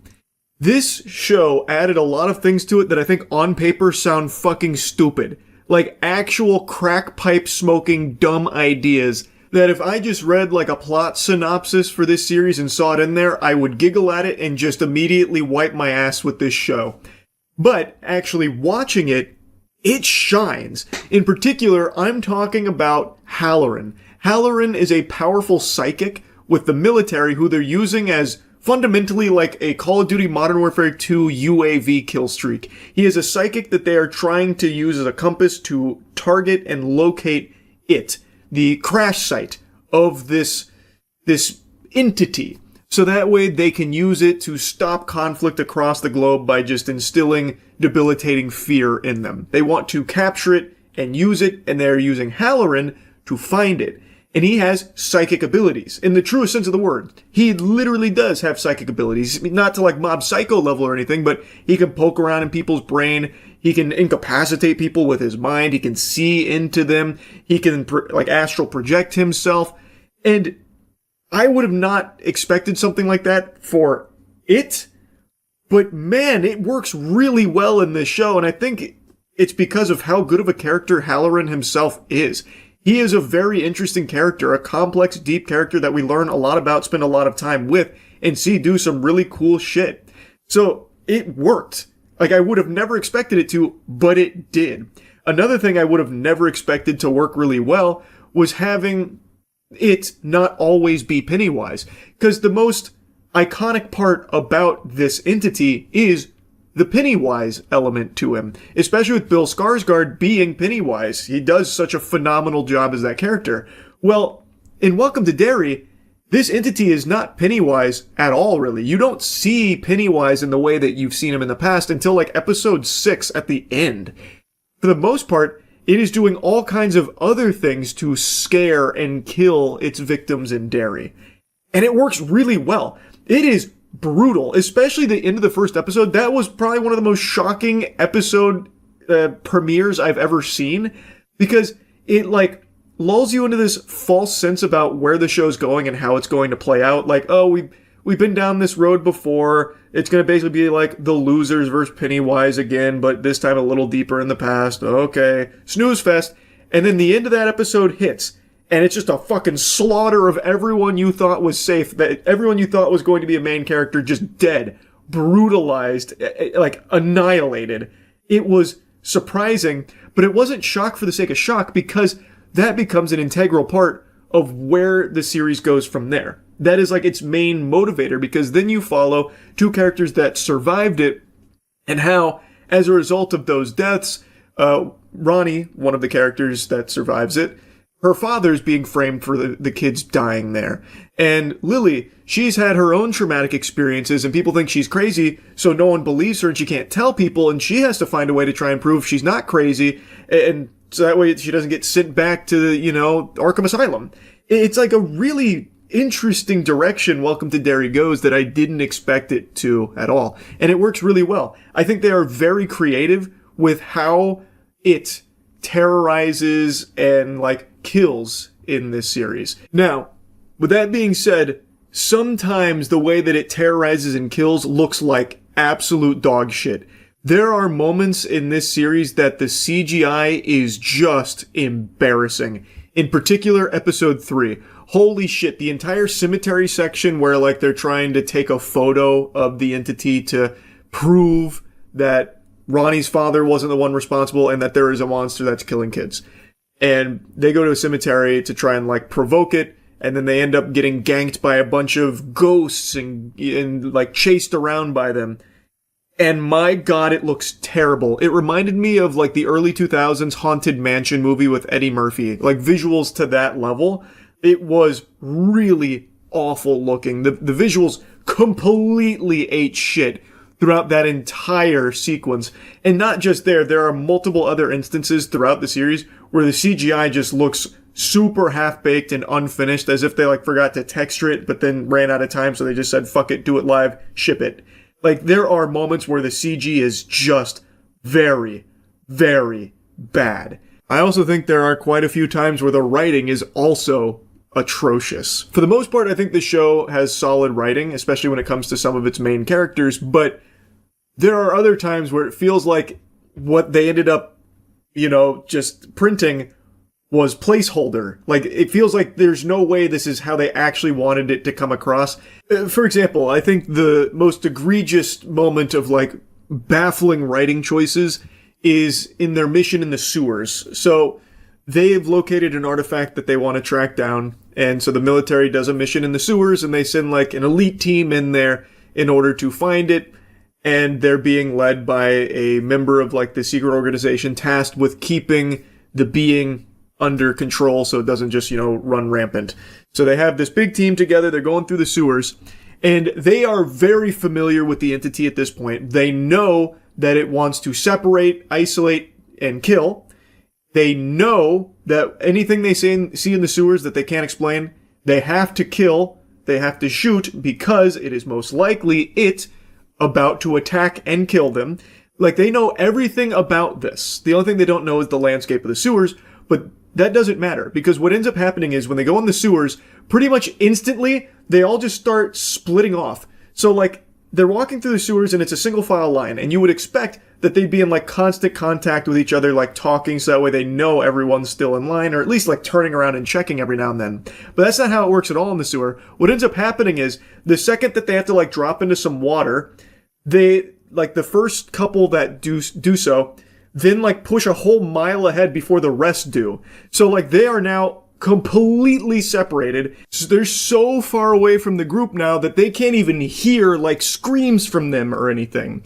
So then the next wave of the line goes through the water, and then Halloran gets to the water and he gets pulled under, and the two guys behind him saw it happen, so they're oh, what the fuck just happened? We gotta find Halloran. He just got yanked under. Where are you? Start saying words, scream. That kind of thing. Scream if you love it. Come on, just anything. And nobody ahead of them can hear any of this, the splashing around, the screaming, the yelling, because they are now so far ahead, and they haven't checked at all if anyone's still with them. So these two guys are looking for Halloran. These two guys are now isolated, so they get ambushed by it. It is the craziest shit, because they already know that it is there, and they know that it wants to separate and isolate them. Why wouldn't they at least be turning around to make sure everyone's still there? It's the quickest and simplest action to take, but it doesn't happen. So then Hanlon and Polly, who are characters that are very important, we've spent a decent chunk of time with them, they happen to notice that the others are missing, so they then go back to look for them without informing the two ahead of them. So there's just never any communication, so the two ahead of them continue pushing forward without knowing that Hanlon and Polly have left.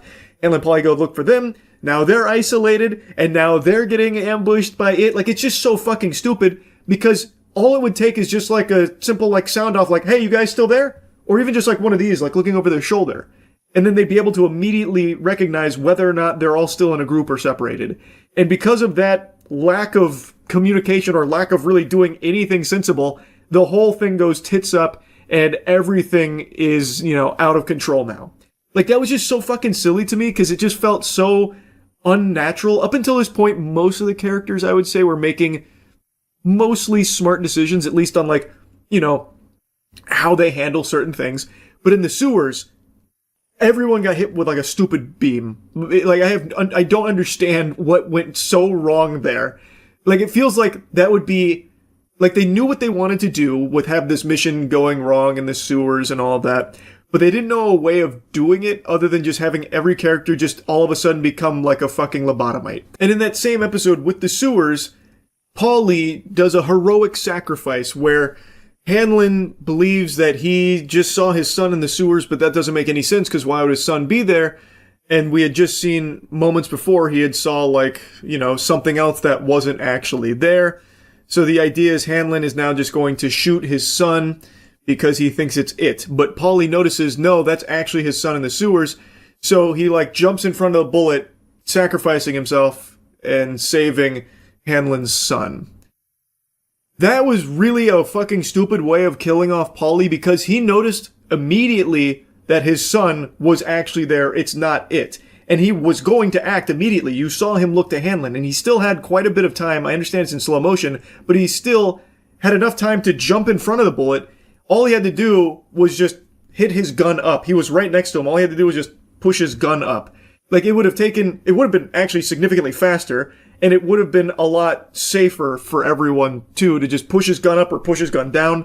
Instead of just, like, throw himself in front of the bullet. I thought that was just, like, a really lazy way of killing him off, and I do not think that sacrifice hit as hard as I think they wanted it to. And there's a few other notable examples I could pull from for writing that I really just don't think landed, but there's no point in just going through each one of them. I just think there were quite a few instances where the writing really floundered, but like I said, for the most part, I think they did a good job narratively, and especially with the characters. It's just there are moments that had me kind of roll my eyes a little bit. But I would like to mention one more thing that I didn't like too much, and it does still kind of tie into the writing.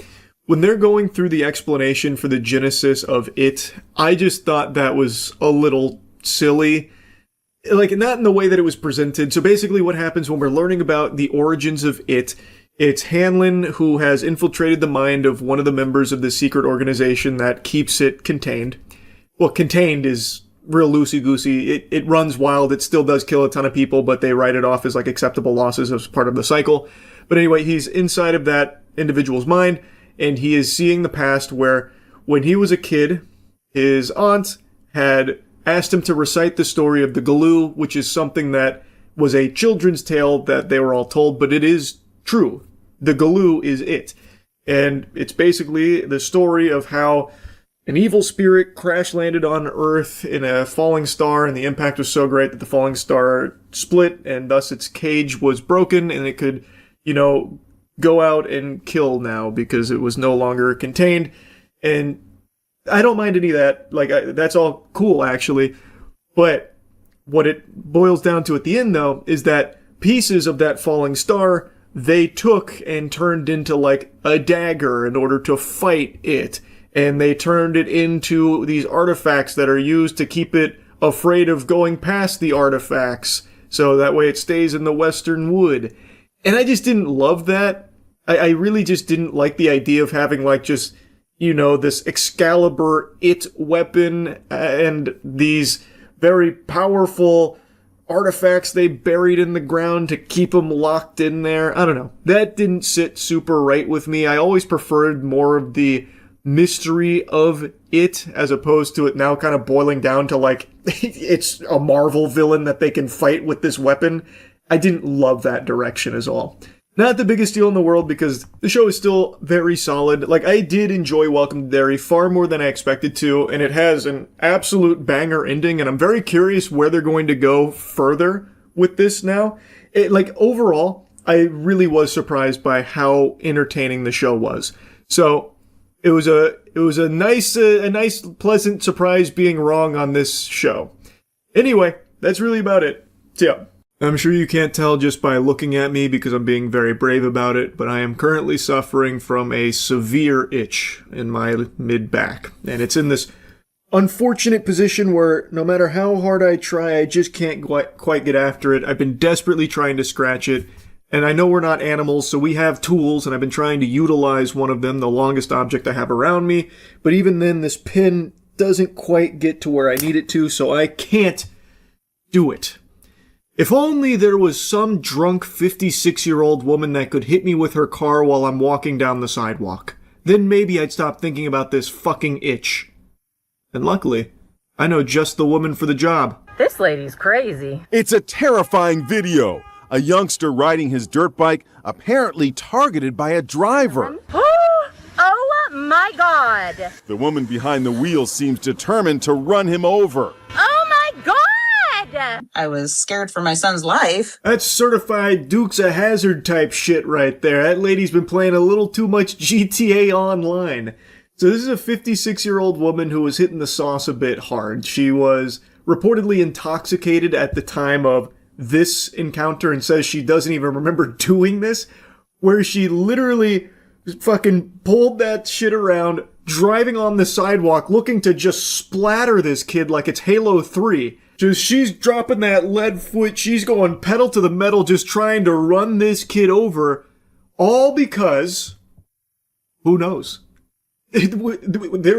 No one has any fucking clue because there wasn't like an argument or anything. It's not like this kid fucking, can-canned off of her vehicle there or anything, or gave her the finger or anything. There was nothing that led up to this.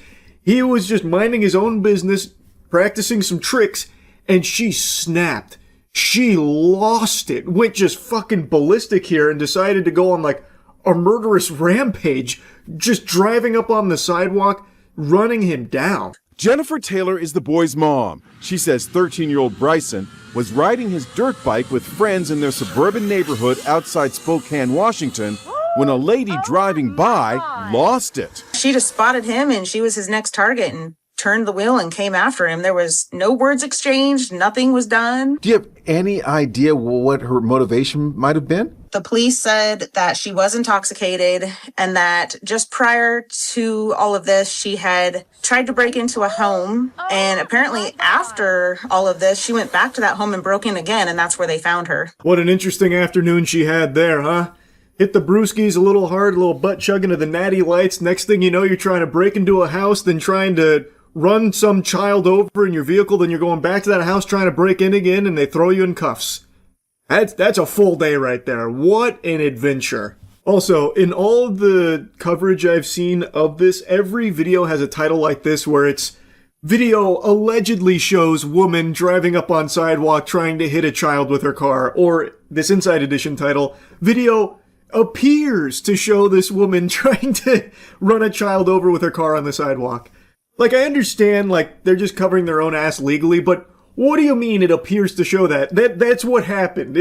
There's no wiggle room that this is just like some baseless allegation. You can watch it unfold. It's not AI. They arrested the woman. She even admitted to the drinking and driving, being intoxicated behind the wheel, and says that her memory's a little foggy on that whole trying to run over a child on his dirt bike thing. She probably views that as a bunch of hoopla because she can't remember it. Like, oh no, I may have been drinking and driving, but no, that's very unlike me. I would never do something like that. And since I don't remember it, you can't punish me for it. Checkmate. According to the police report, she denied drinking alcohol or consuming any drugs, but then changed her story and admitted to drinking alcohol. While trying to put her in the back of a patrol car, she resisted and even tried to kick a deputy. The woman has been charged with criminal trespass, DUI, and assault. She lives in the neighborhood where today lots of people want her punished severely. Yeah, it sounds reasonable to me. She should be punished severely. She tried to use her car like a fucking torpedo. She was a heat-seeking missile trying to hunt down a child on his dirt bike for no reason. Not that there'd ever be a reason for it. Like, even if the kid did just start shooting spitballs at her car windshield or something, that still wouldn't be an excuse or anything. But this was literally just completely unprovoked across the board. It was a kid just riding his dirt bike in her neighborhood, and she lost her mind. She's off her gourd.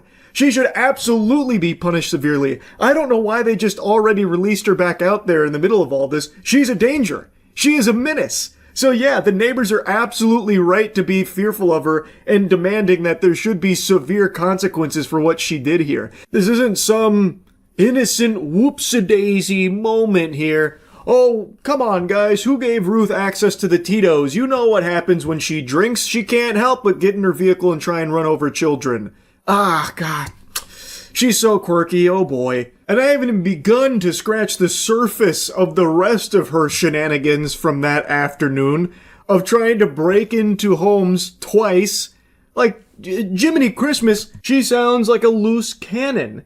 So apparently, she was telling deputies that she had taken her dog for a ride and was looking for other dogs to socialize with, and said she stopped after noticing dogs in a fenced yard and denied knowing the homeowner or attempting to enter the home.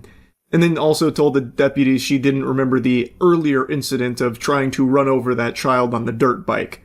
She also initially denied consuming drugs or alcohol, but then later sang a different tune.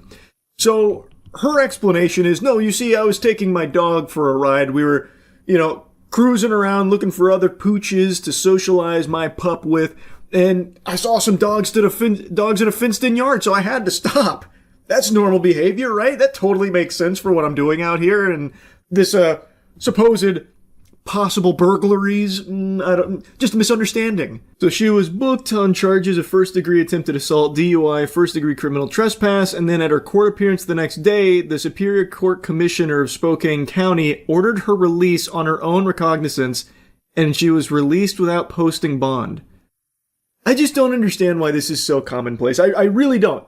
She is dangerous. She attempted to run over a child while blackout drunk behind the wheel of her vehicle. What the fuck? Horrifying. She's clearly using her vehicle to attack a child, goes this social media comment. Unbelievable. She tried to assault a child with a vehicle, goes another. You saw that video. Yeah. It's frightening. Very frightening. She could have run him over. She could have killed him. Mm-hmm. Where do you think she should be right now? I think she should be in jail, off the streets, not able to hurt anyone else. Oh my God! I agree with that sentiment 100%. She should be in the slammer. I don't think this is being taken seriously enough. Like, even the people that are commenting saying that she was attempting to assault the child with her vehicle, I would go a step further. I think this is just blatant attempted murder. Going out of her way, driving down the sidewalk, chasing this child in her car, just going, like, barreling down the sidewalk to try and run this kid over. That, to me, feels like she is trying to kill this kid. And again, it is entirely random. Comes out of nowhere. There was nothing that led up to it. She just snapped because she's drunk and lost her fucking mind, I guess. She is not safe to be around in any capacity whatsoever. Anyway, I saw this, had to yap about it, fucking crazy stuff. The woman hasn't been, like, identified or anything, but she is a 56-year-old woman who apparently even just lives in that area and just decided randomly, I'm going to try and hit this child with my car. And thus she did. Come hell or high water, she was going to try and accomplish that task. Luckily, she was unsuccessful. Luckily, the kid was okay. But yeah, I do think she should be in jail right now, not back out there on the streets. Anyway, that's about it. See ya. Since I was a child, I always said two things. I want to be tall, and if I could choose any superpower for myself, I would choose teleportation to be blessed with. I failed on both fronts, but teleportation, I believe, is probably like the most useful superpower. The possibilities are endless. And can you imagine my surprise today when I found out that it's not just fiction and make-believe where you gotta play pretend and it only exists in comic books and anime? There is a real, living, breathing, sentient, flesh and blood human being in this country with the ability to teleport. His name is Greg Phillips, and he is a top official at FEMA. The very first time you were teleported, It was scary in a way. I mean, you don't really know. Okay, is this evil? Is this good? What is this? Let me stop you right there. Teleportation could never be evil. That is a divine gift right there. So this is Greg Phillips. He is a very high-level, powerful figure at FEMA who is on a podcast talking about his experience with teleportation. It's happened to him on more than one occasion. I'm unsure who the host is, but she looks like a reptilian doing her best to pretend like she's interested in the conversation. Now, Greg Phillips, though, has got some really strong claims here that give me a lot of hope for the future of our species. If he can teleport, why not me? What do I do with this? How do I deal with it? I was on the phone. Oh my God, what's happening? And I was landed, and landed about 40 miles away in a ditch outside of a Baptist church in a little tiny town just where you cross over the border. And it was an incredibly frightening moment. So this is his origin story. To me, this sounds like when the superhero first starts to awaken their abilities and they're unsure how to utilize it. Kind of like Invincible, when he throws the bag of trash into fucking orbit by accident. This is Greg Phillips starting to master his gifts here of teleportation. So he's talking about how he was driving, then his car got lifted and teleported into a ditch 40 miles away, and it was frightening him. As it would for anyone. The way he's describing it makes it sound like he's lagging in fucking Grand Theft Auto Online. He didn't know what was happening, but he knew he was teleporting around. However, he says that it's no fun. That's crazy to me, Greg. You're fucking teleporting, bro. That's like the most fun thing that can happen. To experience yourself in your car, flying through the air. Teleporting is no fun. It's no fun because you don't really know what you're doing. You don't really understand it. I was with my boys one time and I was telling I was going to go to Waffle House and get Waffle House. And I ended up at a Waffle House. This is in Georgia. And I ended up at a Waffle House like 50 miles away from where I was. They said, "Where are you?" I said, "A Waffle House." They said, "Waffle House where?" I said, "That's not possible. You just left here like a moment ago." But it was possible. It was real. He's teleporting to Waffle Houses now. This man is unstoppable. Now, far be it from me to try and poke holes in the experience here of Greg Phillips. His story is exhilarating. His evidence is watertight, about as good as it gets. But if I may toss out a little bit of a game theory here, what are the odds that he was with his boys and he was blackout drunk and was driven to a Waffle House and then couldn't remember how he got there and just ended up with the conclusion he must have teleported? Or I guess he said that he was in his car going to a Waffle House and then teleported there. I guess maybe it's possible he was blackout drunk and then fucking drunk drove himself to a Waffle House. I was like, oh my God, I've done it! Teleportation! Which would be extremely degenerate behavior. I just feel like the fast travel he unlocked to Waffle House is just a little suspicious because Waffle House is the spot drunk people go to. Like, it's moths to a flame. So the fact that he's teleporting to a Waffle House, feel like there was a lot of alcohol involved and he's just forgetting how the journey went. But I'm not the fun police, and I don't know for sure. Maybe Buddy really has been teleporting all over the map. Going to a Waffle House, ending up in a ditch, in your mother's bedroom for a little reverse cowgirl action. Perhaps he truly has achieved the gift of teleportation. And I think him being a director at FEMA now, with these kind of abilities in his back pocket, is a grand slam for America. Because imagine him being able to weave his teleportation into the FEMA protocol like he's fucking Nightcrawler going around saving all of us. As natural disasters striking somewhere in this country, he can just say, all right, let's teleport them out. I'm going in. And then he'll go in, teleport us to a fucking Waffle House to safety.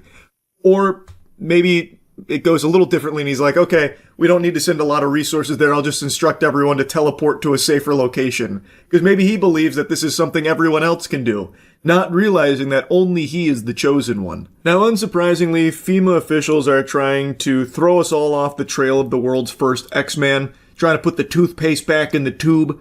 This is so silly, it's barely worth acknowledging. DHS, FEMA, and Mr. Phillips are focused on the critical mission of emergency management and ensuring the safety of the American people. Many of the comments cited are taken out of context or represent personal, informal, jovial, or somewhat spiritual discussions made in the context of barely surviving cancer in a private capacity prior to his current role. I'm a little confused on this statement here as it pertains to his teleportation conversation. Now, there were other things that he's been facing hot water for like other claims and stuff that they're probably referring to for like context and all that. But some of them are directly about teleportation, which he was just, from what I can tell, talking about on its own as like an experience that he's had on multiple occasions of teleporting.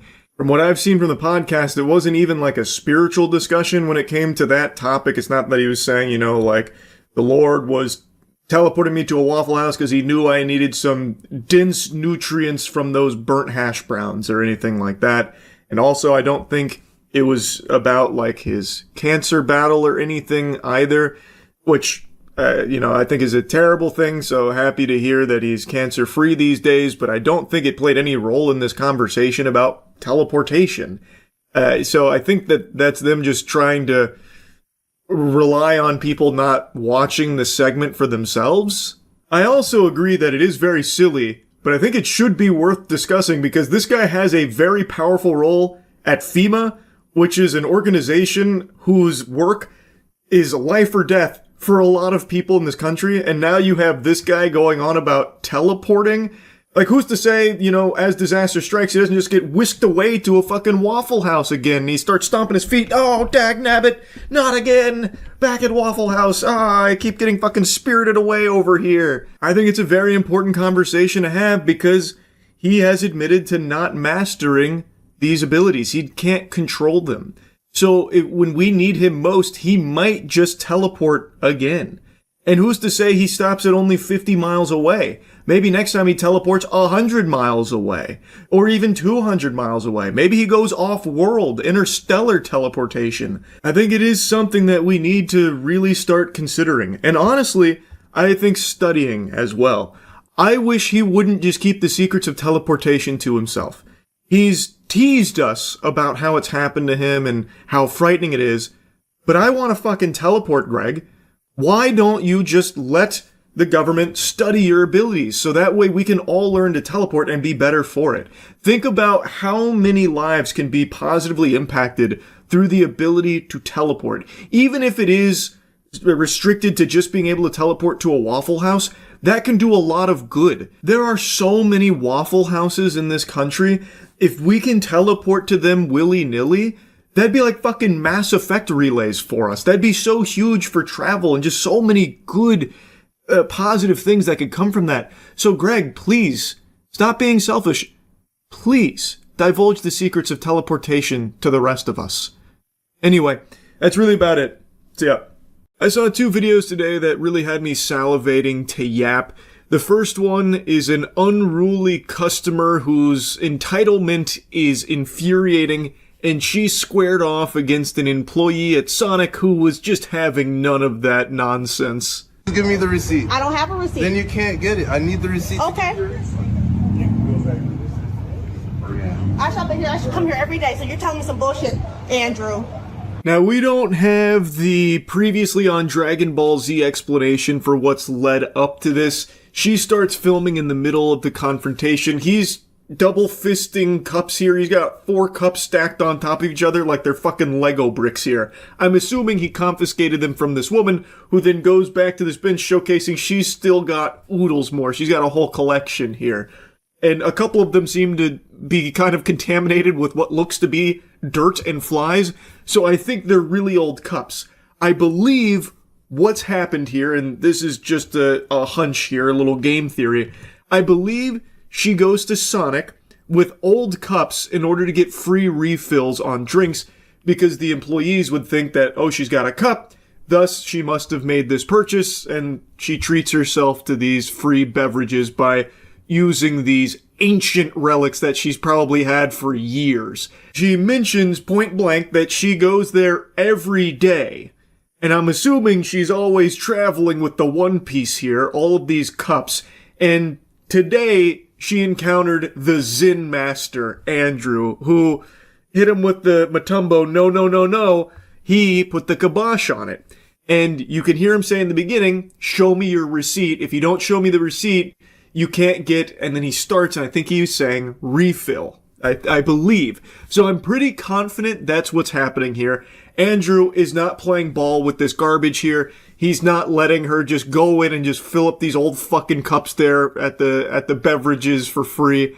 And now she's making a huge stink about it. And she is recording this herself with no shame at all, believing that she's in the right, which is always just baffling to me that delusion like this exists. I'm gonna call corporate and I'm gonna send this video. You think I give a fuck? Okay. Like, Andrew. genuinely, like, you think I give a fuck? Like, Okay. honestly, like, First of all, record he this, brings me the wrong cups of record cup. this, record this. I'm recording it. Shut the fuck up. Okay. Now you're getting out of line. I love that the other dude chimes in. Wait a minute, wait now, you've gone too far, you've crossed the line. How dare you say, shut the fuck up to this angel over here who's hooting and hollering about no longer getting free drinks from these old cups she keeps fucking bringing in here. Andrew is 100% in the right. Even if I'm not 100% correct on, like, the actual situation here, I think her attitude is just so fucking awful. I hate that level of entitlement. I'm gonna call corporate. Ooh, oh no, she's alting. Like, come on, get the fuck out of here. I love how Andrew handled it. Just uncaring. I don't care. Shut up. Leave. Like, that's the way you have to sometimes handle people like this. It's really the only way. She threatens his job. Andrew hits her with one of these. And he is just not taking any of this horseradish. And he shouldn't. I cannot stand people that berate and harass and exploit employees working in the customer service field. I know I talk about this all the time, but it is just so low. It is just so shameful to act like this woman here. I hate this shit. Pranksters, I know I make fun of them till the cows come home when they do things like this to insult and treat these employees like props. And it's just refreshing to see Andrew's attitude during this interaction, just shutting this shit down right away, not playing ball with it at all. And I can only hope that he doesn't lose his job for it. This video blew up, so I'm hoping he doesn't, like, get fired or something. Because there is a reason why employees don't often, put customers in their place like this, because there is a fear of them losing their job. So in most cases, employees grit their teeth and just bear it. Just take the verbal abuse from these unruly assholes, these fucking degenerate customers. Anyway, I just wanted to commend Andrew here for this. This was a banger response to her, Karen freak out moment here over what I think is refills with all of the cups that she brings. Now, the next video I want to talk about is kind of similar in spirit. It is another unruly customer who is berating an employee, but this one goes on for an extremely long time. You don't give a fuck. Wait till you get fired. You stupid as shit, bro. I'm stupid. I bet you just got this job. You just got this job. You just got this job. She could have came in. She don't gotta pump shit, you dumb bitch. Shut up. You could refund our money, you dumb fuck, because you don't know your job, you fat bitch. Wait till the cops come, bro. You are stupid. Talking about hostile. Of course I'm gonna be hostile. I've been here since 10:30 waiting for your dumb ass. You ain't gonna do shit. You just gonna keep running your mouth and clapping and talking to your invisible friend. You wanna keep talking to your invisible friend. You know how to refund? Wait till this go to your corporate. You calling police on customers that paid you. I just bought 9 scratch-offs from your dumb ass. But you gonna call police on the customer that paid you, right? You got $20 in my pump, but I don't have my money, right? There's a lot to unpack here. So he starts this video insulting the cashier here at the gas station, calling her a bunch of names. She is also starting to get pretty wound up about the whole thing, naturally, because this guy is just harassing her now. It apparently stems from her not knowing how to process the refund that he's requesting. She might be, new here. And somehow this asshole thinks that by insulting her relentlessly and filming her, that's going to somehow speed up this process of getting the refund that he's requesting. She's going to all of a sudden just, Eureka! Oh, now that you called me a bitch for the 400th time, now I know how to do this refund. Thanks, sir! Obviously, it's going to do nothing to actually solve the issue at hand here. It's just unreasonable. This guy is just an insufferable douchebag. And I also think, and again, this is just a hunch, I actually think that this is part of a quick change scam. He mentioned that he bought 9 scratch-offs and then also has $20 in the pump, and now he is just hurling a bunch of insults at her, trying to make her panic and make her uneasy. To me, that has all the telltale signs of a quick change scam. For those that don't know, that is something where someone will make like a bunch of small purchases very quickly to try and like overload a cashier into giving them more money back than they needed, because they lose track of what they're actually supposed to give back on the refund. So by him constantly insulting her and throwing out like a bunch of things about the purchases and how much money's over there versus these 9 scratch-offs, I need my refund now, that kind of thing, to me it feels like he is trying to overload her and get this refund, which will actually be more money than he spent on these smaller amounts. But again, that's just a hunch. I have no proof of that. That just feels like it checks all the boxes to that scam.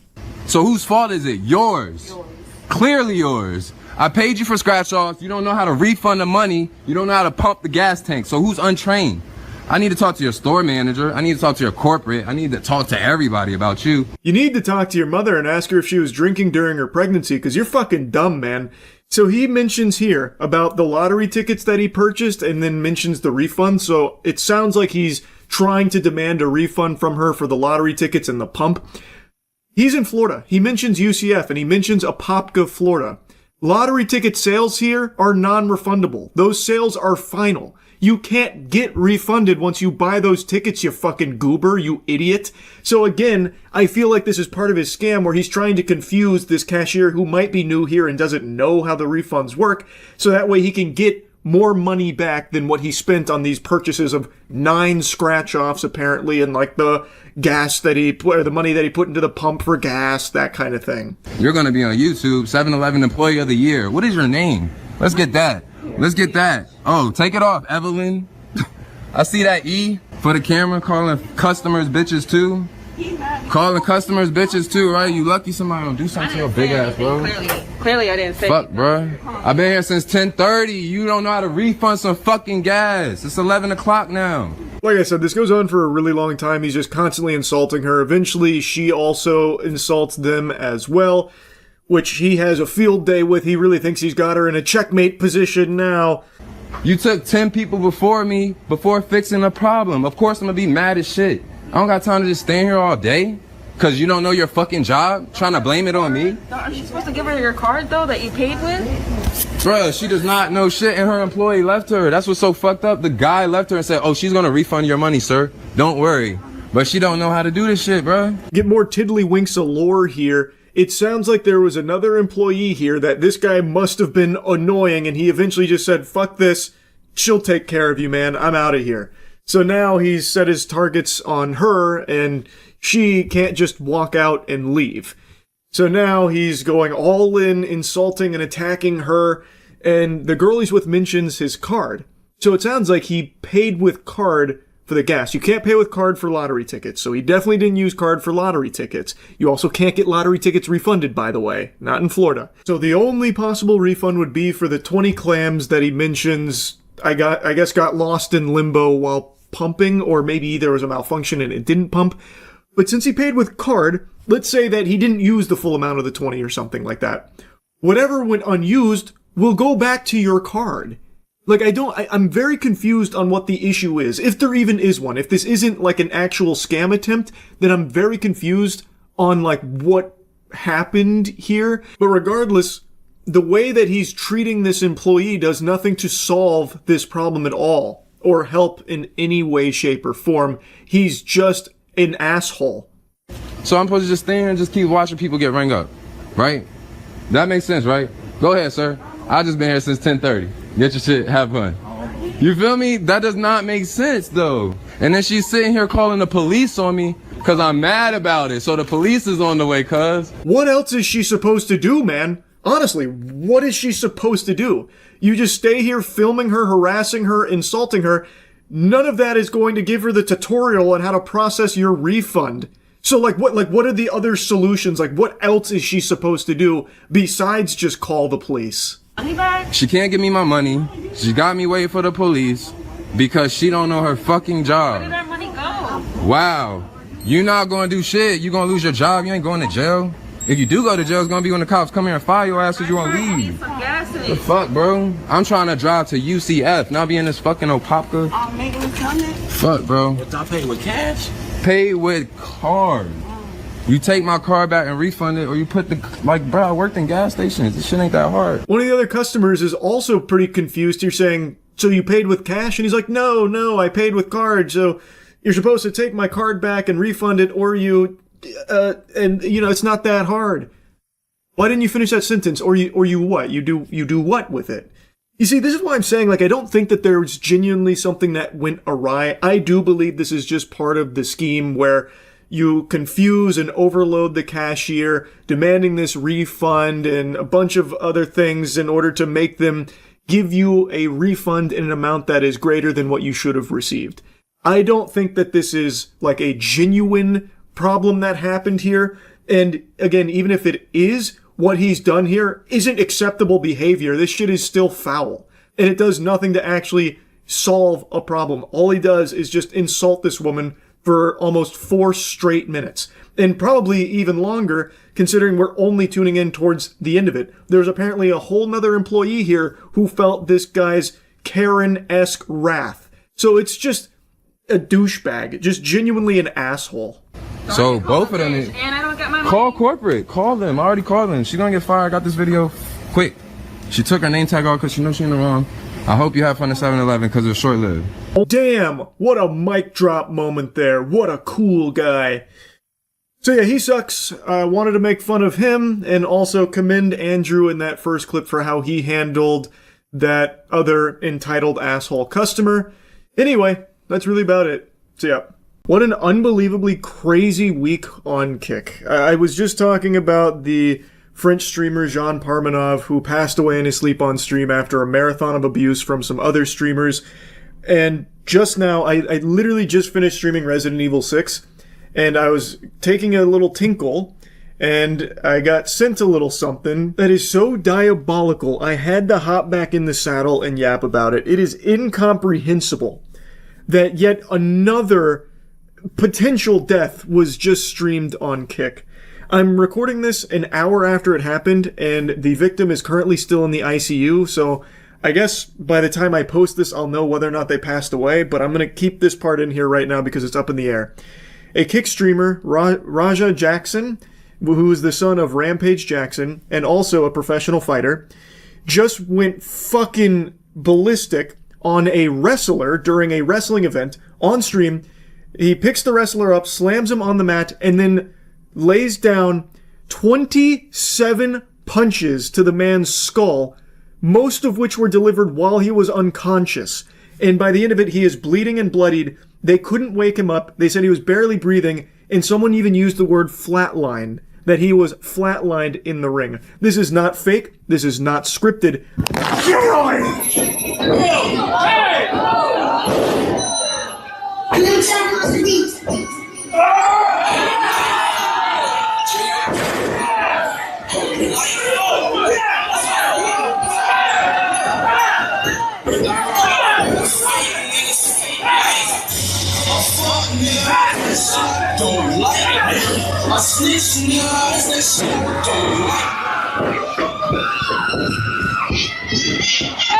I did my best to censor this. It is brutal. It is extremely hard to watch. I also cut the clip short, but they pan back and he is covered in blood. Raja Jackson is a professional fighter who has unloaded, I counted 27 blows to an unconscious man. And they all are connecting. This is not like fake. It's not like he's pulling any of his punches. They are all hitting squarely on this man's skull, bouncing his head off of the mat. And I said most of them were when he was unconscious. All of them are while he's unconscious. When I watched it back, it's clear that when he slammed him on the mat, his head hit the mat and it knocked him out immediately. So all 27, potentially more, punches that he threw were on an unconscious man. That can be fatal. That is most oftentimes fatal. And he wasn't done either. It's not like he just stopped and said, okay, well, that's plenty. I've had my fill. He was still going. The only reason there weren't more punches thrown by him is because the other wrestlers were able to separate him. But he was fighting against them to go back and keep beating this unconscious man. He probably wouldn't have stopped punching him until his head popped like a balloon. It's extremely scary, and even if he does pull through, this could have life-changing repercussions with brain damage and so many other complications for the rest of his life, if he even survives, which we don't know yet. He apparently flatlined in the ring and is currently still in the ICU, and we don't have any updates. This is terrifying stuff. Hello, it's Charles, first thing in the morning here, and we don't have a ton of official updates on the condition of that wrestler, but the father of Raja Jackson, Rampage Jackson, gave an update where he is saying that Psycho Stu, that's the name of the wrestler, is alive and is stable. And he also says that he's clearing up misinformation about his son. But then in his statement, he doesn't clear up any misinformation. He just confirms what everyone already knows, that this was completely out of control, inexcusable behavior that Rampage Jackson also doesn't condone. So I don't know what misinformation he thinks he's clearing up with this. He's just agreeing with what everyone else is saying, that his son went fucking berserk. I guess maybe the misinformation demon that he was exercising here was about his son actually getting like the permission for payback on Psycho Stu for an earlier confrontation. And what he's referring to there is they had like a little beef before the event started, and someone had told Raja Jackson that he could, like, double leg take down Psycho Stu in the ring and then throw, like, a fake punch, and that would be it, to, like, settle the beef and create, like, this storyline. But Raja Jackson, on stream, on camera, says that he is going to hurt Psycho Stu. He said he will not stop punching him until people will yank him off of him. So he took that, like, pseudo-invite, like, green light to be involved in the wrestling event as a permission slip to go brutally assault this man and beat him within an inch of his life. Like, I think you could also make a case that this is attempted murder. This was premeditated assault that he planned on not stopping at any point until third parties intervened. Like, I really think you could make, like, a real argument that he had went in there with the full intentions of killing Psycho Stu. That's what it looks like to me. Tell you guys this, they told me to hit him and just leave. Somebody who pull me off of him will leave. I'm telling you, I'm gonna hit him as many times as you can. Watch. That's indefensible. You can see him literally planning it off the back of them giving him, like, the instructions for a work where he'd come in and he'd deliver, like, a hit, like a fake hit, and then he'd be pulled off and that'd be the end of it. And he is saying, but watch this, I'm going to keep punching him. Like, he is blatantly stating this. It is very clearly a premeditated assault. And like I said, I really think his goal was to kill Psycho Stu there. It really seems like that was his mission. And you can't chalk this up to confusion where he was directed to do something but then just went a little far, like, mistakenly. He is, with his own voice, his own vocal folds flapping with their own volition here. He is stating, they told me to do this, but instead, I'm going to do this. I'm going to punch him as many times as I possibly can. He is stating clearly that they told him one thing, and he is not doing that. Instead, he is going to punch the shit out of him, beat him within an inch of his life. You can't possibly say that he just got confused with the stage directions here of the storyline. He is saying that he is going to go punch him as many times as possible and disregard what they said he is permitted to do, like what they planned on. It is premeditated assault by every possible definition. Now, what started all of this, and I've seen people joking about it like, oh, haha, Raja Jackson must not know that wrestling is fake, and he thought the heel was being mean to his favorite babyface, so he took matters into his own hands, tee-hee-hee. But what actually happened is Raja Jackson was touring the event and meeting the wrestlers backstage, and of course the wrestlers are all playing characters, and when it comes to wrestling, there's a little something called kayfabe. And so they are going to portray their character to the best of their ability and keep everything as authentic and genuine as possible. And Psycho Stu was in character and misunderstood that Raja Jackson was not a worker in the event. Worry about him. You need to be worried about Psycho Stu. Psycho Stu? What, you don't know me? Hell no. Yeah. Hey, hey, I think that's a little. Oh, you don't sell it? Easy. He's not a fucking worker, bro. Calm down. Yeah, what the fuck was that? You're good. What the fuck was that? You don't sell it? Dude, he's not a fucking worker, bro. What the fuck was that? Hold on. I don't play that shit, bro. Oh, sorry. Nah, I will fuck him we're up, good. bro. I know you will. No. We're good. And he takes it way too far when he takes a beer can. I don't know if it's like a real beer can or like one of those breakaway like stunt ones, but he takes it and he crushes it on Raja Jackson's head. Then you can see him get really fired up about it, and all the other wrestlers are also saying to Psycho Stu, like, bro, what the fuck are you doing? He's not like a worker here or anything. That was too far. And that's what started this. And then Raja Jackson waited until their match. Then he stormed in and then beat him potentially to death for it. Now, I think if Raja Jackson had swung on Psycho Stu after the beer can thing, you could definitely make a strong case that he was acting in self-defense. Because that is unexpected, it was unprovoked, and it was kind of a crazy thing for Psycho Stu to do, not knowing for sure if Raja Jackson was a worker in the event or not. It was a bad judgment call for sure from Stu.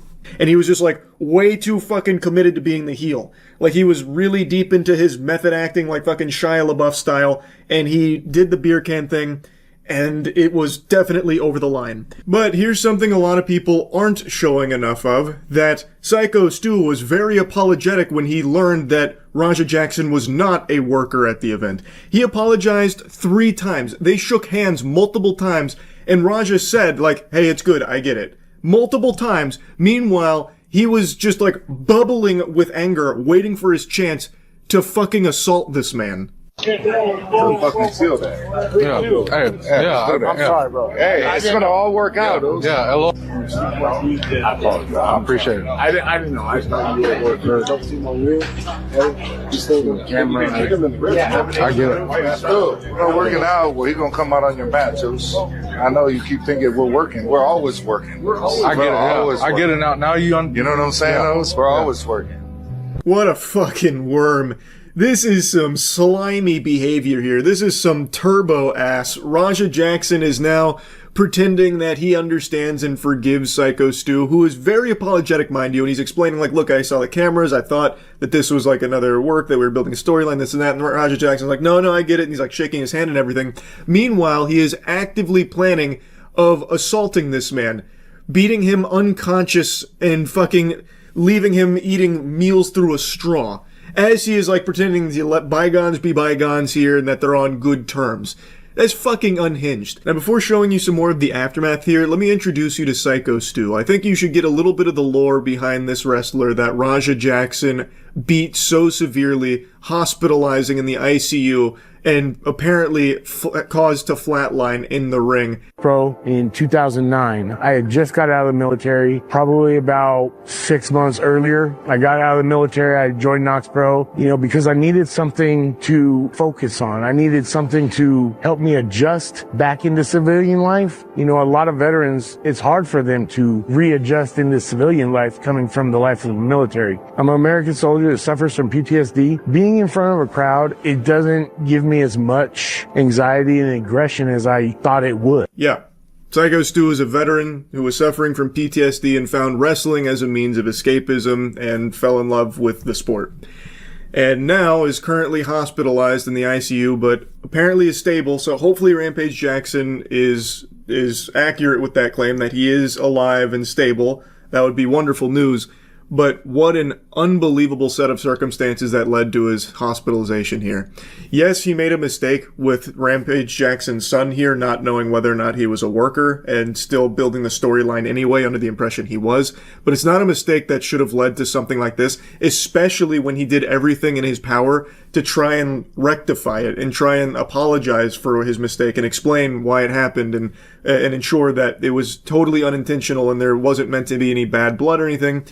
And he thought that he did accomplish that, but clearly Raja Jackson didn't actually think so. He was just acting. Raja Jackson was flexing his thespian skills here when he was pretending that everything was okay between those two, because what he was actually doing was plotting a premeditated assault on Psycho Stu. Again, that potential argument of self-defense, that has poofed away like Timmy Turner's fairy godparents. That ship sailed a long time ago because he didn't act in response to the threat. Like, after the beer can was crushed on his head, which, again, he wasn't expecting, and that can be dangerous, but he didn't, like, act in the heat of the moment to defend himself from that or anything. Instead, he let it marinate, let his rage bubble up, and then waited for his opportunity to get revenge later. There is no longer a possible case of self-defense here. Like, yes, he was wronged, but he didn't, like, try and defend himself from that threat or anything.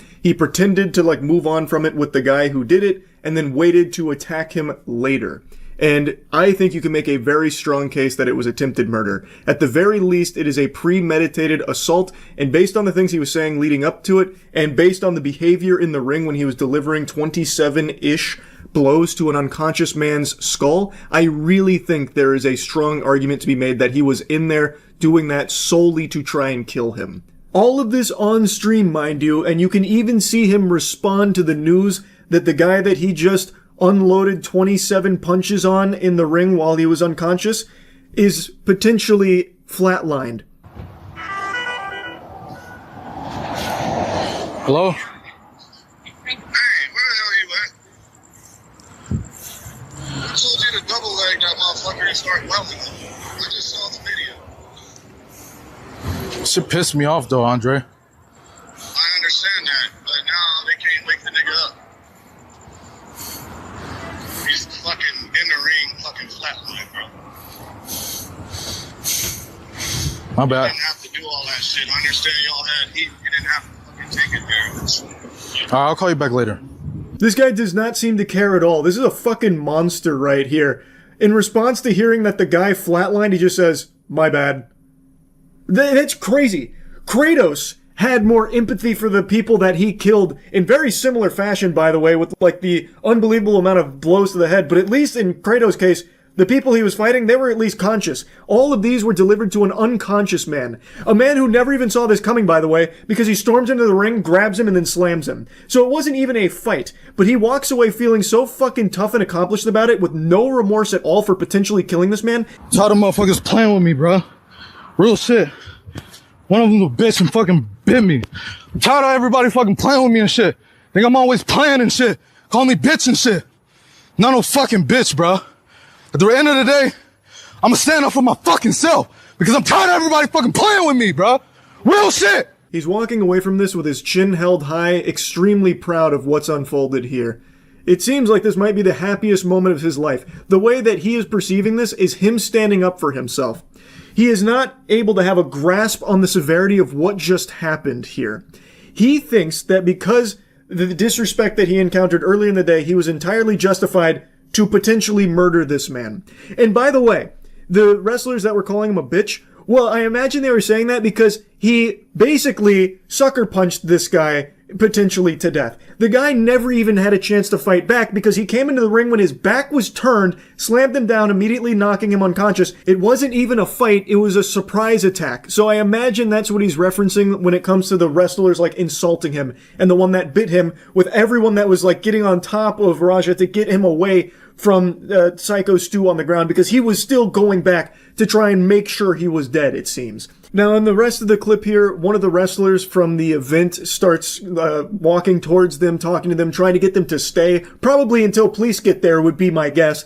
But he is talking to them and he is shit-talking, trying to goad him into staying. And he's like talking about like, I'll fight you right now. And then it's a back and forth. But Raja Jackson reiterates that he wants to fight more of them there. He wants to continue to beat people within an inch of their life there.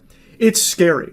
I cannot imagine a world where he does not go to jail for this. I really can't. Rampage Jackson has tons and tons of money, sure, but I don't know if he's going to be able to outspend the attempted murder charges that his son just racked up here. Now, of course, I'm not a lawyer and I don't have like a magic crystal ball that I can ponder the orb of to see the future, but my guess would be that there will be attempted murder charges for this incident.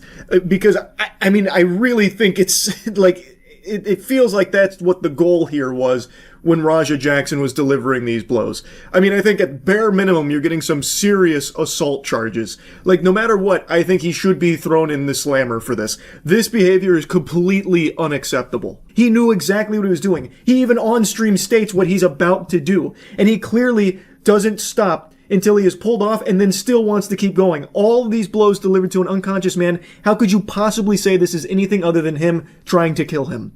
It's fucking sickening. Now, like I said at the start of the video, I've recorded all of this pretty much immediately after it happened, so we still don't know how Psycho Stu is doing, if he's going to pull through from all of this or not. But by the time I post this video, I imagine we'll have some kind of update, so I'll go ahead and put that at the beginning of the video. But as of right now, fingers crossed that he pulls through. Like, yeah, he definitely did make a big mistake with the beer can thing, but I don't think it's something that should have cost him his life here in this manner. This shit is unhinged. Anyway, that's really about it. So yeah. Today is my birthday. It's a special day for a special boy.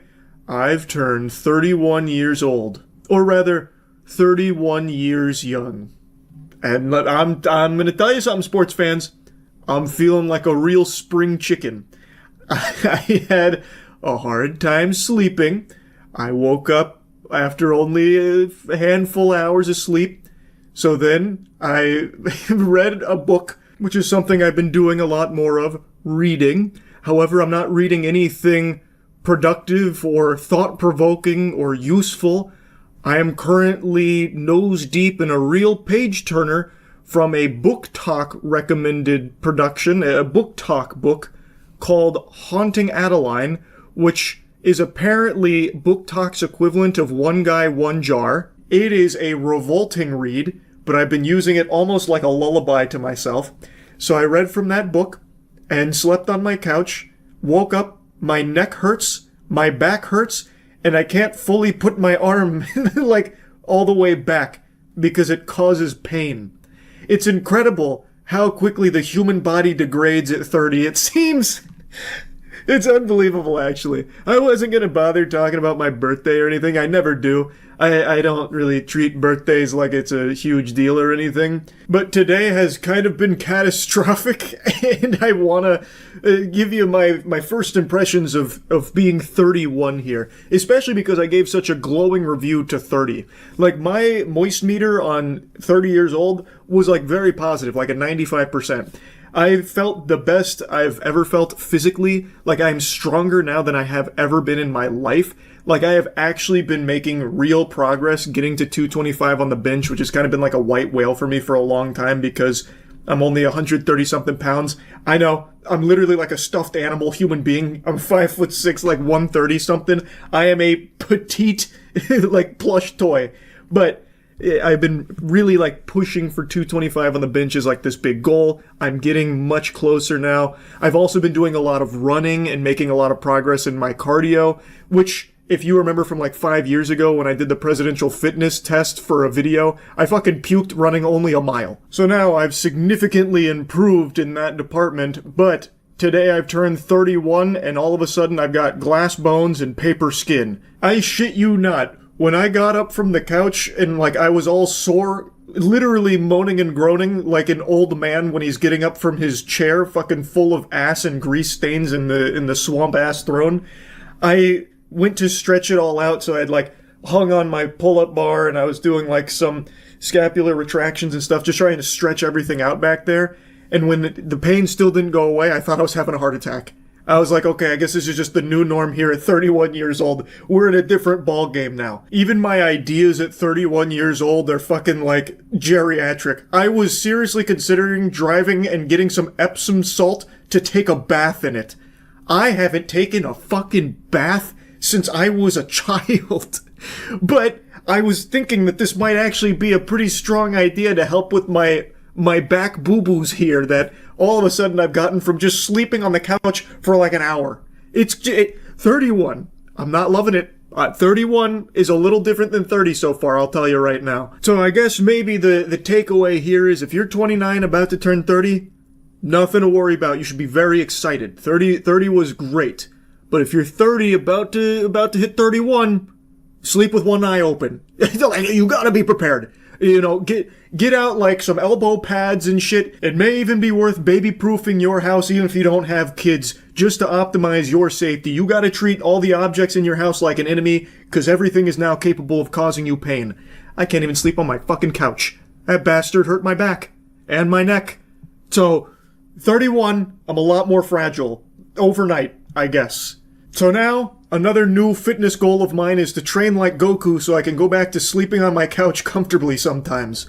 I used to like sleeping on the couch. I don't know, it was like almost therapeutic. Like when I'd have trouble sleeping in the bed, sometimes the couch would be like the last bastion of hope for me to get any shut-eye. And I'd hate to lose that. Like, it'd really suck. Anyway, though, I just wanted to share my early review here of 31. Of course, it's still an in-progress review, but it's not off to the strongest start here. Chapter 1, I haven't been super thrilled with thus far, but, you know, hopefully it only gets better from here. Anyway, that's really about it. So, yeah. I wanted to give you a brief little follow-up to the latest batch of Epstein files that dropped. Over 3 million files came out, and it's been quite a few days now of people coming through them and finding tons and tons of alarming things. New allegations, new names, a ton of new information. I highly recommend you check out CoffeeZilla's 2 latest videos covering this new Epstein file drop. I think he does a great job at cutting through the bullshit and delivering the clearest coverage and highlighting some of the most important takeaways from all of this new information. This is a huge deal, and don't let any of the NPCs on Twitter convince you otherwise or try and minimize the importance of this. And crazy enough, I know it's not just these faceless homunculi on Twitter that have this administration's cock buried deep into their throat that's trying to convince you to just let this all go. The administration itself is doing that as well, which is the main thing I want to talk about here. Since this release, the official narrative from the administration is they've finally complied with the law and release these files, and now we can all just move on. Which is crazy because there are still no arrests and seemingly no investigations either, despite all of this overwhelming evidence that now the public has access to and can see some really fucking terrible things in. Raping children, trafficking children, possible cannibalism, torture, murder, all of this now just openly in the public. Of course, with tons of redactions to protect the perpetrators, naturally, which, of course, violates the law that they're right now gloating about following, by the way. All of this is now out there in the public, and yet still, no investigations, and the administration is proudly just saying, time to move on. Before showing you some clips here, I want to do a little experiment here with you to try and activate a few neurons, God forbid. Let me dust off your brain here for a moment. Let's say that you have drank the Kool-Aid to such an extreme degree that you believe all of these Epstein files are a bunch of hooey when it comes to the Republicans that are named in there, like Howard Lutnick or Donald Trump. Let's say that you think that all of those are make-believe, there's nothing in there that holds any water, it's a fucking, wild goose chase, it's all fake. But you believe that all of the information in regards to Democrats in there, like Bill Clinton, is legitimate, and Bill Gates. All of that's real, but all the stuff on the Republicans is fake. Let's play ball with that. Let's say you're right. Why are the Republicans that are in charge right now in this administration not pursuing an investigation on the Democrats in these Epstein files? Let's go into a little bit of chess theory here.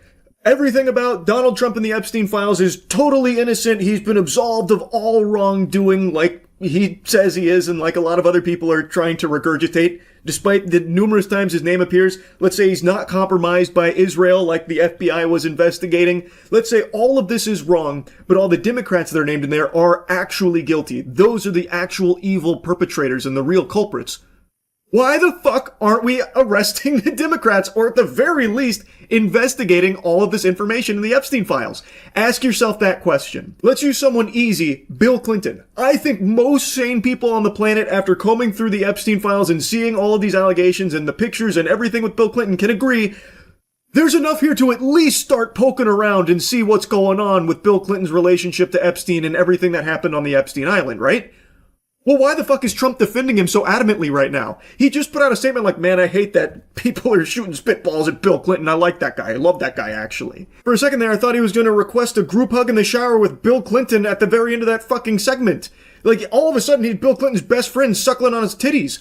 Like, what? Where's this coming from? Like, only a couple days ago, he was like, yeah, Bill Clinton's name's all over that. That backfired, didn't it? And now he's like, oh man, Bill Clinton's, he's like the best of us. That guy's awesome.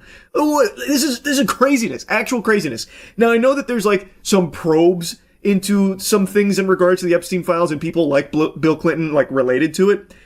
But nothing's going to come from it. Nothing has come from this shit ever.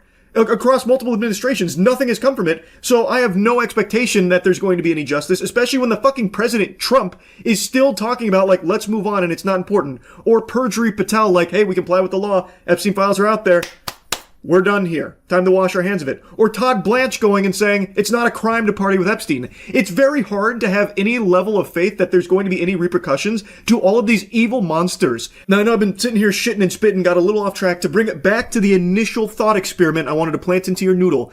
If you believe all Republicans in these Epstein files are innocent, but all Democrats are not, ask yourself, why are the Republicans that are in charge right now not actually investigating or holding any of these Democrats accountable and punishing them, pursuing charges, or anything of the sort? Why does it seem like the actual narrative is the Epstein files are out there, we're done here? Even though, by the way, the official stance only a few months ago is that the Epstein files aren't real, it's a Democrat hoax, they don't exist, that kind of thing. After, of course, Pam Bondi said they were on her desk. After, of course, they had actually given the Epstein files phase 1 to some fucking right-wing influencers who have been hush-hush crickets ever since. Anyway, if the Democrats in the Epstein files are guilty, why are they not being investigated? Let me offer you a little game theory here. It's because the Republicans in the Epstein files aren't actually innocent. No one in the Epstein files is innocent when it comes to a lot of the evidence we now have at our fingertips. There's a lot of real actionable stuff in there, at least I think so. Now, of course, a lot of it is unsubstantiated. I get that. Not everyone in there is probably guilty of shit. Like, I know Russell Wilson was in there about like a plane, like trying to buy a plane. I get that. But there's a lot of substantial evidence on a lot of very powerful people, like a Howard Lutnick. And so, if this administration did actually pursue charges against the Democrats that are named in the Epstein files, then that puts them at risk of being implicated as well if that person starts squealing, if they start letting the fat lady sing. That's why I believe they are not pursuing any kind of real investigation or anything at all for anyone associated with the Epstein files. That's why, apparently, all of these extremely powerful people that are named in there are completely fucking untouchable. They're basically ghosts at this point. If your name is in the Epstein files, you've basically activated God mode in America, where you cannot be touched or punished, it seems.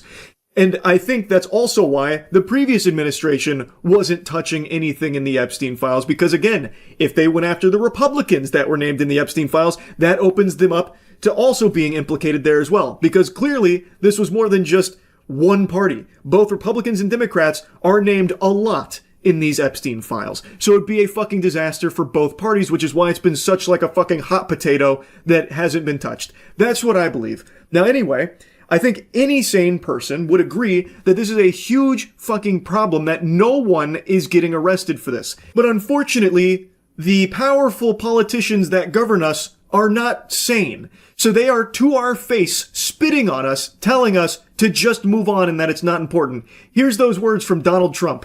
And you tell me something else. No, I think it's really time for the country to get onto something else. Really. You know, now that nothing came out about me, other than there was a conspiracy against me, literally, by Epstein and other people.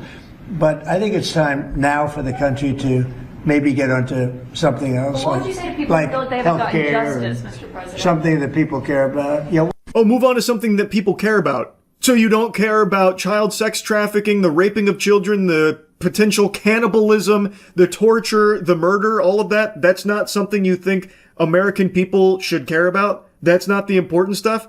Well, what the fuck is? The Trump phone? Which is probably coming out any day now. Supposed to come out in like August of 2025, by the way. Still no expected delivery time on my Trump phone device. Crazy. They're saying maybe March now. Fingers crossed. Any day, no doubt. How can anyone sit there and not be revolted by that statement? Again, if these Epstein files absolved Trump, which I don't see how anyone could mental gymnastic that explanation into reality and truly believe it. But again, even if he is completely squeaky clean here in the Epstein case, everyone else isn't. There's plenty of people that aren't. Why does he want so badly to just move on from this? Why does he want to bury it? He should be like really gung-ho about getting all of them arrested. And in fact, actually, one of his big promises when he was campaigning is that's exactly what he's going to do. But promises made, promises broken. That's the new motto. That is exactly what's been going on. He campaigned about how important the Epstein files were to release and actually get justice for the victims and punish these heinous, evil people. And then the second he gets into office, he's done everything in his power to not only deny the existence of the Epstein files, calling them a Democrat hoax, but also doing everything he can to prevent them from coming out. And it has just been a complete circus with these. And now that they're here, and people have all of this evidence with so many names and so many bad people on there with a lot of things that I do think would warrant an investigation, he is saying it's not important and that we need to move on. That is actual craziness. Do you have regrets about how it's been handled? Look, like any other hot topic issue, the American public and the world had a great interest in this. And what we did under President Trump's leadership is produce the most transparent DOJ and FBI in history. 3 other administrations had the opportunity to do this, and we produced everything we legally and lawfully could. We worked with our partners in Congress, we followed the statutes and the court orders, and we produced, 3 million some pages? So I think we got to the result in the right way.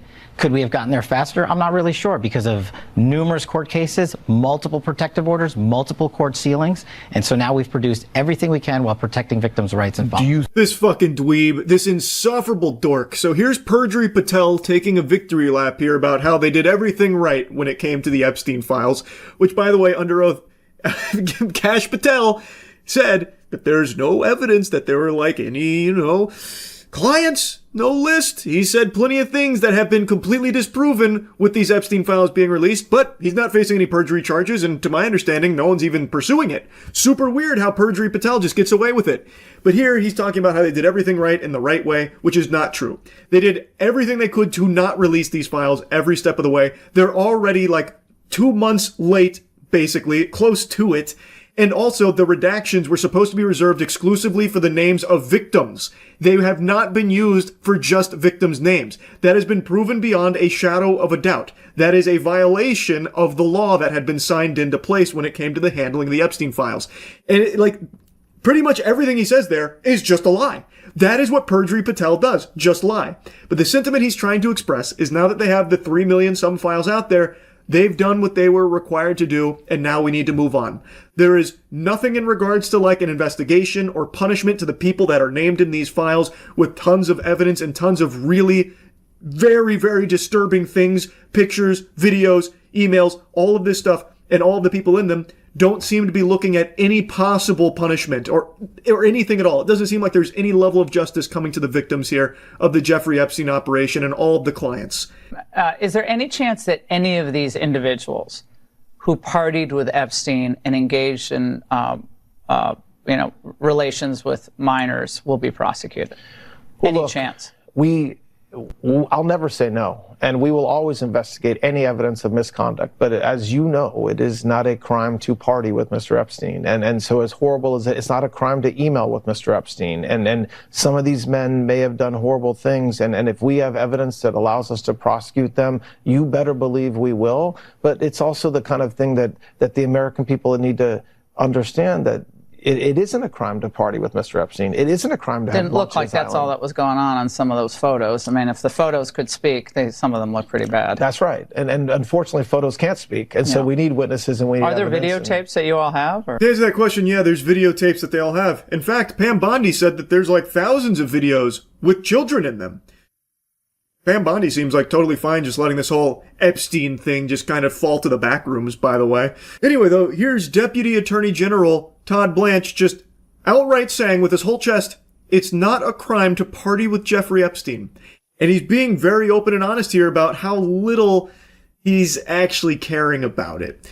He's making it seem maybe there's a chance for an investigation, but he's being very blunt that it's probably not coming. There's probably not going to be an investigation. He's even saying, yeah, unfortunately, pictures can't speak. So all those horrible pictures and all of that evidence in there, probably not going to lead to an investigation. Everyone's going to get away with it. Oh, shucks. But it's not a crime to party with Jeffrey Epstein. The man behind the biggest child sex trafficking operation in this country's history. What a strong message to be sending, Todd. It's all just so blatantly in your face. They treat you like you are a mindless sheep. And plenty of people are proving them correct here with the shit that they're swallowing here with the smile on their face. Wake the fuck up, samurai. The president has just said that we need to move on from the Epstein files into something that people care about. Let that marinate for a second. Really think about that.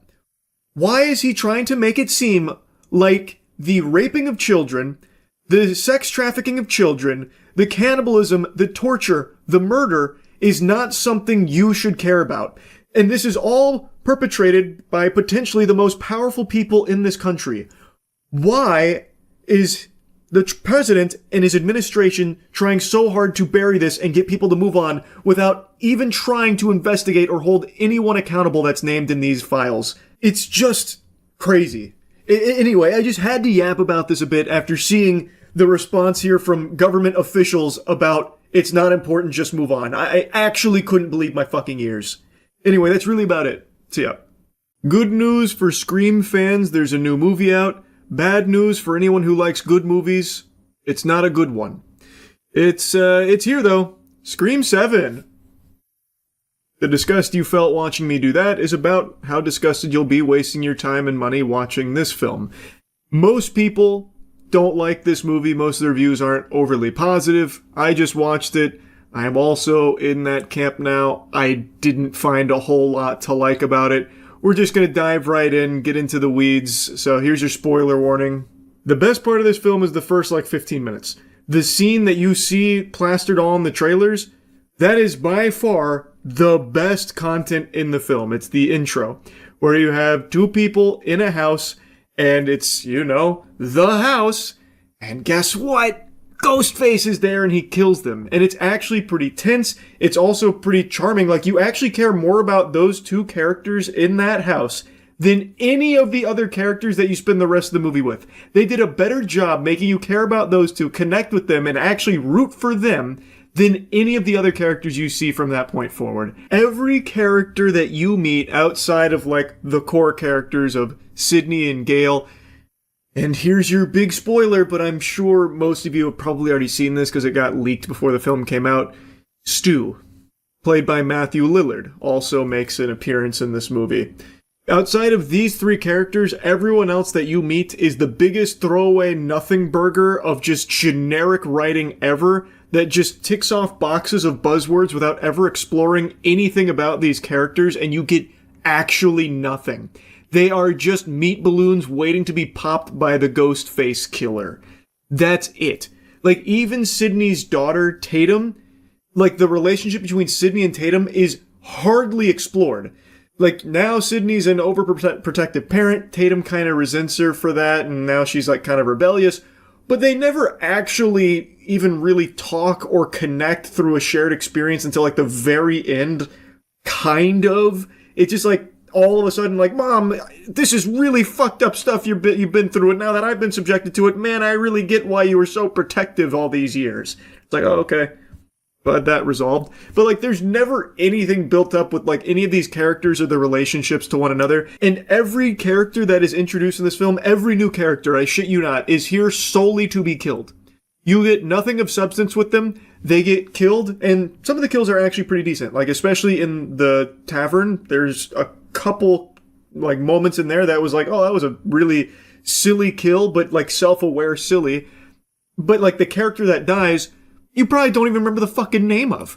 They are the most they have one character trait. For example, Lucas is the creepy guy. He's obsessed with horror films and the story of Sidney Prescott, so could he be Ghostface? Or is he just a obsessed weirdo guy? And then they also introduce two new characters that are working with Gale, and they're reporters, and they're into true crime and stuff, so they're investigating all of this, and they're doing it could be Tatum's boyfriend, or it could be creepy guy, but creepy guy maybe a little too obvious, creepy guy loves this a little too much, maybe creepy guy could be Ghostface, that kind of thing, where it's supposed to be self-aware, but it's very clearly written by a 60-year-old man who clearly has no idea how people actually talk, so it's just really embarrassing and cringe to listen to. But anyway, every character that gets introduced has one personality traits, and it is all they do, and that's it. You get nothing else. They hardly interact with each other, and when they do, it's very stiff and very bland, and then they die. And like I said, some of the kills are interesting, but that's all they do is just die. So this whole film is just, here's a kill and a sequence that isn't really intense. The sequences aren't that intense outside of the first 15 minutes. that ends with a kill that may be satisfying, or maybe it's just they got stabbed and died. There's a couple of those. But like, Ghostface racks up quite a kill count here. The KD ratio went ballistic, and yet not a single kill felt like it mattered at all. Because also, the main characters, like Tatum, forget about all of her friends. All of her friends die. They are brutally murdered. And she actually even witnessed her boyfriend getting stabbed to death. And she basically forgets all about it by the time the credits roll, and even drops like a hard one-liner saying, "I'm Sydney fucking Prescott's daughter." It's like, okay, wow, this was quite a turnaround. What about all your friends and your boyfriend that has all been murdered? Like, I guess, whatever, we'll wipe her ass with that, I guess. It's just crazy how little they actually tried with any character in this movie at all. And I think it's important to have characters that you actually want to see survive. Otherwise, you're just watching a montage of kills and sequences that aren't exactly amazing most of the time, and nothing else. There's really just nothing of substance here. Anyway, though, I mentioned Matthew Lillard makes a return to this film. Kind of. This movie has some baffling decisions. Like, actually shockingly dog shit ones. So one of the things is AI. And the way Matthew Lillard reprises his role as Stu is, you know, in the trailer where it says, "Oh, I'm not hiding, Sydney, not this time." Well, in the film, he then follows it up with a FaceTime call, and it's Stu. It's Matthew Lillard as Stu talking to her. So then the question becomes, is someone deep-faking this? Or is Stu really alive? So then her and Gail start investigating, and they're starting to piece the puzzle together. They go to an insane asylum because one of the Ghostface killers that they actually were able to kill, Gail hit him with a car, like literally a joke moment where Gail just flattens this fucking guy. They get out and they're like, "Oh, vehicular manslaughter. Didn't expect that today." They just murdered a guy. It was Ghostface, obviously, but they kill this guy, they unmask him, and everyone just goes, "Who the fuck is that?" And it's just some escaped psychotic guy from the loony bin who, I guess, just out of nowhere decided he wanted to kill Sydney Prescott and her family, kill the daughter, kill the husband, kill everyone as Ghostface. So they tie it back to the insane asylum, the ward, and that's when they talk to one of the guys there who's like, "Oh yeah, no, that guy, he was a bad guy, but he was also friends with that guy on your phone you just showed me a picture of. That's John." So now they're like, "Oh my god, Stu's really alive, it's John." But they're also still not entirely convinced. So Tatum, her boyfriend, forgot his name, Ben? It might be Ben. I don't know, it's either Ben or fucking Jerichomo or something, I have no idea. It shows what a good job this movie did of making you actually pay attention to these characters or care about them. But they've said multiple times that this guy, her boyfriend, is really good with technology, so it could be him deep-faking Stu, because it's really unlikely Stu's still alive. And then Tatum even discovers that he was deep-faking himself as Stu, and he's like, "Wait, no, I can explain, babe. I was just seeing if the technology can do that, if it's even possible," and she beats him with a laptop. Turns out, wasn't him. He really was just seeing if it was AI. He dies in the next scene.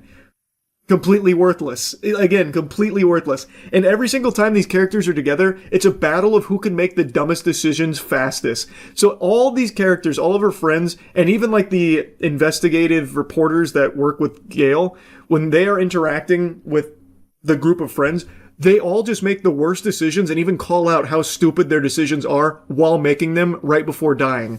And it's like, okay, that doesn't make it better. It's still just annoying to watch. It's so tropey, and at this point, it's just lazy. Like, you know it's lazy, but you don't care. You're just fucking sending it.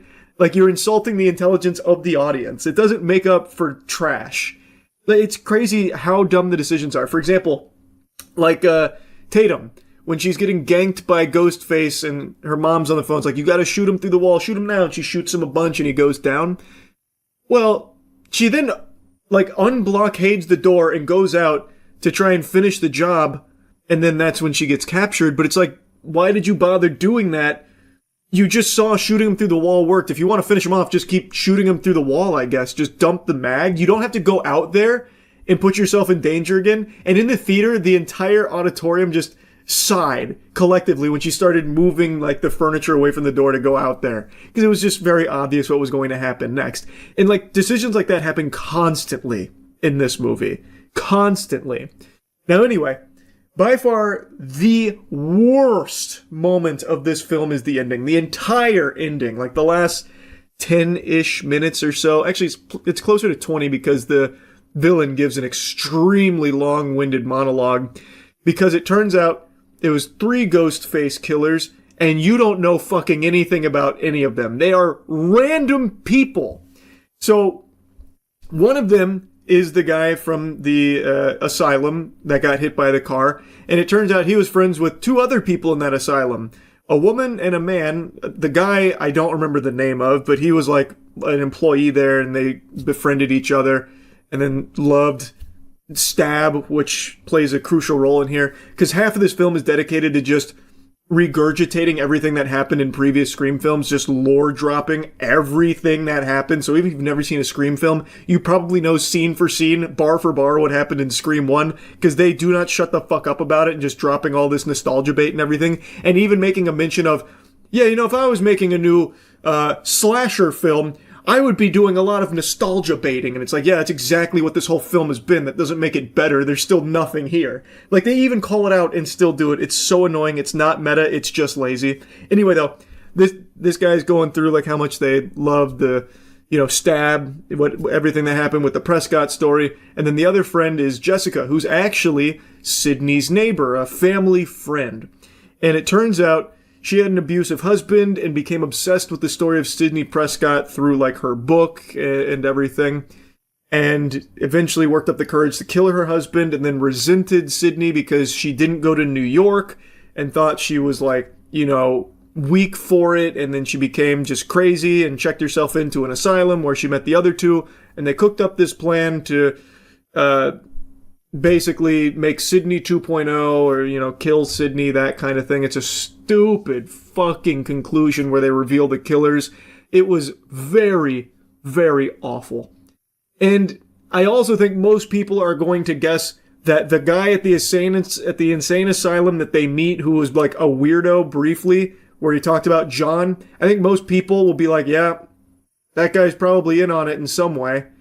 Because they made that pretty fucking obvious, but I don't think anyone will expect how stupid it is. And it turns out, prior to working at that asylum, he was like a Google engineer or something with AI, which is how he was deep-faking Stu's face onto his videos and Jessica's videos that they were interacting with Sydney on.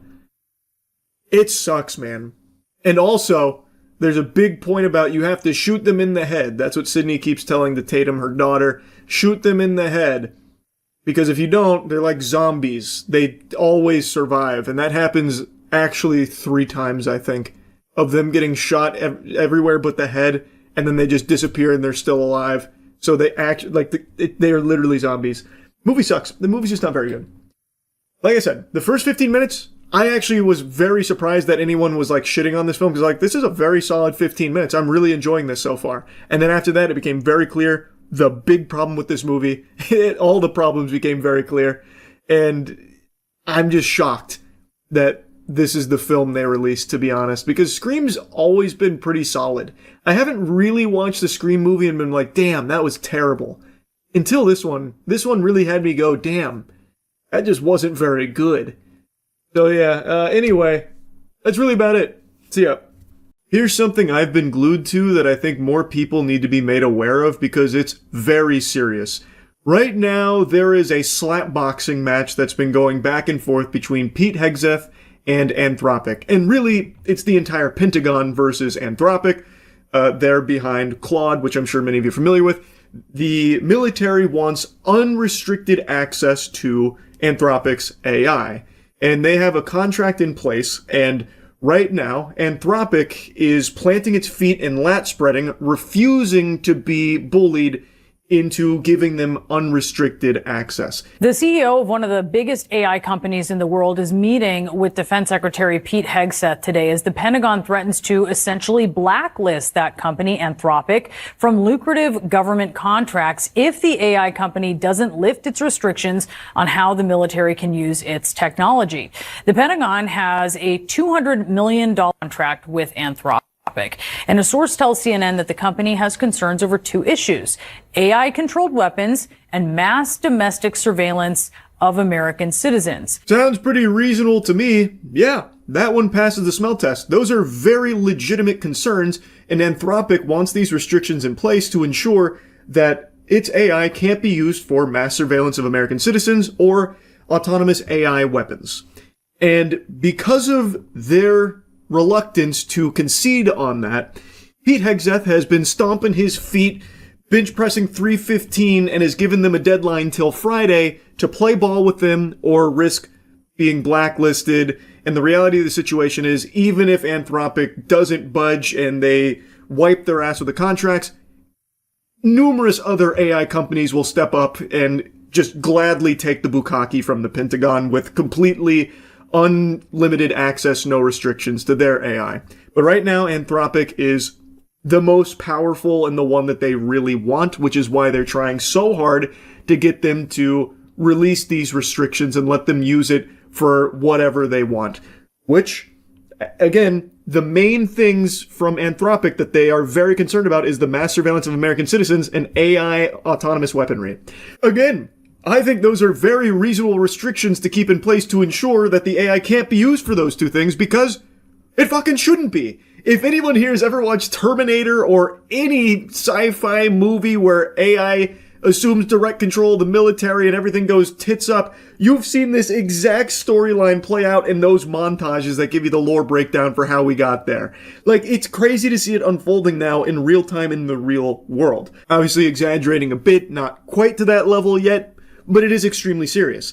And I think any reasonable person would agree with these kind of restrictions, because AI shouldn't be used for mass surveillance on American citizens. And under no circumstances should physical attacks be determined by AI with no human input whatsoever. It shouldn't be making targeting decisions without human input. Like, fully autonomous AI weaponry is a terrible fucking idea.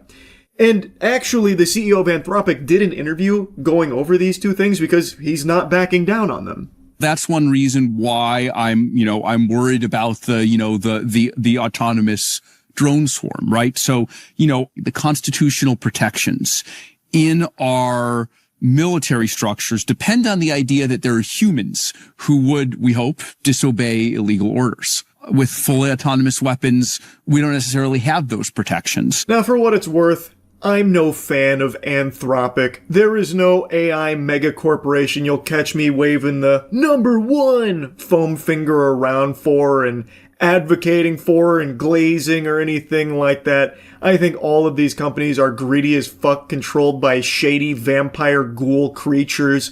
And I know Anthropic has built up somewhat of a reputation for being the good guys in AI. But I am not one of the people that actually believe that at all. But he's 100% right. Fully autonomous weaponry cannot disobey an order, even an illegal one. It will always follow through, no matter what, unquestionably. And that's not a good thing. That's not a positive thing. I'm sure a lot of you have probably seen a lot of those like YouTube videos, or like a long time ago, the Reddit story that would circulate like once a year for the big updoots talking about the man who potentially saved the world, Stanislav Petrov, who was an officer during the Cold War era, and while on duty, he received a ping from the early warning system alerting him to incoming United States missiles. He believed that it could have been a false alarm, so he decided to go against protocol, and instead of reporting the incoming missiles, he waited.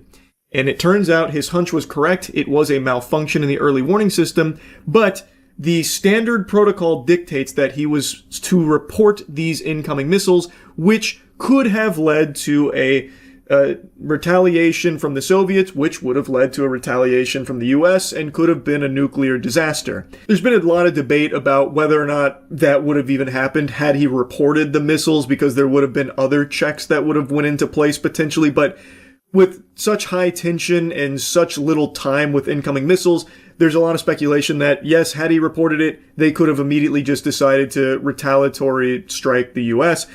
Regardless, what is irrefutable is that he made the right decision by disobeying protocol, disobeying like the order of operations here.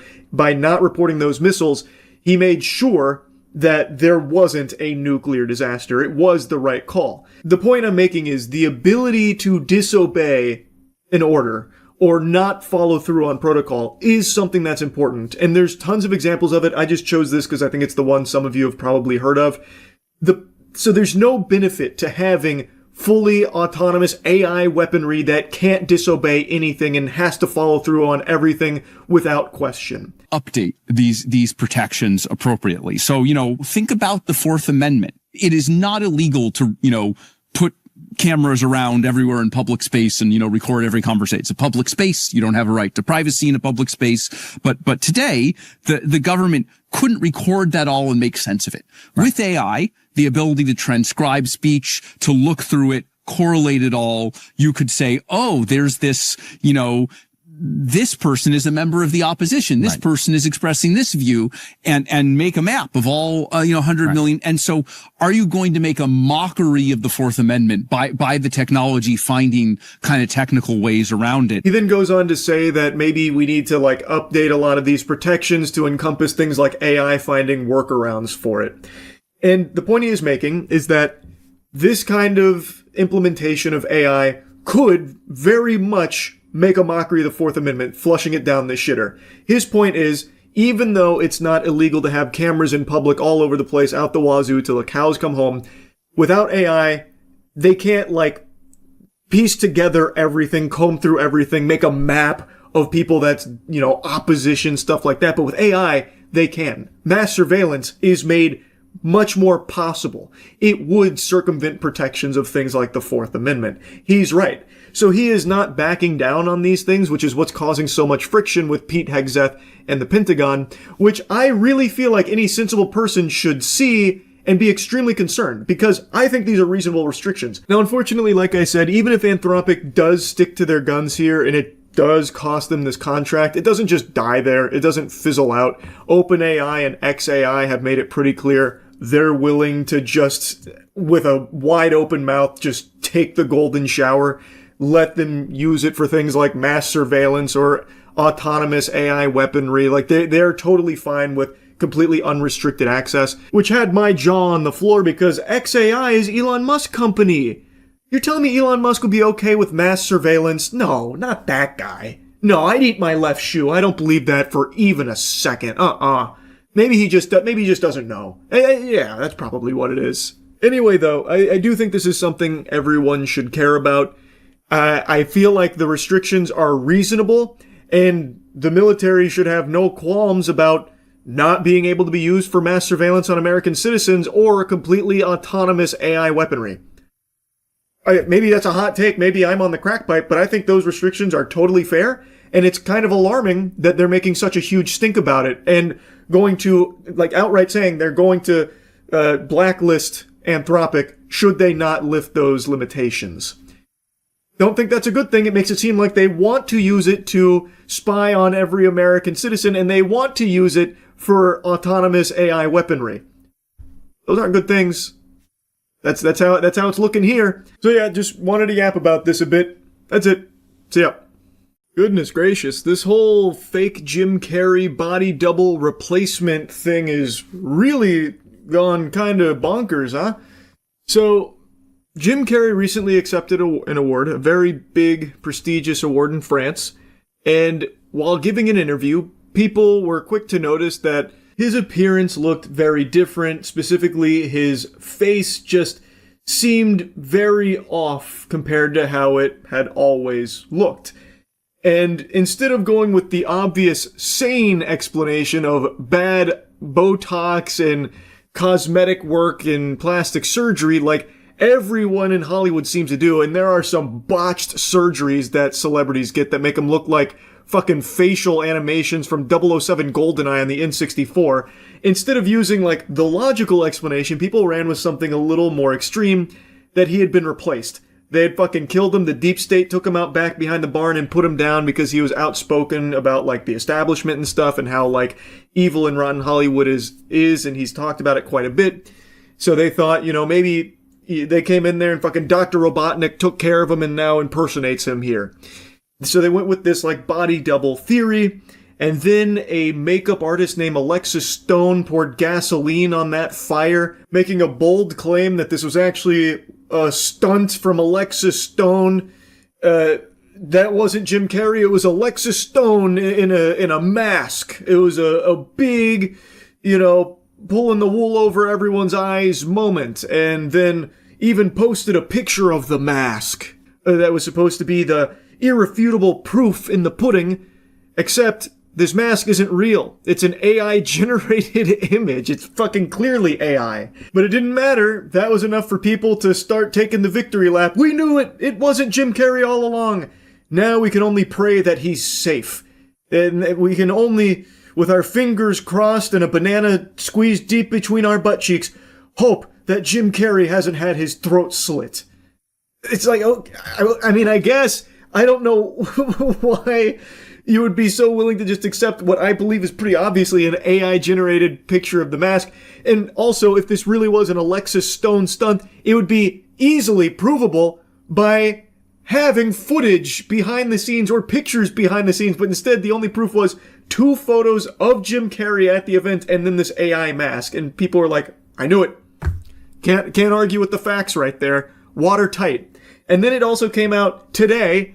It's been confirmed by both Jim Carrey's rep and the organizer here, like the head of it, confirming that that was actually Jim Carrey. He was even there with like his daughter, his family, like it really was Jim Carrey. So the truth of the matter was he just got bad plastic surgery done. He's had some bad Botox injected there, like countless other Hollywood celebrities. It's not uncommon or unusual. This shit happens all the time. I can't wrap my head around why this one was so big. I guess because it is so like uncanny, and Jim Carrey has been like outspoken about like Hollywood norms and stuff. I guess it is odd that he of all people would have work done like that, especially like very noticeable work. That is peculiar, but it is something that happens in Hollywood all the time. And it sucks, I mean, but it is what it is. And the links people ran with it in like the most wacky ways were mind-boggling. I saw a viral post about a picture of Jim Carrey from 2006 versus Jim Carrey in 2026 saying, what happened? This can't be the same guy. I was like, brother, what the fuck did you just blow in from Stupid Town? It's been 20 years. He's kind of old now. He's getting older. And now he's like getting plastic surgery done. So yeah, he looks different. But even if he didn't have any work done, he's not going to look the same as he did 20 years ago. Nobody does. Like, what the fuck is happening here? Now, all cards on the table, I do think there probably have been a few instances where a very powerful person or celebrity has been swapped out for like a body double, a stunt double, like once or twice here and there, but probably not like a permanent switcheroo, but like maybe once or twice, when Howard Lutnick has been in the Oval Office giggling anytime Epstein's name has been brought up. Maybe it's actually Epstein in a Howard Lutnick skin suit, like that's the disguise and why he can't stop laughing every time that gets brought up. Maybe that's possible. But for something like this Jim Carrey situation, I think it's just so obviously Botox, because we've seen that kind of thing before where someone gets work done and it looks like they're fucking cell shaded out of Borderlands or something, right? Like it does happen. And the way he was like talking and emoting during the interviews, there's no way a mask could do that. There's just absolutely no way. But, maybe you're not convinced. Maybe you think that Jim Carrey's rep and the award organizer are in on the scheme from the nefarious puppet masters pulling the strings trying to convince you that this is Jim Carrey when it's not. That's your prerogative at the end of the day. Anyway, I'll show you some stream clips where we were going over the interview and comparing things and then looking at the Alexis Stone post for the evidence. But I think one thing's very clear. Alexis Stone was just trying to suckle clout from this whole thing, from the virality of all of it. What do you think about the fake Jim Carrey? We talked about it a little bit. I don't think it's actually a fake Jim Carrey, but he had that classic Hollywood work done to him, and boy howdy did it not go well. But I truly don't think that's like a body double or a replacement. I think it looks too close. The big difference is the eyes, but I think that's just bad Botox. Here, I'll pull it up. Receiving their awards, and I was like, I'm dead. And I made mistakes, and I was like a novice, but I felt a lot of love, and I felt a lot of appreciation that I tried. Then I watched everybody talking 1,000 miles an hour up there, receiving their awards, and I was like, I'm dead. This isn't the whole interview, but it's from this clip here. It looks like porcelain skin, looks very uncanny. So people are speculating that this is a body double or Jim Carrey's been replaced. He kind of looks like the villain from Long Legs. Yeah. The big thing people point to are the eyes. Let me show you. Because if you compare the eyes here compared to like every other time, it's very different. But I truly just believe that's the result of bad Botox, because that is a very real thing that can happen. So here's like older Jim Carrey eyes, and here's Jim Carrey during that interview. But that's just like a very real thing Botox does. People also said the eye color changed. Not really. I think he just has a lot more light in his eyes, so his eyes look lighter. I don't really think they've changed eye color or anything. Imagine your plastic surgery so bad people think you got replaced. I know, man. Have you ever seen a good facelift? They always look like plastic figurines.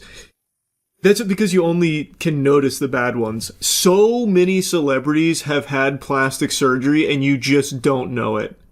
It's gotta be reptilians, not stunt actor performers. It would always be reptilians, I suppose. That is always a feasible explanation. Look at Alexis Stone Instagram. They did a Jim Carrey mask that wasn't Jim himself. I don't believe that for a second. That sounds more like an easy marketing stunt. Let me see. Who is it? Alexis Stone? I mean, what is this the evidence? Alexis Stone is Jim Carrey in Paris. And then it's just 2 photos at the Paris premiere with no, like, behind the scenes or anything of the mask.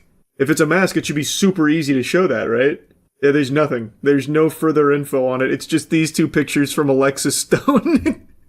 I could do that too. I can say I went to the premiere as Jim Carrey and just post this on my Instagram as well. It would be really easy for Alexis Stone to show that this is not Jim Carrey and it's actually a mask. It's that special time of year again. We're looking at what are the worst 5 games of 2025.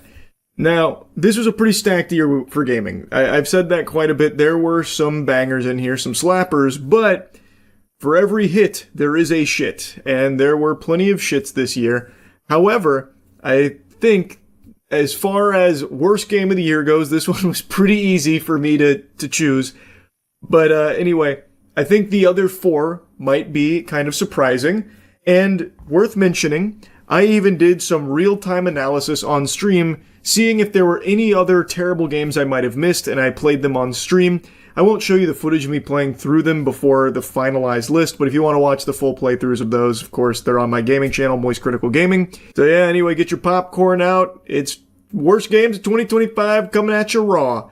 Brought to you by Cheeky, powered by Cheeky Soap. The only thing worse than bad games is bad hygiene, so go ahead and fix that with the best soap in the universe. Go to usecheeky.com. Also, our Chainsaw Man soap, our collector's boxes for the Chainsaw Man movie are about to be restocked the next day or 2. I'm not sure when this video is going to go up. They might be restocked by the time this is live. I already know what the worst game of the year is, but I'd have to really think on what 2nd, 3rd, 4th, and 5th place would be. I played so many games this year. Unlike last year where I missed out on a lot, this year I played like the entire kit and caboodle of like everything that came out. If your old 4th grade English professor found Unity assets and put something on Steam for $50, I probably played it at some point. I played everything. And yet this year was so stacked, I still missed some bangers that I need to go back and play. But this year, I've got a firm handle on like every game that came out. You skipped every Nintendo game. Yeah, well, aside from Nintendo games, I literally played 0. They can hold my Johnson. So I already know what the worst is. Now we need to find what's almost as bad. I don't want to cheap out on it and do like the really small, terrible indie games that I've played. I don't think that's super fun. I feel like that's a little too easy. And there's nothing that I played that was so incredibly shitty in that area that I would put it there. So I really gotta think. I gotta rack my brain.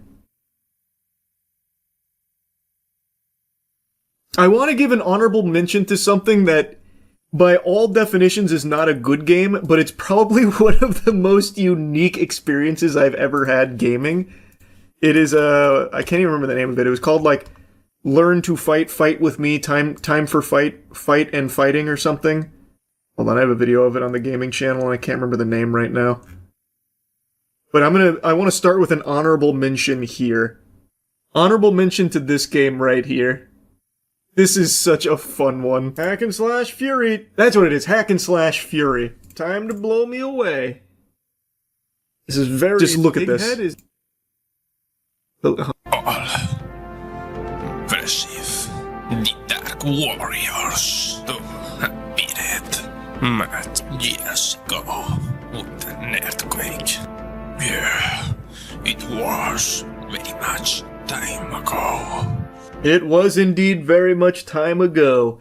Hack and Slash Fury, legitimately I had a wonderful time playing, but you could make an argument that it's not an incredible game.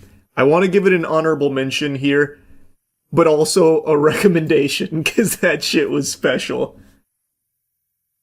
Okay, and that now to the core 5. So far, nothing super terrible jumping out at me here. I really, really didn't like Assassin's Creed Shadows at all, but I'm just not a huge Assassin's Creed fan. So I don't think it's necessarily like an objectively shitty game. It's just a game and a franchise that I am so beyond bored with. I'll keep it up there as a just in case, because it is my top 5 list. I'm not scientifically looking at the worst games of the year. It's the ones I had the least amount of fun with, and that would definitely be in there. No, yeah, it was coming up in June. FBC Firebreak is definitely going to be on the top 5 worst of the year, though, that's for sure. Oh, wow, June is where the worst game of the year came out, too. Big month for shitters. Holy. I'll get more into Mind's Eye later, but I think everyone knows this is the worst game of the year. And it's not even a close competition.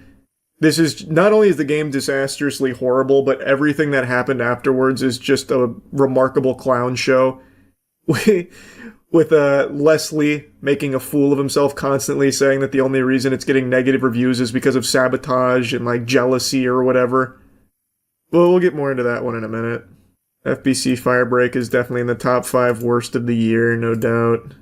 Didn't play Poppy Playtime Chapter 4. Finally sat out one of those games. Much to the chagrin of chat. I don't know how many times I had to reiterate, I'm not playing that. I just do not like the franchise. I might put this in my top 5 worst games just because of how miserable chat was for me not playing this. Hunter x Hunter Nin Impact I was going to play, but everyone said it was really bad, so I didn't play, and then it looked like there was a lot of very fun, crazy tech in it, and then I was tempted to play it again, then never did. Killing Floor 3, similar story. Was pumped to play Killing Floor 3. Everyone said it blew ass, and then I just didn't play it. Maybe I should have, just for the sake of the top 5 worst games of the year. Oh, this is definitely in the top 5 worst of the year. The House of the Dead 2 remake. Holy shit, did they butcher that. That was a disaster. We're almost to the end of the year. And I actually only have 4 games that I genuinely really didn't didn't like. At least from, like, the big releases. Little Nightmares 3 was pretty disappointing just because of how short it was, but that definitely isn't enough to put it in the top 5 worst by any means. But it was pretty underwhelming. It wasn't made by the original Little Nightmares team, which explains it, but still. Kind of a shame. Skipped King of Meat. Did I? That's what I was looking for. Was King of Meat in here? Oh, you're right. It just doesn't even have its own Wikipedia. Imagine paying unfathomable amounts of money, no doubt 7 figures, for like a Mr. Beast dedicated video and all of like the streamer influencer marketing, and not even being big enough to have a Wikipedia page for your game. That's crazy. Wow. Definitely King of Meat, though, in the top 5 worst of the year. Not even objectively one of the worst games of the year, but very similar to like a Concord level failure where tons of money was clearly poured into this project only for it to be a complete colossal flop. So that definitely has to make it just for that reason. Oh, now I gotta go all the way back. Call of Duty Black Ops 7. Didn't play it. First Call of Duty I skipped in a long time because this shit just looked like ass. Oh, Let It Die. The new Let It Die game. That would probably... Man, maybe I should play some of these, like, absolutely terrible games just for the sake of this top 5. Because I know the new Let It Die game would definitely be on there. It's a pay-to-win disaster. We went over it on stream not long ago. I know if I played Let It Die or Killing Floor 3, they'd probably squeak out a spot on this. I think I should play both of these, because I have no doubt they will both probably make it. Because if I don't, then my top 5 would include Assassin's Creed Shadow, which even though I personally didn't like it at all, I know that it's not an objectively worst game of the year for top 5. Let It Die Inferno is $25 and still filled to the brim with microtransactions? No way, right? I thought it was free. According to Metacritic, you only played 1 out of their 10 worst games, which was Mind's Eye. What were the other ones? That's crazy, I missed all of the big stinkers this year. Usually that's all I play. That's surprising. Second place was Blood of Marin. Or third place was Blood of Marin, second place was Fire Emblem Mobile. The hell is Blood of Marin? Oh, this looks like my kind of bad game. Wait a minute. We might need to pivot here in a second.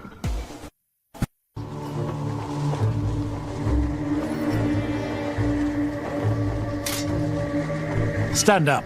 Now, I demand. It's my sworn code to end your life with a sword. Oh man, that's music to my ears. Yeah, we gotta do that. How long do you think it'll take to beat? I'm definitely not beating Blood of Marin, I'll tell you that much. I'll probably put like an hour into this puppy and it'll probably be enough to let me know if it's a top 5 worst game of the year. I then played through Blood of Marin and then Let It Die Inferno just to give them a fair shake and see if they were going to be a worse experience than Assassin's Creed Shadow. I'm not going to show you those playthroughs here. If you want to see the full playthroughs they're on my gaming channel, Moist Critical Gaming. That was fun.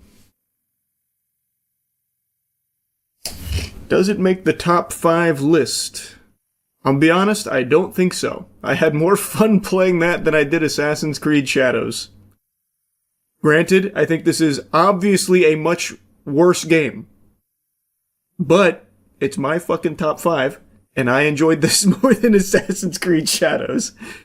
The new updates to Killing Floor 3 are quite good. Is it not as shitty as it was a couple months ago? I don't know if anything will beat Shadows. You were so miserable playing that. Yeah, I just can't in good conscience put it in the top 5 worst of the year, because it's not. I just fucking hate Assassin's Creed. I hate that series so much. Alright, Let It Die Inferno. I actually played this when it came out originally, the first Let It Die, and it was enjoyable. Apparently Inferno does everything wrong. So I guess we'll see how they massacred my boy.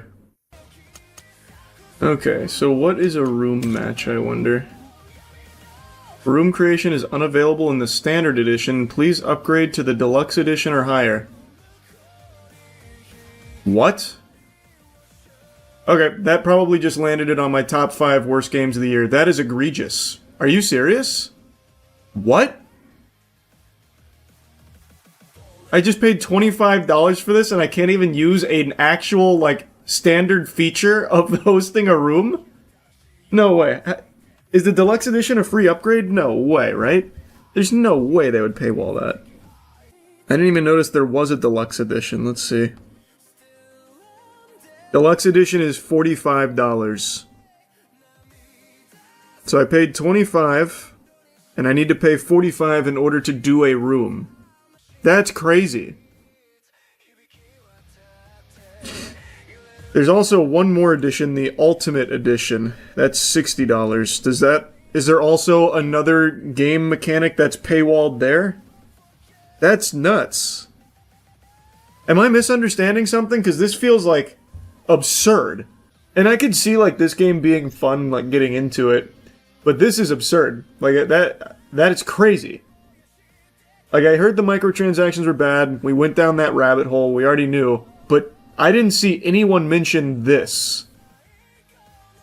To me, this is just beyond greedy. Okay, so now I can comfortably finish the top 5 worst games of the year.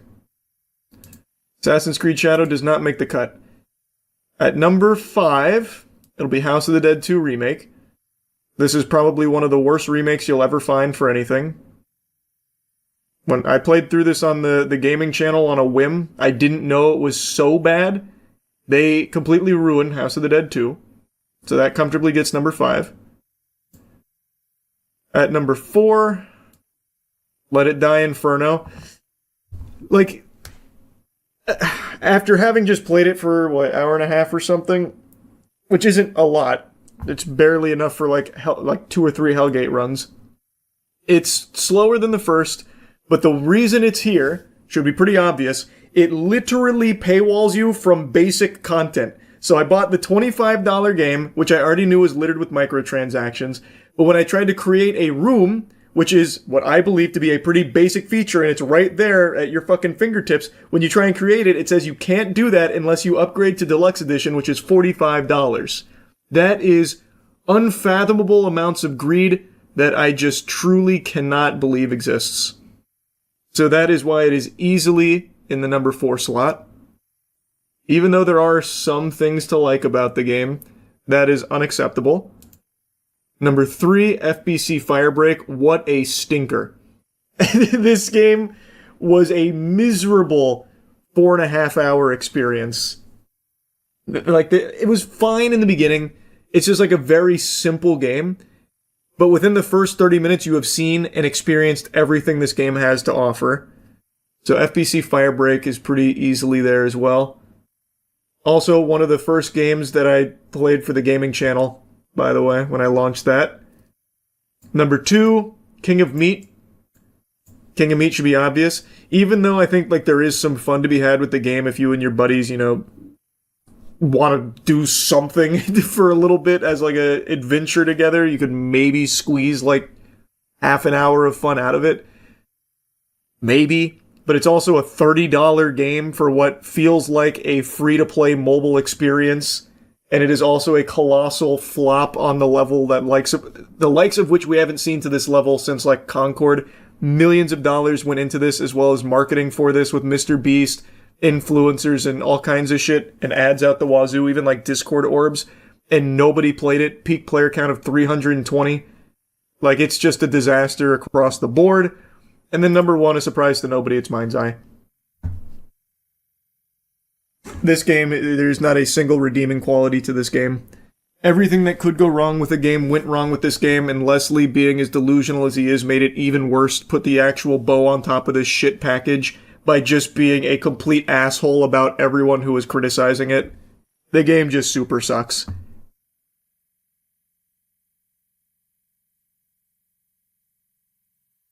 And it was broken. And it was broken. Again, everything that could go wrong with a game went wrong with Mind's Eye.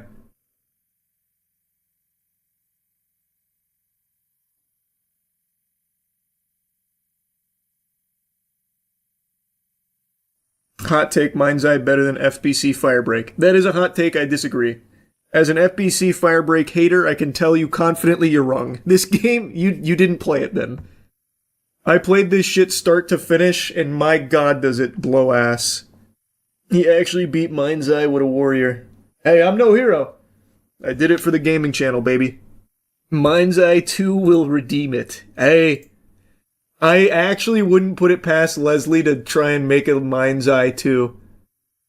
I genuinely think there is a non-zero chance he actually tries a Mind's Eye 2. They had the gall to put out DLC for Mind's Eye only like a month ago, by the way. For all zero Mind's Eye enthusiasts. The protagonist VA did an okay job, though. I feel bad for whoever plays the main character here. I said it during the game, too. Like, that guy is trying, and I know he also got shafted with Mafia 3 as well. He's a talented performer. But whoever his agent is, he needs to dump ASAP because they are choosing some shit for him. Don't you want to know what happens to Jacob Diaz? Is that the name of the main character in Mind's Eye? I couldn't even tell you. Oh yeah, Jacob Diaz. I don't even, the only thing I remember about it is when the fucking aliens come into the fold. I actually lost my mind when they brought in, like, the interdimensional being aspect of the story.